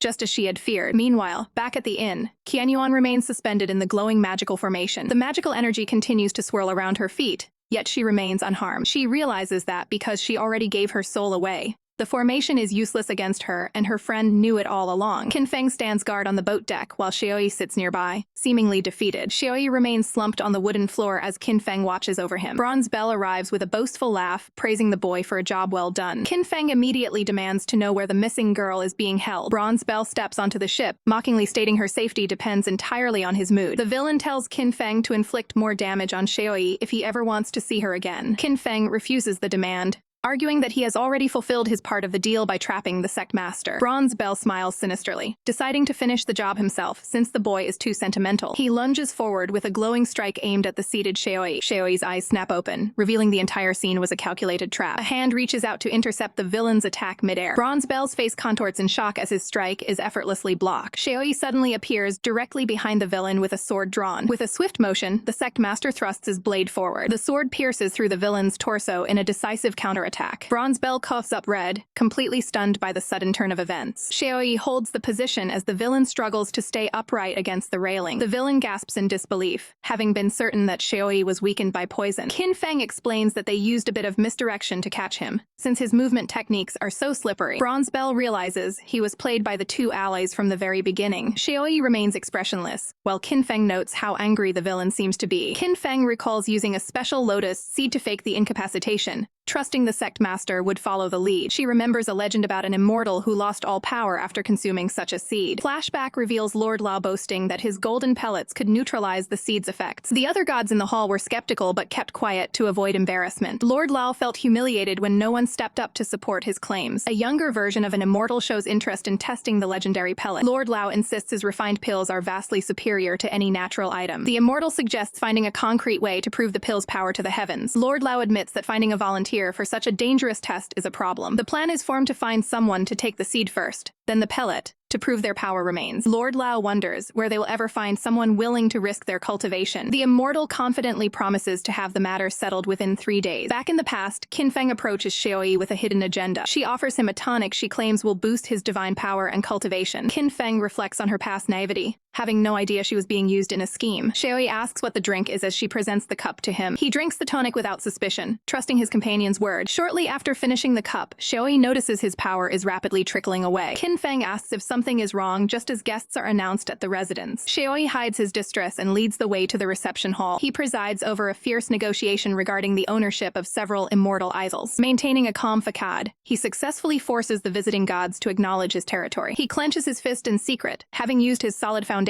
to slowly regain control over his power. Afterward, he discovered the truth and confiscated a frost sword as a penalty for the trick. Qinfeng recalls being relieved that he didn't hold the massive blunder against her. A rumor spread through the palace that an immortal was cured by Lord Lao's pellet. While Lord Lao basked in the fake glory, Xiaoyi and Qinfeng kept the truth hidden to save his pride. The truth was that the seed's effect is only temporary and wears off naturally over time. In the present, Xiaoyi keeps the villain pinned against the boat's edge with his sword. Qinfeng demands the location of Juyu, offering to let the villain go in exchange. Bronze Bell defiantly refuses, threatening to take the girl down with him if he falls. Xiaoyi remains silent, his gaze cold and unyielding. Suddenly, the villain vanishes into a cloud of smoke, escaping the blade. A mocking voice echoes as the villain retreats into the distance. Xiaoyi looks on with a focused expression, noting the enemy's escape. A thick and unnatural mist begins to roll across the deck of the ship. The mist is identified as a dangerous technique meant to trap and confuse. Qinfeng looks around in alarm as the visibility drops to near zero. The two allies stand back to back as the fog completely envelops the boat. Xiaoyi warns that this mist is a trap that once delayed a companion for days. Qinfeng realizes they don't have that kind of time since Juyu's life is on the line. Xiaoyi grips his sword tightly, sensing the formation woven into the air. He explains that time flows differently inside this mist, making their situation even more critical. The scene opens at the gaming study,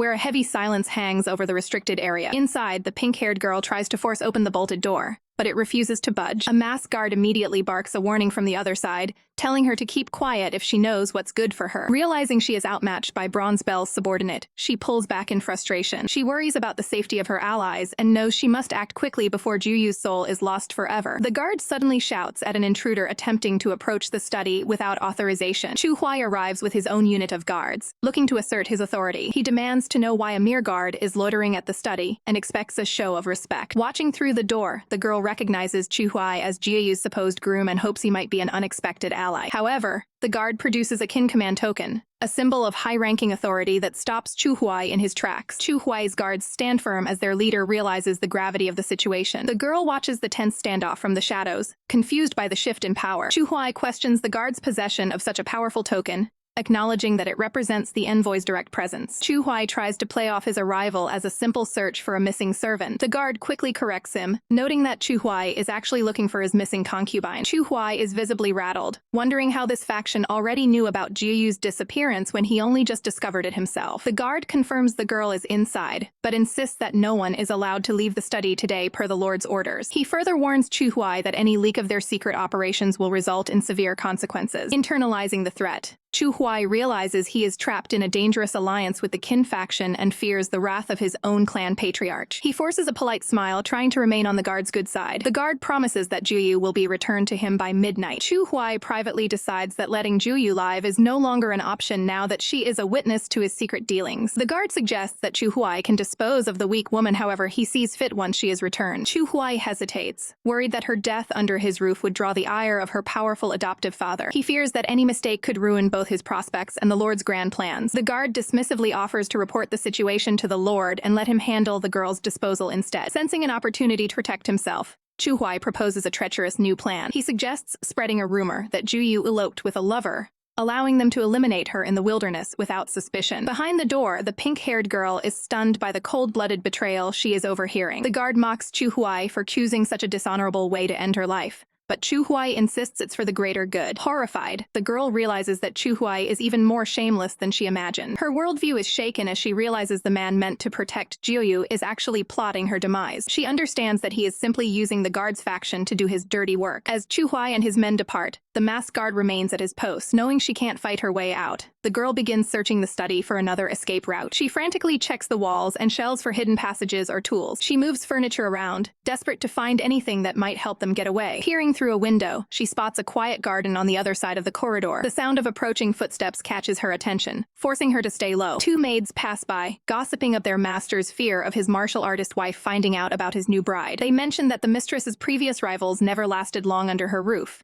because of her violent temper. The maids are in a rush to find Juyu before the mistress returns and punishes them for losing track of her. One maid is skeptical that anyone would hide in the restricted study. The other maid decides to check the rear garden instead, which sparks a desperate idea in the pink-haired girl. She throws a small stone through the window, hitting one of the maids squarely on the head. The object clatters to the floor, drawing both maids' attention. They discover a piece of paper wrapped around the object. The note reveals that Juyu is currently being held captive inside the Gaiming study. Fearing the consequences of trespassing, the maids decide to report the finding to a senior servant named Sister Afio. The girl watches from the window as they run off to spread the word. She hopes that the arrival of the master's jealous wife will create the perfect distraction for an escape. The sun begins to set as dusk settles over the rooftops. Inside the study, the pink-haired girl grows anxious as no one has arrived to find them. She looks over at her companion with a worried expression. Juyu remains trapped within a magical formation that is slowly draining her essence. The girl realizes she must act quickly before it's too late. Suddenly, a loud voice demands that she get out of the way. She peeks through the door and sees the master's wife arriving with a group of attendants. A servant tries to soothe the angry woman as she marches toward the study. The girl is thrilled to see the distraction she hoped for has finally arrived. The madam strikes a servant, refusing to hear any excuses. She rages about her husband secretly hiding another woman while she was away. Demanding a weapon, she prepares to force her way inside. She brandishes the blade and warns everyone to stay out of her path. The masked guard remains stoic and refuses to move an inch. Madam is stunned that the man doesn't even flinch at her blade. She tries to shove past him, but he stands as solid as a stone wall. Her hand is left stinging from the effort while her servants rush to her side. She screams at Chu Huai, reminding him that he owes his status to her father. Madam orders her archers to draw their bows, escalating the confrontation. Chu Huai quickly changes his story, claiming he was merely under a temporary spell. He lies, telling his wife that the woman stole valuables and ran off with another man. He claims he only hired the mask expert to help him track the thief down. The guard plays along and confirms that the woman is no longer on the premises. Chu Huai attempts to usher his wife away so she can rest. Madam spots the pink-haired girl and tells Chu Huai to take her back to her room. Still suspicious, she asks why she can't just check the study for herself. Chu Huai insists that the room contains sensitive military documents that must remain private. Madam hesitates, knowing that interfering with official business is crossing a line. Seeing the group prepare to leave, the pink-haired girl realizes her chance for escape is slipping away. She lets out a series of loud, fake coughs to draw attention back to the room. Realizing she was being deceived, the madam vows to find the hidden woman and deal with her personally. She kicks the door open with a powerful strike, ignoring all protests. The door swings wide to reveal the secret within. Juyu is found suspended in the center of the glowing formation. The girl watches as the madam heads straight for the target of her jealousy. Madam glares at Juyu, convinced she is a rival for her husband's affections. She grabs Juyu by the hair and demands to know who she is. The angry wife raises her hand, preparing to strike the weakened music spirit. She moves to deliver a blow to the defenseless girl. The pink-haired girl intervenes with a swift kick to stop the assault. She quickly grabs Juyu and pulls her to safety. Madam is shocked by the sudden interference from the young girl. She demands an explanation for why there are two women hidden in the study. The girl is relieved to see that Juyu has finally been freed from the spirit-draining formation. She quickly fabricates a story, claiming that Juyu already has a lover, and they were just being hidden for protection. She pleads with the madam not to blame Chu Huai for simply trying to help them. Madam begins to reconsider, thinking it might be a misunderstanding after all. She decides to let them leave and orders her servants to prepare a carriage. Chu Huai and the guard watch in stunned silence as their plans are ruined. The girl mentions their musical talents and asks to take an instrument from the room. Madam tells them to take it and leave immediately. Chu Huai tries to stop her, but his wife's authority is absolute. She gives him a look that promises severe consequences if he speaks again. He is left completely speechless and humiliated by her wrath. The girl helps her friend stand, making sure she is well enough to travel. They walk toward the carriage to make their final exit. The girl offers a mockingly grateful farewell to the fuming Chu Huai. Chu Huai's face turns dark with anger as he realizes he has been outsmarted. He makes a subtle hand signal to his guard as the girls depart. The masked guard watches them go, determined not to let them escape so easily. The carriage speeds away, guided by a focused driver. Inside, Juyu attempts to learn the identity of the mysterious girl who saved her. The pink-haired girl introduces herself and claims a connection to Qin Feng. While grateful, Juyu worries about the inevitable pursuit from Chu Huai. Her rescuer admits she was too focused on the escape to plan for the aftermath. Juyu takes charge, ordering the driver to head toward the Xi residence. The pink-haired girl suggests seeking out Qin Feng,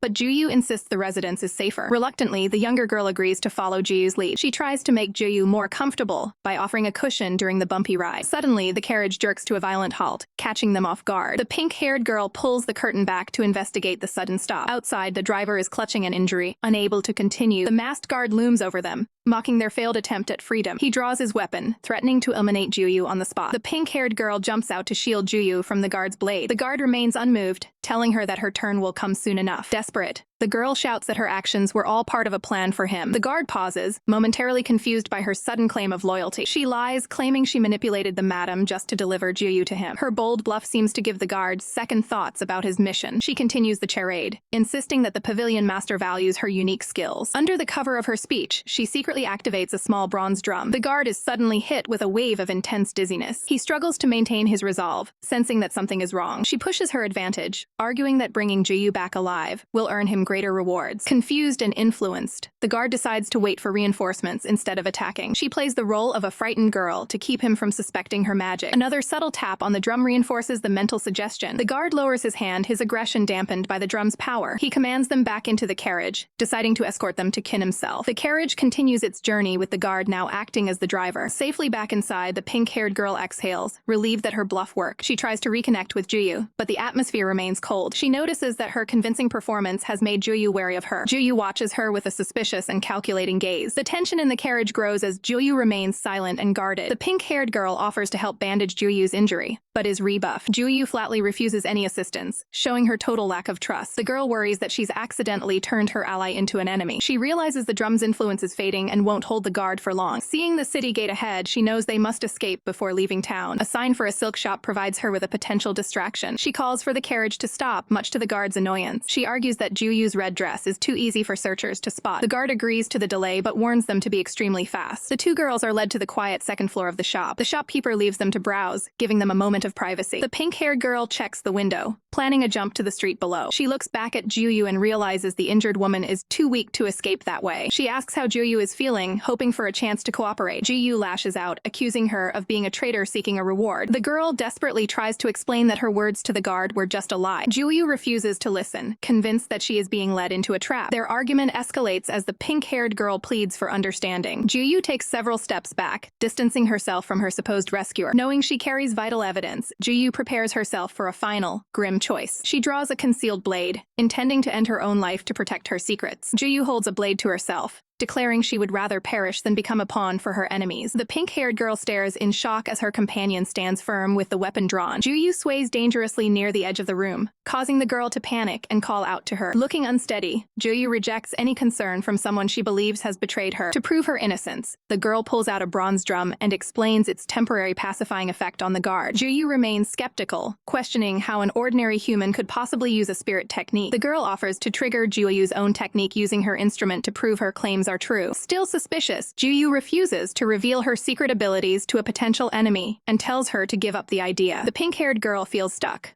unsure how to convince the stubborn music spirit to move. She considers escaping through the window alone, but realizes she cannot leave Juyu behind in this state. The thought of facing Qin Feng after abandoning his ally is simply unbearable to her. Letting out a heavy sigh, she prepares to try a different, more drastic approach. The girl walks past Juyu, heading toward a table where a teapot and cups are set. Using her blade, she appears to prepare a special brew to test Juyu's resolve. A red liquid drips into a cup, creating an ominous-looking drink on the wooden table. The girl challenges Juyu's loyalty, offering her a cup of the mystery tea to see if she truly longs for the end. Juyu stares down at the dark liquid, her expression filled with deep contemplation and a frown. Challenged to back up her words with action, Juyu faces the drink with a serious gaze. She snatches the cup away, determined to prove her bravery and commitment to her cause. Without hesitation, Juyu downs the entire cup in one quick motion. She pauses after drinking, waiting for whatever effect the concoction might have on her. The pink-haired girl smiles, noting that Juyu's complexion and energy look significantly improved. Juyu asks what was actually in the tea, but the girl tells her not to worry about it for now. Pointing toward the window, the girl suggests that if Juyu is truly brave,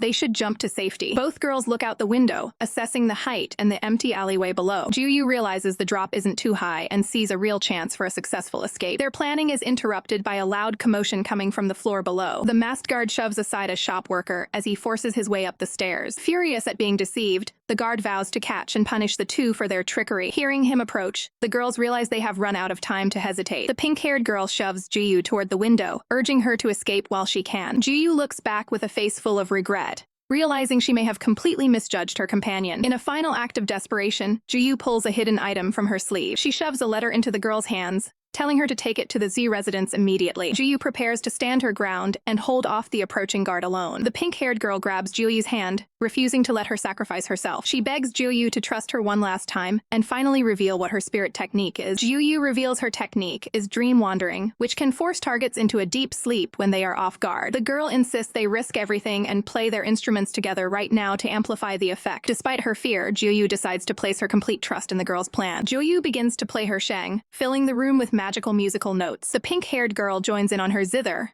creating a powerful harmony between the two instruments. Their combined melodies resonate throughout the shop, creating a visible aura of spiritual energy. The masked guard bursts through the door, sword drawn and ready to finish them. He is suddenly caught off guard by the overwhelming spiritual pressure radiating from the music. Despite his momentum, the guard finds himself slowing down as he struggles to approach the duo. He tries to swing his blade, but the weapon slashes through the air with no strength behind it. The guard comes to a complete halt, his body refusing to obey his commands. Overcome by the powerful sleeping technique, he collapses face first onto the wooden floor. Juyu stops playing, staring in disbelief at the unconscious enemy they managed to stop. The two girls catch their breath, shocked that their desperate gamble actually worked. The pink-haired girl excitedly explains that her intuition about their combined instruments was correct. She identifies the instruments as the sheng and the legendary Haobel zither from history. Juyu is stunned to learn she is holding such a legendary and powerful artifact. The girl recounts how the zither once led ancient armies to victory with its morale-boosting power. She explains that their combined power amplified the sleep technique to an unstoppable level. Mentioning Qin Feng's high praise causes Juyu to blush with visible embarrassment. The girl teases her companion for being shy before refocusing on their need to leave. Taking the initiative, the pink-haired girl grabs Juyu's hand once more to lead the way. With renewed confidence, they agree to head toward the C residence together. The two allies move quickly through the shop corridor, leaving the sleeping guard behind. Their escape is suddenly blocked as the pink-haired girl bumps into a solid figure. Startled, the girls look up to see who has intercepted them in the hallway. To their horror, they find themselves face-to-face with the villainous Chu Huai. A blood-stained blade rests against the wall, signaling a grim turn of events. Juyu and her ally are paralyzed with fear as they face their captor. Chu Huai prepares a powerful palm strike to incapacitate his targets. The force of the blow sends the girls crashing back into the room. Chu Huai seizes the legendary instrument, gloating over his successful heist. He looms over the defeated pair, boasting about his ultimate scheme. Turning his attention to the unconscious guard,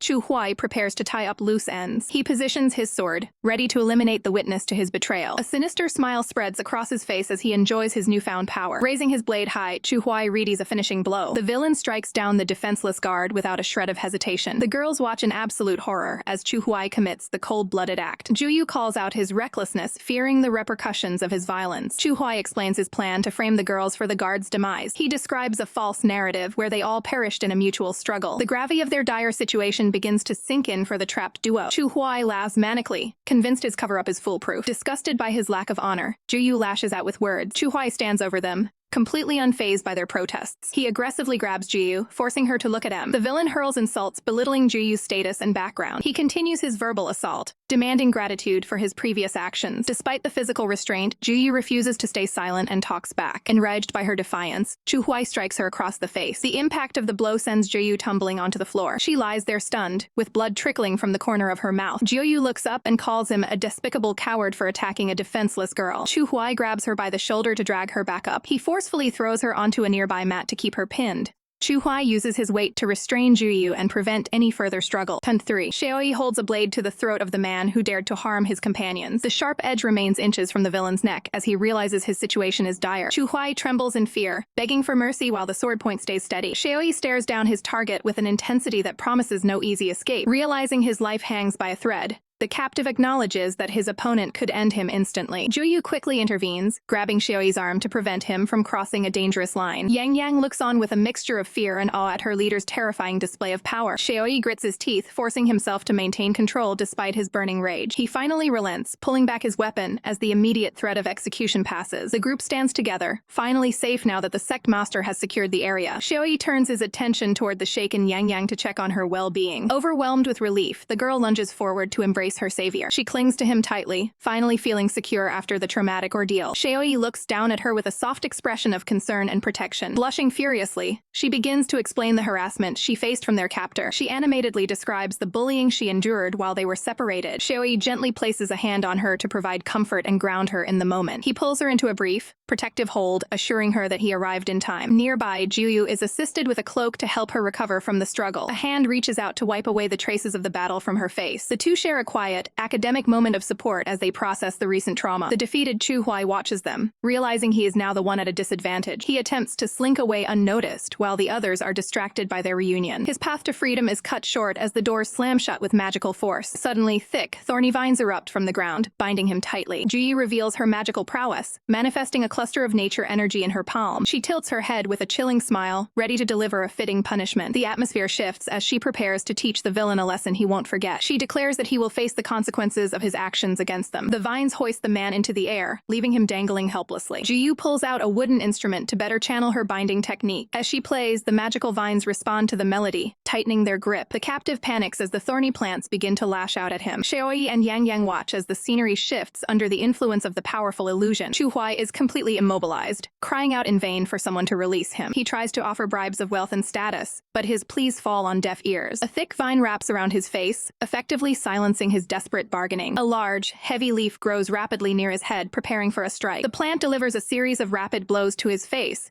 as part of the disciplinary illusion. The man is left dazed and bruised, his pride thoroughly shattered. The team looks on, satisfied that justice is being served through this magical restraint. He remains bundled in greenery, reduced to making threats about his high-ranking connections. Jiyu focuses her energy one last time to ensure the lesson is permanent. The vines expand outward like a web, pinning the villain against the wall. A singular, thorny stalk rises up to strike at his center. The impact is represented by the destruction of 2 decorative keepsakes. Shock washes over the captive as he realizes the full extent of his defeat. He slumps over, completely drained of his will to fight or scheme further. With the threat neutralized, the group turns their backs on the fallen foe and prepares to move on. The scene shifts to the main manor of the sea residence, where things have have finally settled down. Inside, Yangyang recovers from her ordeal, resting peacefully in bed. The third prince sits with Qin Feng, expressing his gratitude for her assistance. Qin Feng remains humble, clutching her instrument as she accepts his thanks. The conversation turns to business as she mentions the trade involving her performer soul and the ancient spirit Jade. To secure the deal, the prince offers her a single wish, promising to fulfill any request that doesn't defy heavenly law. Qin Feng stands up, acknowledging the gravity of a promise coming from the emperor's third son. She admits the offer is incredibly tempting as she looks out toward the gardens. The prince goes even further, suggesting he could help her return to the heavenly court if she desires. Qin Feng dismisses the notion with a light-hearted jab, questioning who would want to return after being cast down. She wonders aloud if the heavenly court is actually as wonderful as people believe. Standing by the window, she reflects on her current life in the mortal realm. The prince is visibly surprised by her lack of interest in regaining her former status. He listens intently as she prepares to reveal what she actually wants. With a smile, she explains that her wish is simple.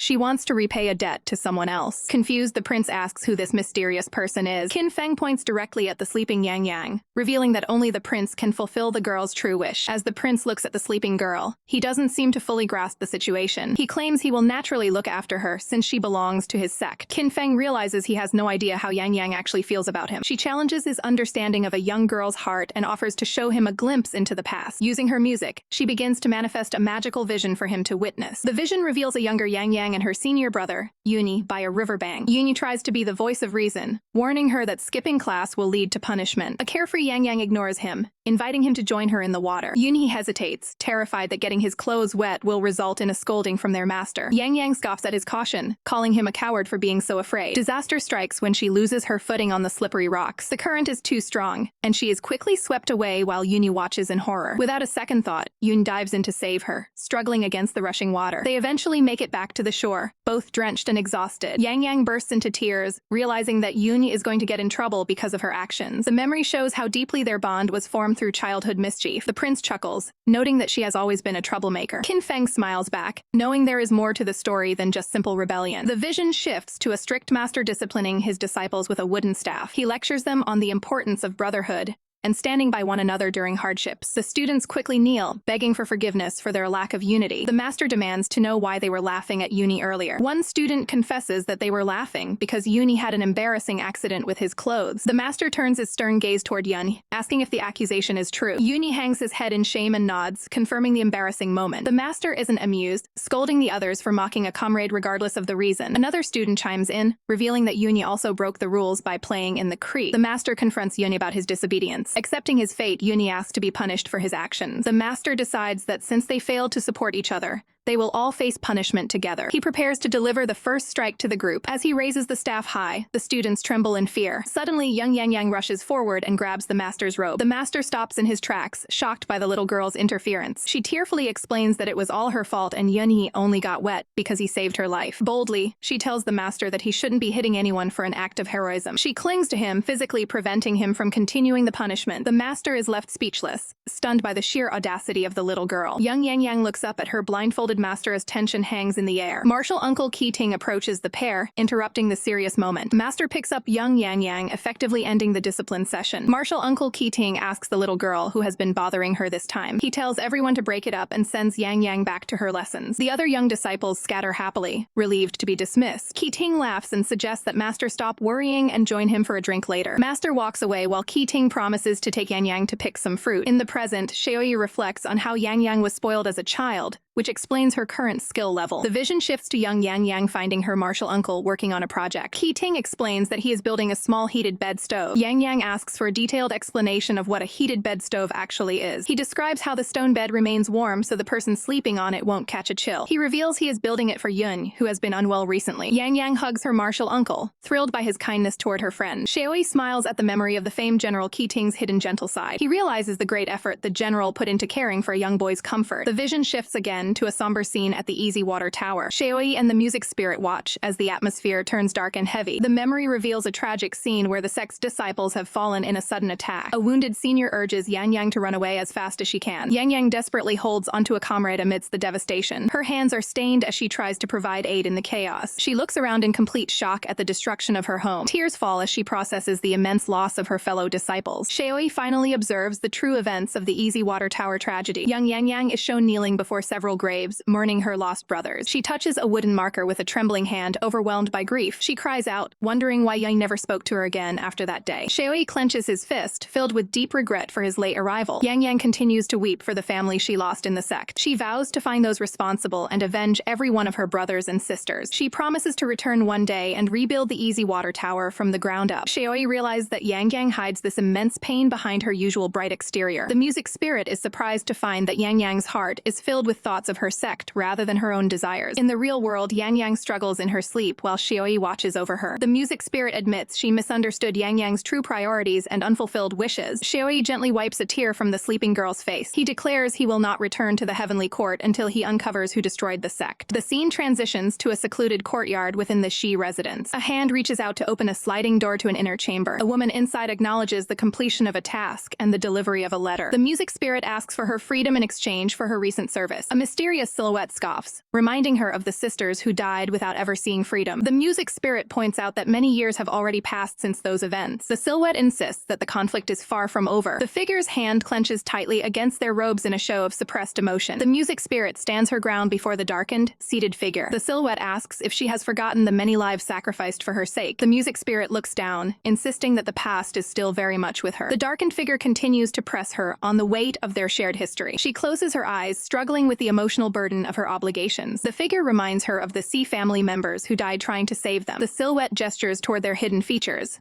asking if the cost was forgotten. A brief glimpse reveals the extensive damage the figure's face sustained in the past. The music spirit tearfully shouts that she hasn't forgotten for even a single moment. The figure warns that enemies are watching and will soon march south in force. They criticize her for wanting to leave during such a critical period. A heavy sigh of frustration escapes the shadowy silhouette. The figure asks if Qin Feng is an old acquaintance of hers. They accuse her of wanting to run off and live a carefree life, abandoning their vows. The silhouette flatly states that men are never to be trusted. They remind her of her current status and Qin Feng's own high prospects. The figure poses a chilling question about how Qin Feng would react to the truth. The music spirit stands in stunned silence, visibly shaken by the implied threat. A worried woman pleads for a secret to be kept while clutching her musical instrument. A shadowy figure advises her to stay patient and use her influence, as the sect needs every capable person they can find. The woman reacts with shock at the suggestion of using her connections for such a purpose. She firmly refuses, stating she won't drag someone she cares about into this dangerous conflict. The silhouette mocks her concern, noting how deeply she feels for the man in question. The mysterious figure then warns her that men's promises are often empty,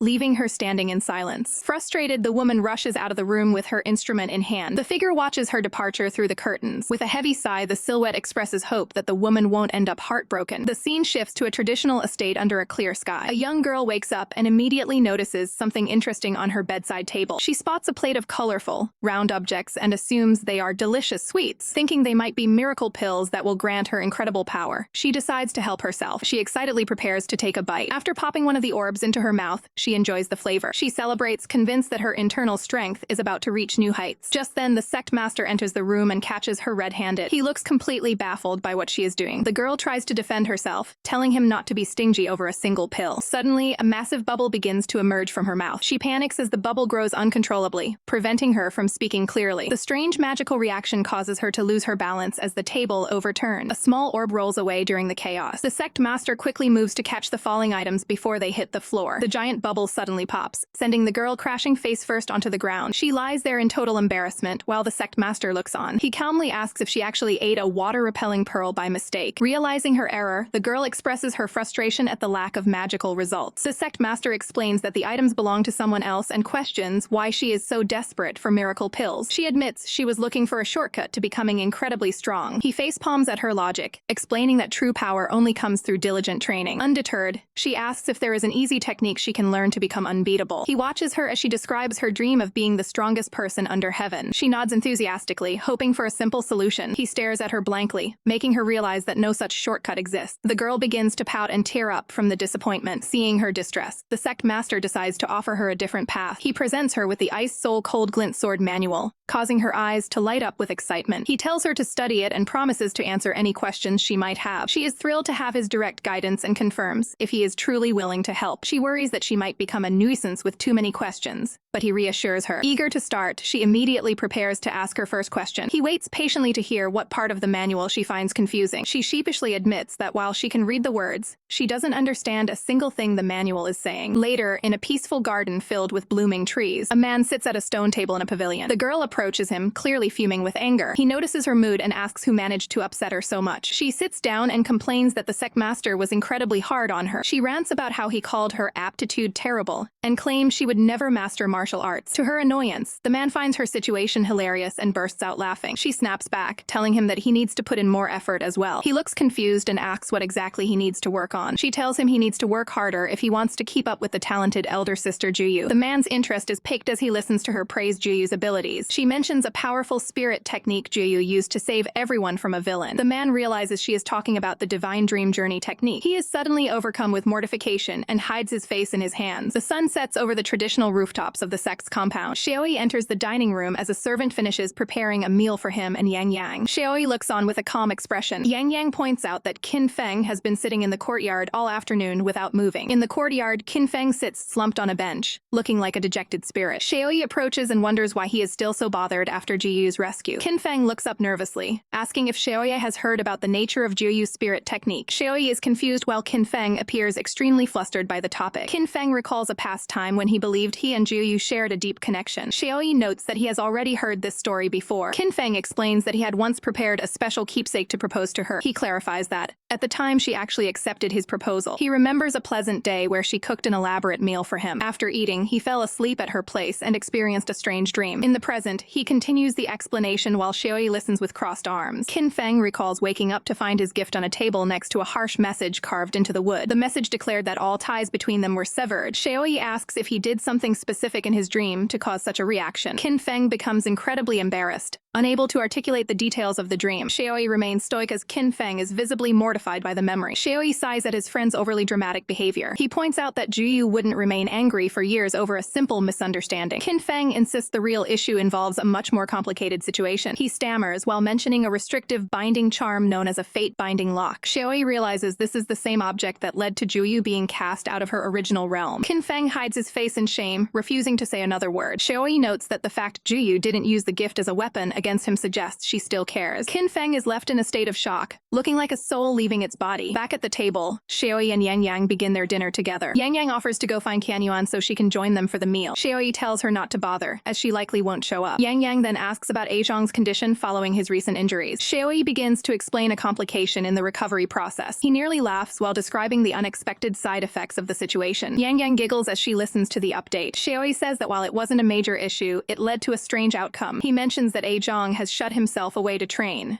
because another person can play his instrument. Yangyang makes a cute expression and asks about Qianyuan's absence again. Xiaoi explains that Qianyuan vowed to remain in seclusion until her cultivation surpasses Zhang's. Yangyang wonders if she plans to starve herself during this period of intense training. She then suggests calling Qin Feng to the table instead. Xiaoi rubs his head, noting that Qin Feng needs a lot of time to calm down after their talk. A knock at the door suddenly interrupts their conversation. A servant enters to deliver a formal invitation addressed to the young master. Xiaoi examines the letter while Yangyang watches with a curious expression.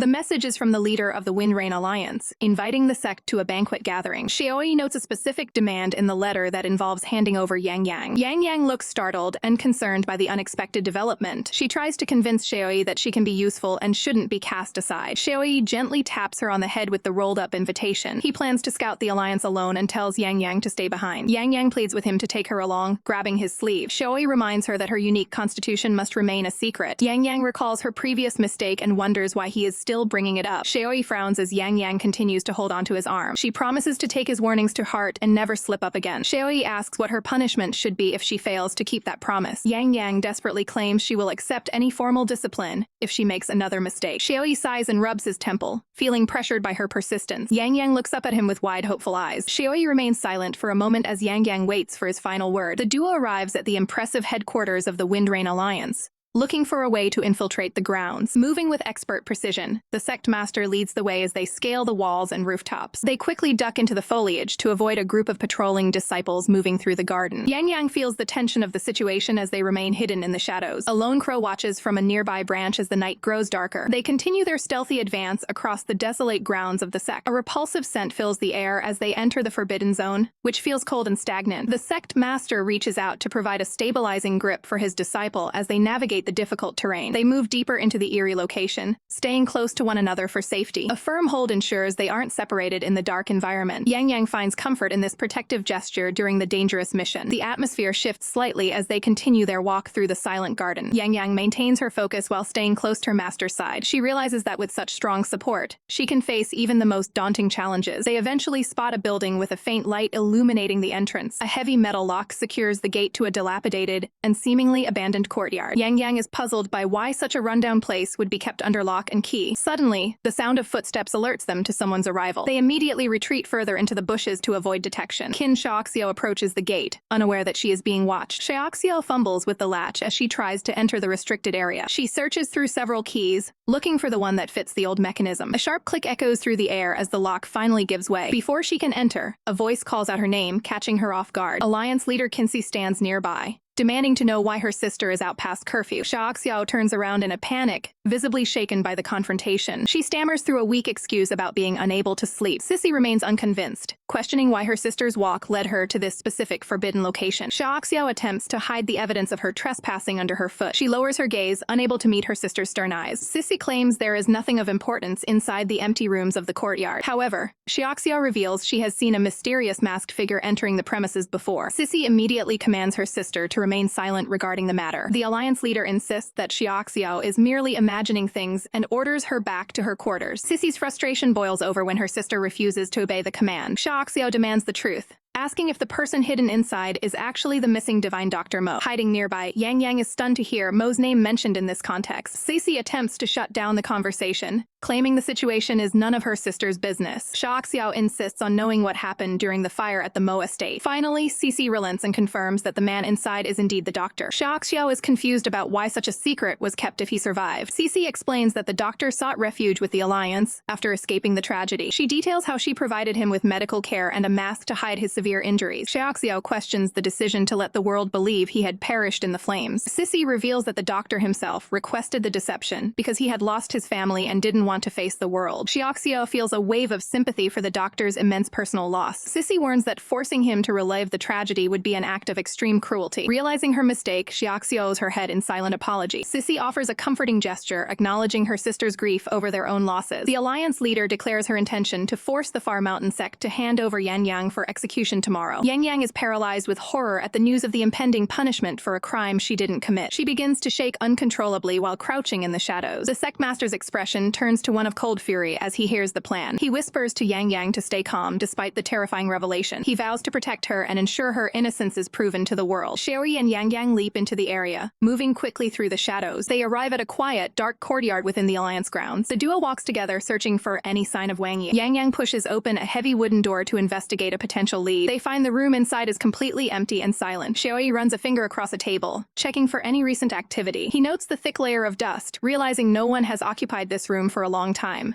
Yangyang looks disappointed, wondering where their target could be hiding. She suddenly remembers a past trauma involving being held captive on a stone table. Realization strikes as she mentions the existence of a hidden basement nearby. Sherry looks around the room, considering the possibility of a secret dungeon. He begins searching the floor near a bed for any hidden mechanisms. Yangyang joins him, helping to search the floorboards for a way in. Sherry notes that the craftsmanship of the flooring is unusually high for a simple room. Yangyang calls out in excitement, having found something hidden under the bed. She reaches for a concealed handle built into the floor. A secret trapdoor is revealed, opening up a dark passage beneath. They peer down into the deep, dark opening with caution. Yangyang carefully climbs down a rope ladder into the darkness below. They reach the bottom and discover a cold, damp stone dungeon. Yangyang feels a sense of dread in the oppressive underground atmosphere. Xiaoyi ignites a torch to light the way through the corridor. He checks on Yangyang to ensure she is holding up okay in the dark. She confirms she is fine, feeling much safer with him by her side. He leads the way, keeping her close as they venture forward. The pair moves deeper into the pitch-black corridor toward a larger chamber. They come across a simple bowl sitting alone on the stone floor. They stop as they enter a wider area, scanning for any movement. A table filled with various sharp tools and dark stains comes into view. Yangyang is horrified to find the room is empty of any prisoners. Xiaoi examines the area,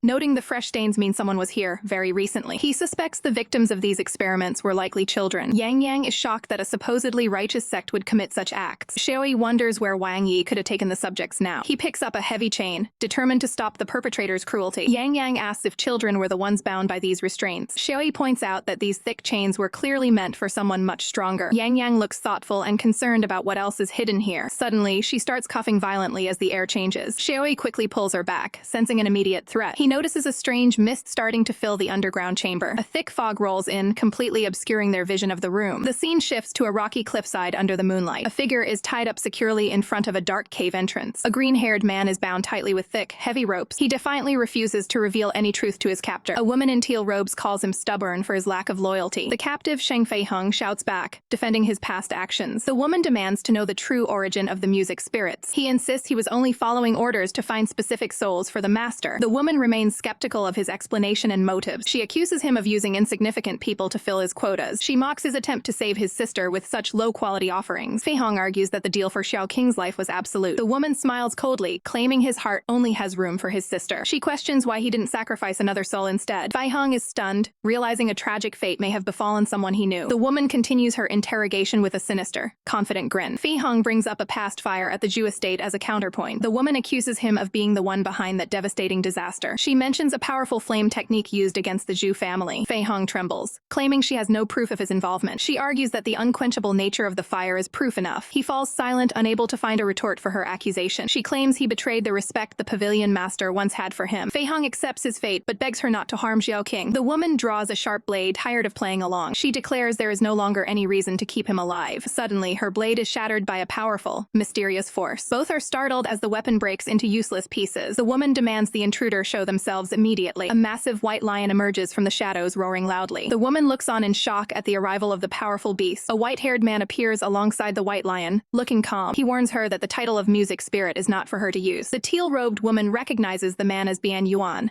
a legendary figure from the purity rankings, known as the dragon subduing flood serpent. Bian Yuan calmly acknowledges her recognition, while standing beside his massive white companion. The captive, Shang Feihong, remains restrained nearby, watching the interaction with a defiant expression. The woman questions why such a prominent figure has arrived at this location so late into the night. Bian Yuan retorts by asking if outsiders are prohibited from entering this area. She explains they are simply disciplining a member of their sect, and hopes they haven't offended his ears. Bian Yuan points out the discrepancy in her story, questioning since when the man she has restrained became one of her disciples. She smugly suggests he asked the captive himself while gesturing toward the bound man. Fei Hong snaps back, telling the busybody to stay out of his business. Bian Yuan remains silent as the tension in the forest thickens. He stands tall with his white lion, questioning the validity of the rules she claims to follow. Fei Hong yells that such rules are complete nonsense. The woman dismisses Bian Yuan's intervention as overstepping his bounds. Bian Yuan narrows his eyes, clearly offended by the accusation. He decides to teach them a lesson, declaring that others should keep their mouths shut when a music spirit speaks. Bian Yuan brings a dark ocarina to his lips and begins to play a mystical melody. As he plays, a vibrant aura surrounds him and his white lion. The music echoes through the dark woods, summoning glowing eyes from the shadows. The teal-robed woman is visibly startled as the power of the music takes effect. A massive pack of wolves and beasts emerges from the darkness, surrounding the area at his command. Seeing the overwhelming force, the woman realizes the true power of the 10 great music spirits. Knowing she is outmatched, she decides to retreat, but leaves behind an ominous warning regarding Lord Yan. She vanishes into the mist, leaving the restrained Fei Hong behind. Bian Yuan uses a small tool to carefully cut through the thick constraints holding Fei Hong. Once freed, Fei Hong slumps to the ground, exhausted and covered in marks from his ordeal. Bian Yuan leans in to check on his condition, asking if his injuries are serious. Fei Hong stubbornly shakes him off, claiming he doesn't need any help even if he faces death. Bian Yuan sighs, wondering if Fei Hong will ever be able to let go of the past. Fei Hong retorts that his current state is a direct result of people like him. As Fei Hong tries to stagger away,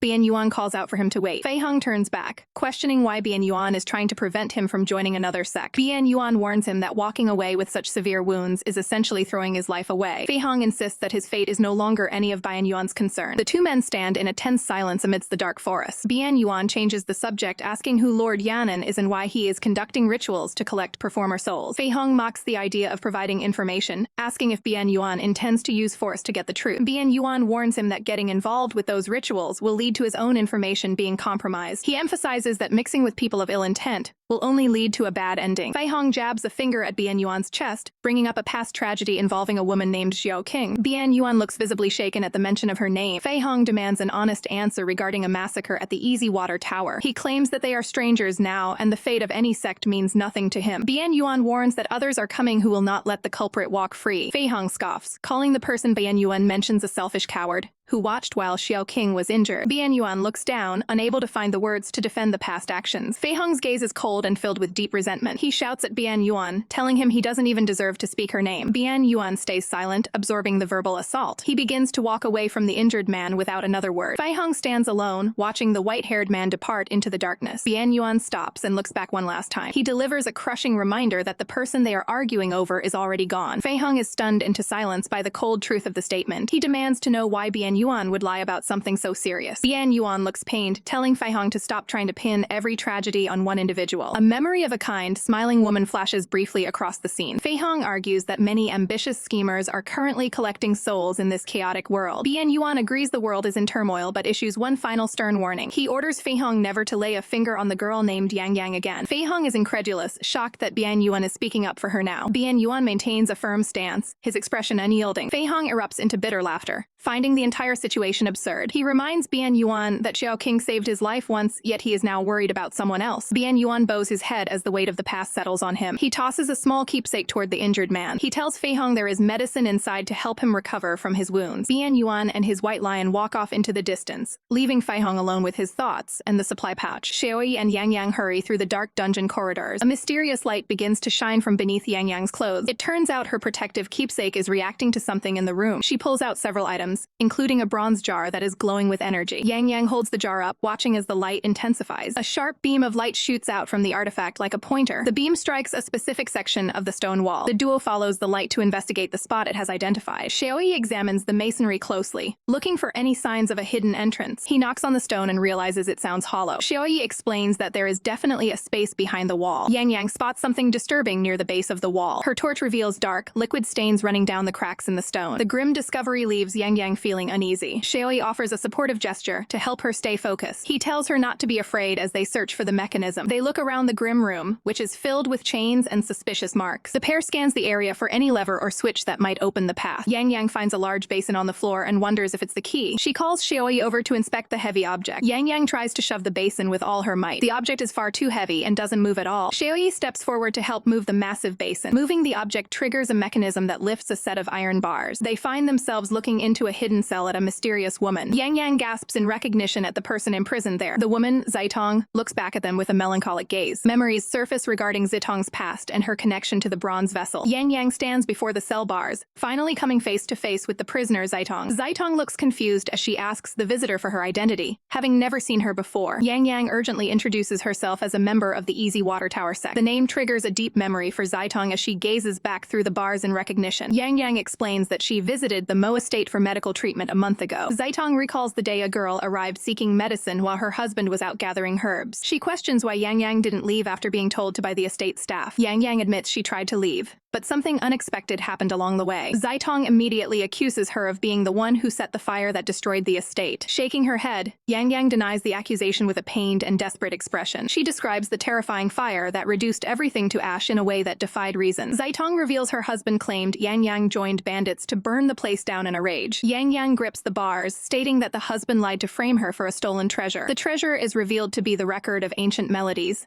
the greatest prize of Easy Water Tower. Zitong looks down in sorrow as the weight of her husband's deception sets in. She realizes the entire tragedy and the loss of the estate was orchestrated just for that book. Yangyang reveals the husband is an imposter named Wang Yai who stole the real Mo's identity. Zitong holds her candle with a stunned expression as the dark truth is revealed. She reels back in shock, unable to believe the man she trusted is a complete fraud. Yangyang insists Wang Yi is a villain who used threats to force everyone into his schemes. Overwhelmed by the revelations, Zitong asks how Yangyang could possibly know all all these secrets. Yangyang tells her about the upcoming alliance gathering where they can finally expose his true face. Zaitong listens silently, her face cast in shadows as she considers the dangerous offer. She ultimately refuses to leave, telling Yangyang not to waste her breath on a rescue. Zaitong points out that they are both currently locked in a secure and inescapable dungeon. Yangyang realizes that the Phoenix Alliance is the one responsible for keeping her captive. Zaitong warns her not to be fooled by the Alliance's claims of being righteous heroes. Xiaoyi joins them as Zaitong explains the heavy chains outside were once used for Wang Yi. A close-up shows the massive metal chains used to keep prisoners bound in the dark. Yangyang is confused as she believed Wang Yi was staying at the tower voluntarily. A flashback shows the inferno at the Mo estate where the staff barely managed to escape. Zaitong recalls how the man claimed he was being punished for ruining their secret plans. Yangyang dismisses the claims as nonsense while Zaitong questions the logic of his imprisonment. Zaitong explains how Wang Yi led them there to seek refuge with his supposed cousin, the alliance leader. Xiaoyi stands by as Yangyang pieces together how the culprit shifted the blame onto her. Zaitong mentions that the alliance leader, Qin Sisi, also grew curious about the ancient record. Xiaoyi shakes his head while listening to the complicated web of greed and betrayal. Wang Yi feared being cast out, so he lied about mastering a secret medical technique called moxibustion. Yangyang connects the dots regarding the powerful technique's appeal to the greedy alliance leader. Zaitong details the promise made to concoct a special prescription for the leader's master. Because of that promise, the leader decided to lock him away to ensure he completed the task. Zaitong stares blankly, reflecting on the irony of being trapped by their own lies. She explains that the leader planned to keep the secret medical formula entirely for herself. A terrifying bronze mask was heated and permanently fused to the prisoner's skin as a mark. Yangyang recoils in horror at the description of such a monstrous and cruel punishment. Images show the past events as Zaitong describes watching the villain suffer his own retribution. Yangyang is shocked that the man still produced a cure after such horrific treatment. Zaitong reveals she was used as leverage to force him to hand over the medical formula. Yangyang is surprised that a man so vile could actually care about someone else's life. The prisoner describes the horrific and immoral ingredients required for the experimental cure. Zaitong breaks into tears, mourning the loss of the innocent lives taken during the research. Yangyang asks why they never tried to escape this cruel place and start over. Zaitong explains that the complex mechanisms of the tower above made any escape impossible. Xiaoyi watches as Yangyang places a comforting hand on his arm during the heavy talk. Yangyang looks up at her master with a determined and serious expression on her face. Xiaoyi looks down at his disciple, sharing a moment of silent understanding and resolve. Yangyang coughs slightly, feeling the immense emotional weight of the prisoner's story. Zaitong mentions that the person delivering meals is illiterate and cannot be used for messages. Angry, Yangyang grips the bars at the thought of the Alliance's lethal hypocrisy. Zaitong laments the fate of the children who were used for experiments and then discarded. Yangyang remembers a friend's brother who was likely one of the many victims. Zaitong realizes that both Wang Yi and the Phoenix Alliance are completely beyond redemption. Yangyang remains frustrated by the false accusations and the suffering of the innocent. Zaitong predicts the leader will try to force more secrets out of her in the future. Yangyang declares she will never let the villainous leader have her way or the book. Xiaoyi asks if Zaitong knows the current location of the record of ancient melodies. She recalls hearing a loud, crashing sound coming from outside about an hour ago. Yangyang wonders if the prisoner managed to find a way to break free on his own. Xiaoyi crosses his arms, doubting the man had the ability to leave without help. Yangyang asks if it's possible that someone else helped the prisoner break out of the cell. Xiaoyi concludes he was taken by force, as he wouldn't have left his wife behind. Yangyang vows to find a way to stop the Alliance's corrupt influence in the south. Zaitong is hopeless, believing the alliance is far too powerful for them to oppose. Xiaoyi and Yangyang stand together, refusing to stand by and watch more people die. Having lost her courage, Zhang believes she is only fit to waste away in the cell. Yangyang continues to plead with her to reconsider and join their fight for justice. Zaitong asks if her son's life is worth more than the lives of all the other children. Xiaoyi listens as Zaitong explains her son is the only family she has left. She clutches her chest, determined to protect the child regardless of the cost. Xiaoyi prepares to depart the cell area and take his disciple back to safety. He tells Yangyang it is time to leave as they begin to walk away. Zaitong is left behind, standing alone and silent in the darkness of her prison. Yangyang grabs her master's sleeve, stopping him before they can exit the area. She asks for a private moment to talk to her senior sister-in-law one last time. Xiaoyi warns her that the dungeon is riddled with danger and they must be careful. With a determined and pleading look, she promises her master she will only be a moment. She pulls on Xiaoyi's arm, insisting that the women need to discuss private matters. Giving in with a weary sigh, Xiaoyi finally agrees to wait outside for her. He warns her that he will drag her out if she isn't finished within 15 minutes. Yangyang turns away as something crumbles behind her. She presents a worn, cracked jar to Zaitong through the prison bars. The jar is heavily damaged, showing signs of severe age and wear. Zaitong stares at the object in disbelief, recognizing the familiar wood. Yangyang explains that the item was salvaged from a fire long ago. Zaitong recalls the gift given to her nearly 2 decades prior. Yangyang suggests that a reunion might actually be possible. The news leaves Zaitong completely stunned as she grips the bars. She argues that her loved one has been missing far too long to return now. Despair fills her eyes as she speaks of her long years of loneliness loneliness. Yangyang suddenly draws a small blade, preparing for a ritual. She makes a precise cut across her own palm to draw blood. Zaitong watches in horror, confused by the sudden self-inflicted injury. Yangyang lets her blood drip onto the ancient jar while holding it steady. A brilliant light flares from the vessel as the blood makes contact. A spectral, white-haired figure materializes from the glowing energy. Yangyang addresses the spirit, asking him to help convince Zaitong to leave. Zaitong is bewildered, unable to see the spirit standing right there. The spirit reaches out a hand toward his former love, though he remains intangible. Yangyang looks between the two, realizing the barrier between them. The spirit laments that he has been by her side for years without being noticed. Yangyang asks if there's any way to bridge the gap between the living and the dead. Zaitong remains in the dark, watching Yangyang talk to thin air. The disciple brings up a secret medical technique from the ancient records. The spirit explains the gravity of the knowledge she's referencing. Yangyang insists that the little miracle healer title wasn't just for show. The spirit listens intently, weighing the consequences of her request. She believes his unique status as a music spirit gives him special insight. He initially waves off the idea, knowing the risks involved. Yangyang begs him not to let Zaitong stay trapped in this cell forever. The spirit's resolve wavers as he looks at his grieving wife. Yangyang promises that they have powerful allies ready to help them seek justice. The spirit reflects on his master's words about the importance of clarity in life. He looks at his junior sister, acknowledging her persistent and kind nature. Yangyang waits with bated breath for him to reveal the secret method. He explains that the technique requires the blood of a powerful spirit-cursed being. Yangyang realizes that merging their blood could grant Zaitong spiritual sight. The spirit confirms the theory, but warns it will be extremely draining. Despite her lack of cultivation, Yangyang is ready to sacrifice her strength. She tells Zaitong there is a way to see her husband one last time. To do so, she must also draw a small amount of Zaitong's blood. Zaitong is skeptical, finding the claim almost impossible to believe. Yangyang proves her identity by mentioning a private moment from their past. Shocked by the specific detail, Zaitong begins to trust her words. Time is running out, so Yangyang urges her to make a choice quickly. Zaitong reaches out, allowing Yangyang to take hold of her arm. Yangyang makes a small incision to begin the blood merging process. The blood flows as the two women are linked by the ritual. A dizzying surge of energy erupts as the spiritual connection takes hold. Zaitong's vision clears, her eyes widening in pure astonishment. She finally sees the man she has mourned for 20 years standing before her. The spirit gazes at her with a look of profound love and sadness. Wang Yi's spirit stands before the prison bars, apologizing to Zaitong for leaving her alone for so many years. Overcome with emotion, Zaitong covers her mouth as tears begin to fall. She reaches through the bars to touch him,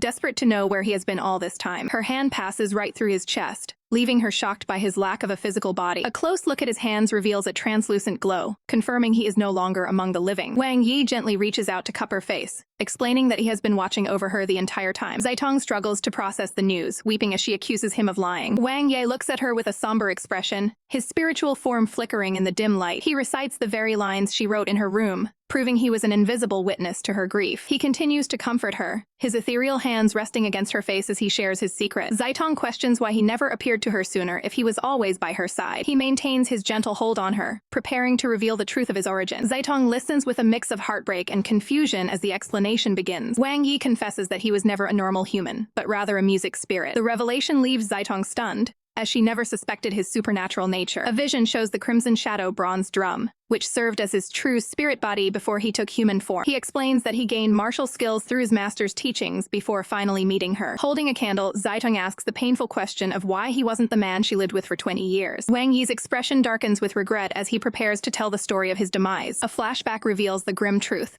An imposter killed him, stole his identity, and even wore his skin to deceive her. Zaitong is horrified to realize the man she called her husband was actually a murderer. Wang Yi nods solemnly, confirming that the man currently living his life is a complete fraud. Zaitong berates herself for being blind and letting her child be raised by a thief. Wang Yi reaches out again, insisting that she shouldn't blame herself for the deception. Yangyang stands back, watching the tragic reunion with a heavy heart. Yangyang speaks up, identifying the entire situation as a calculated scheme by the imposter. Fueled by the truth, Zaitong's sorrow turns into a burning desire for vengeance. She asks Yangyang if the sect master is powerful enough to help her expose the criminal to the world. Looking through the iron bars, she expresses her frustration at being physically trapped. Yangyang reassures her that the sect master can easily destroy the gate to set her free. Giving the couple a moment of privacy, Yangyang prepares to head back up to find help. Yangyang begins the trek out of the secret dungeon, climbing back toward the surface. She smiles, excited to expose the villain and clear her own reputation as a demon girl. She emerges from the secret passage and steps back into the main room. However, she immediately notices that the building has gone completely silent. She calls out for the sect master, wondering where everyone has disappeared to. The silence is unsettling, prompting her to look around with a worried expression. She walks out into the courtyard, searching for any sign of her companions. Her calls go unanswered as she wanders through the empty space. The only sound is a lone crow, making the sudden isolation feel even more ominous. Panic starts to set in as she worries the sect master found out she used her blood for a ritual again. She looks around nervously, fearing she might be in serious trouble. Her anxiety grows as the search continues to yield no results. Fearing she's been abandoned as a lesson,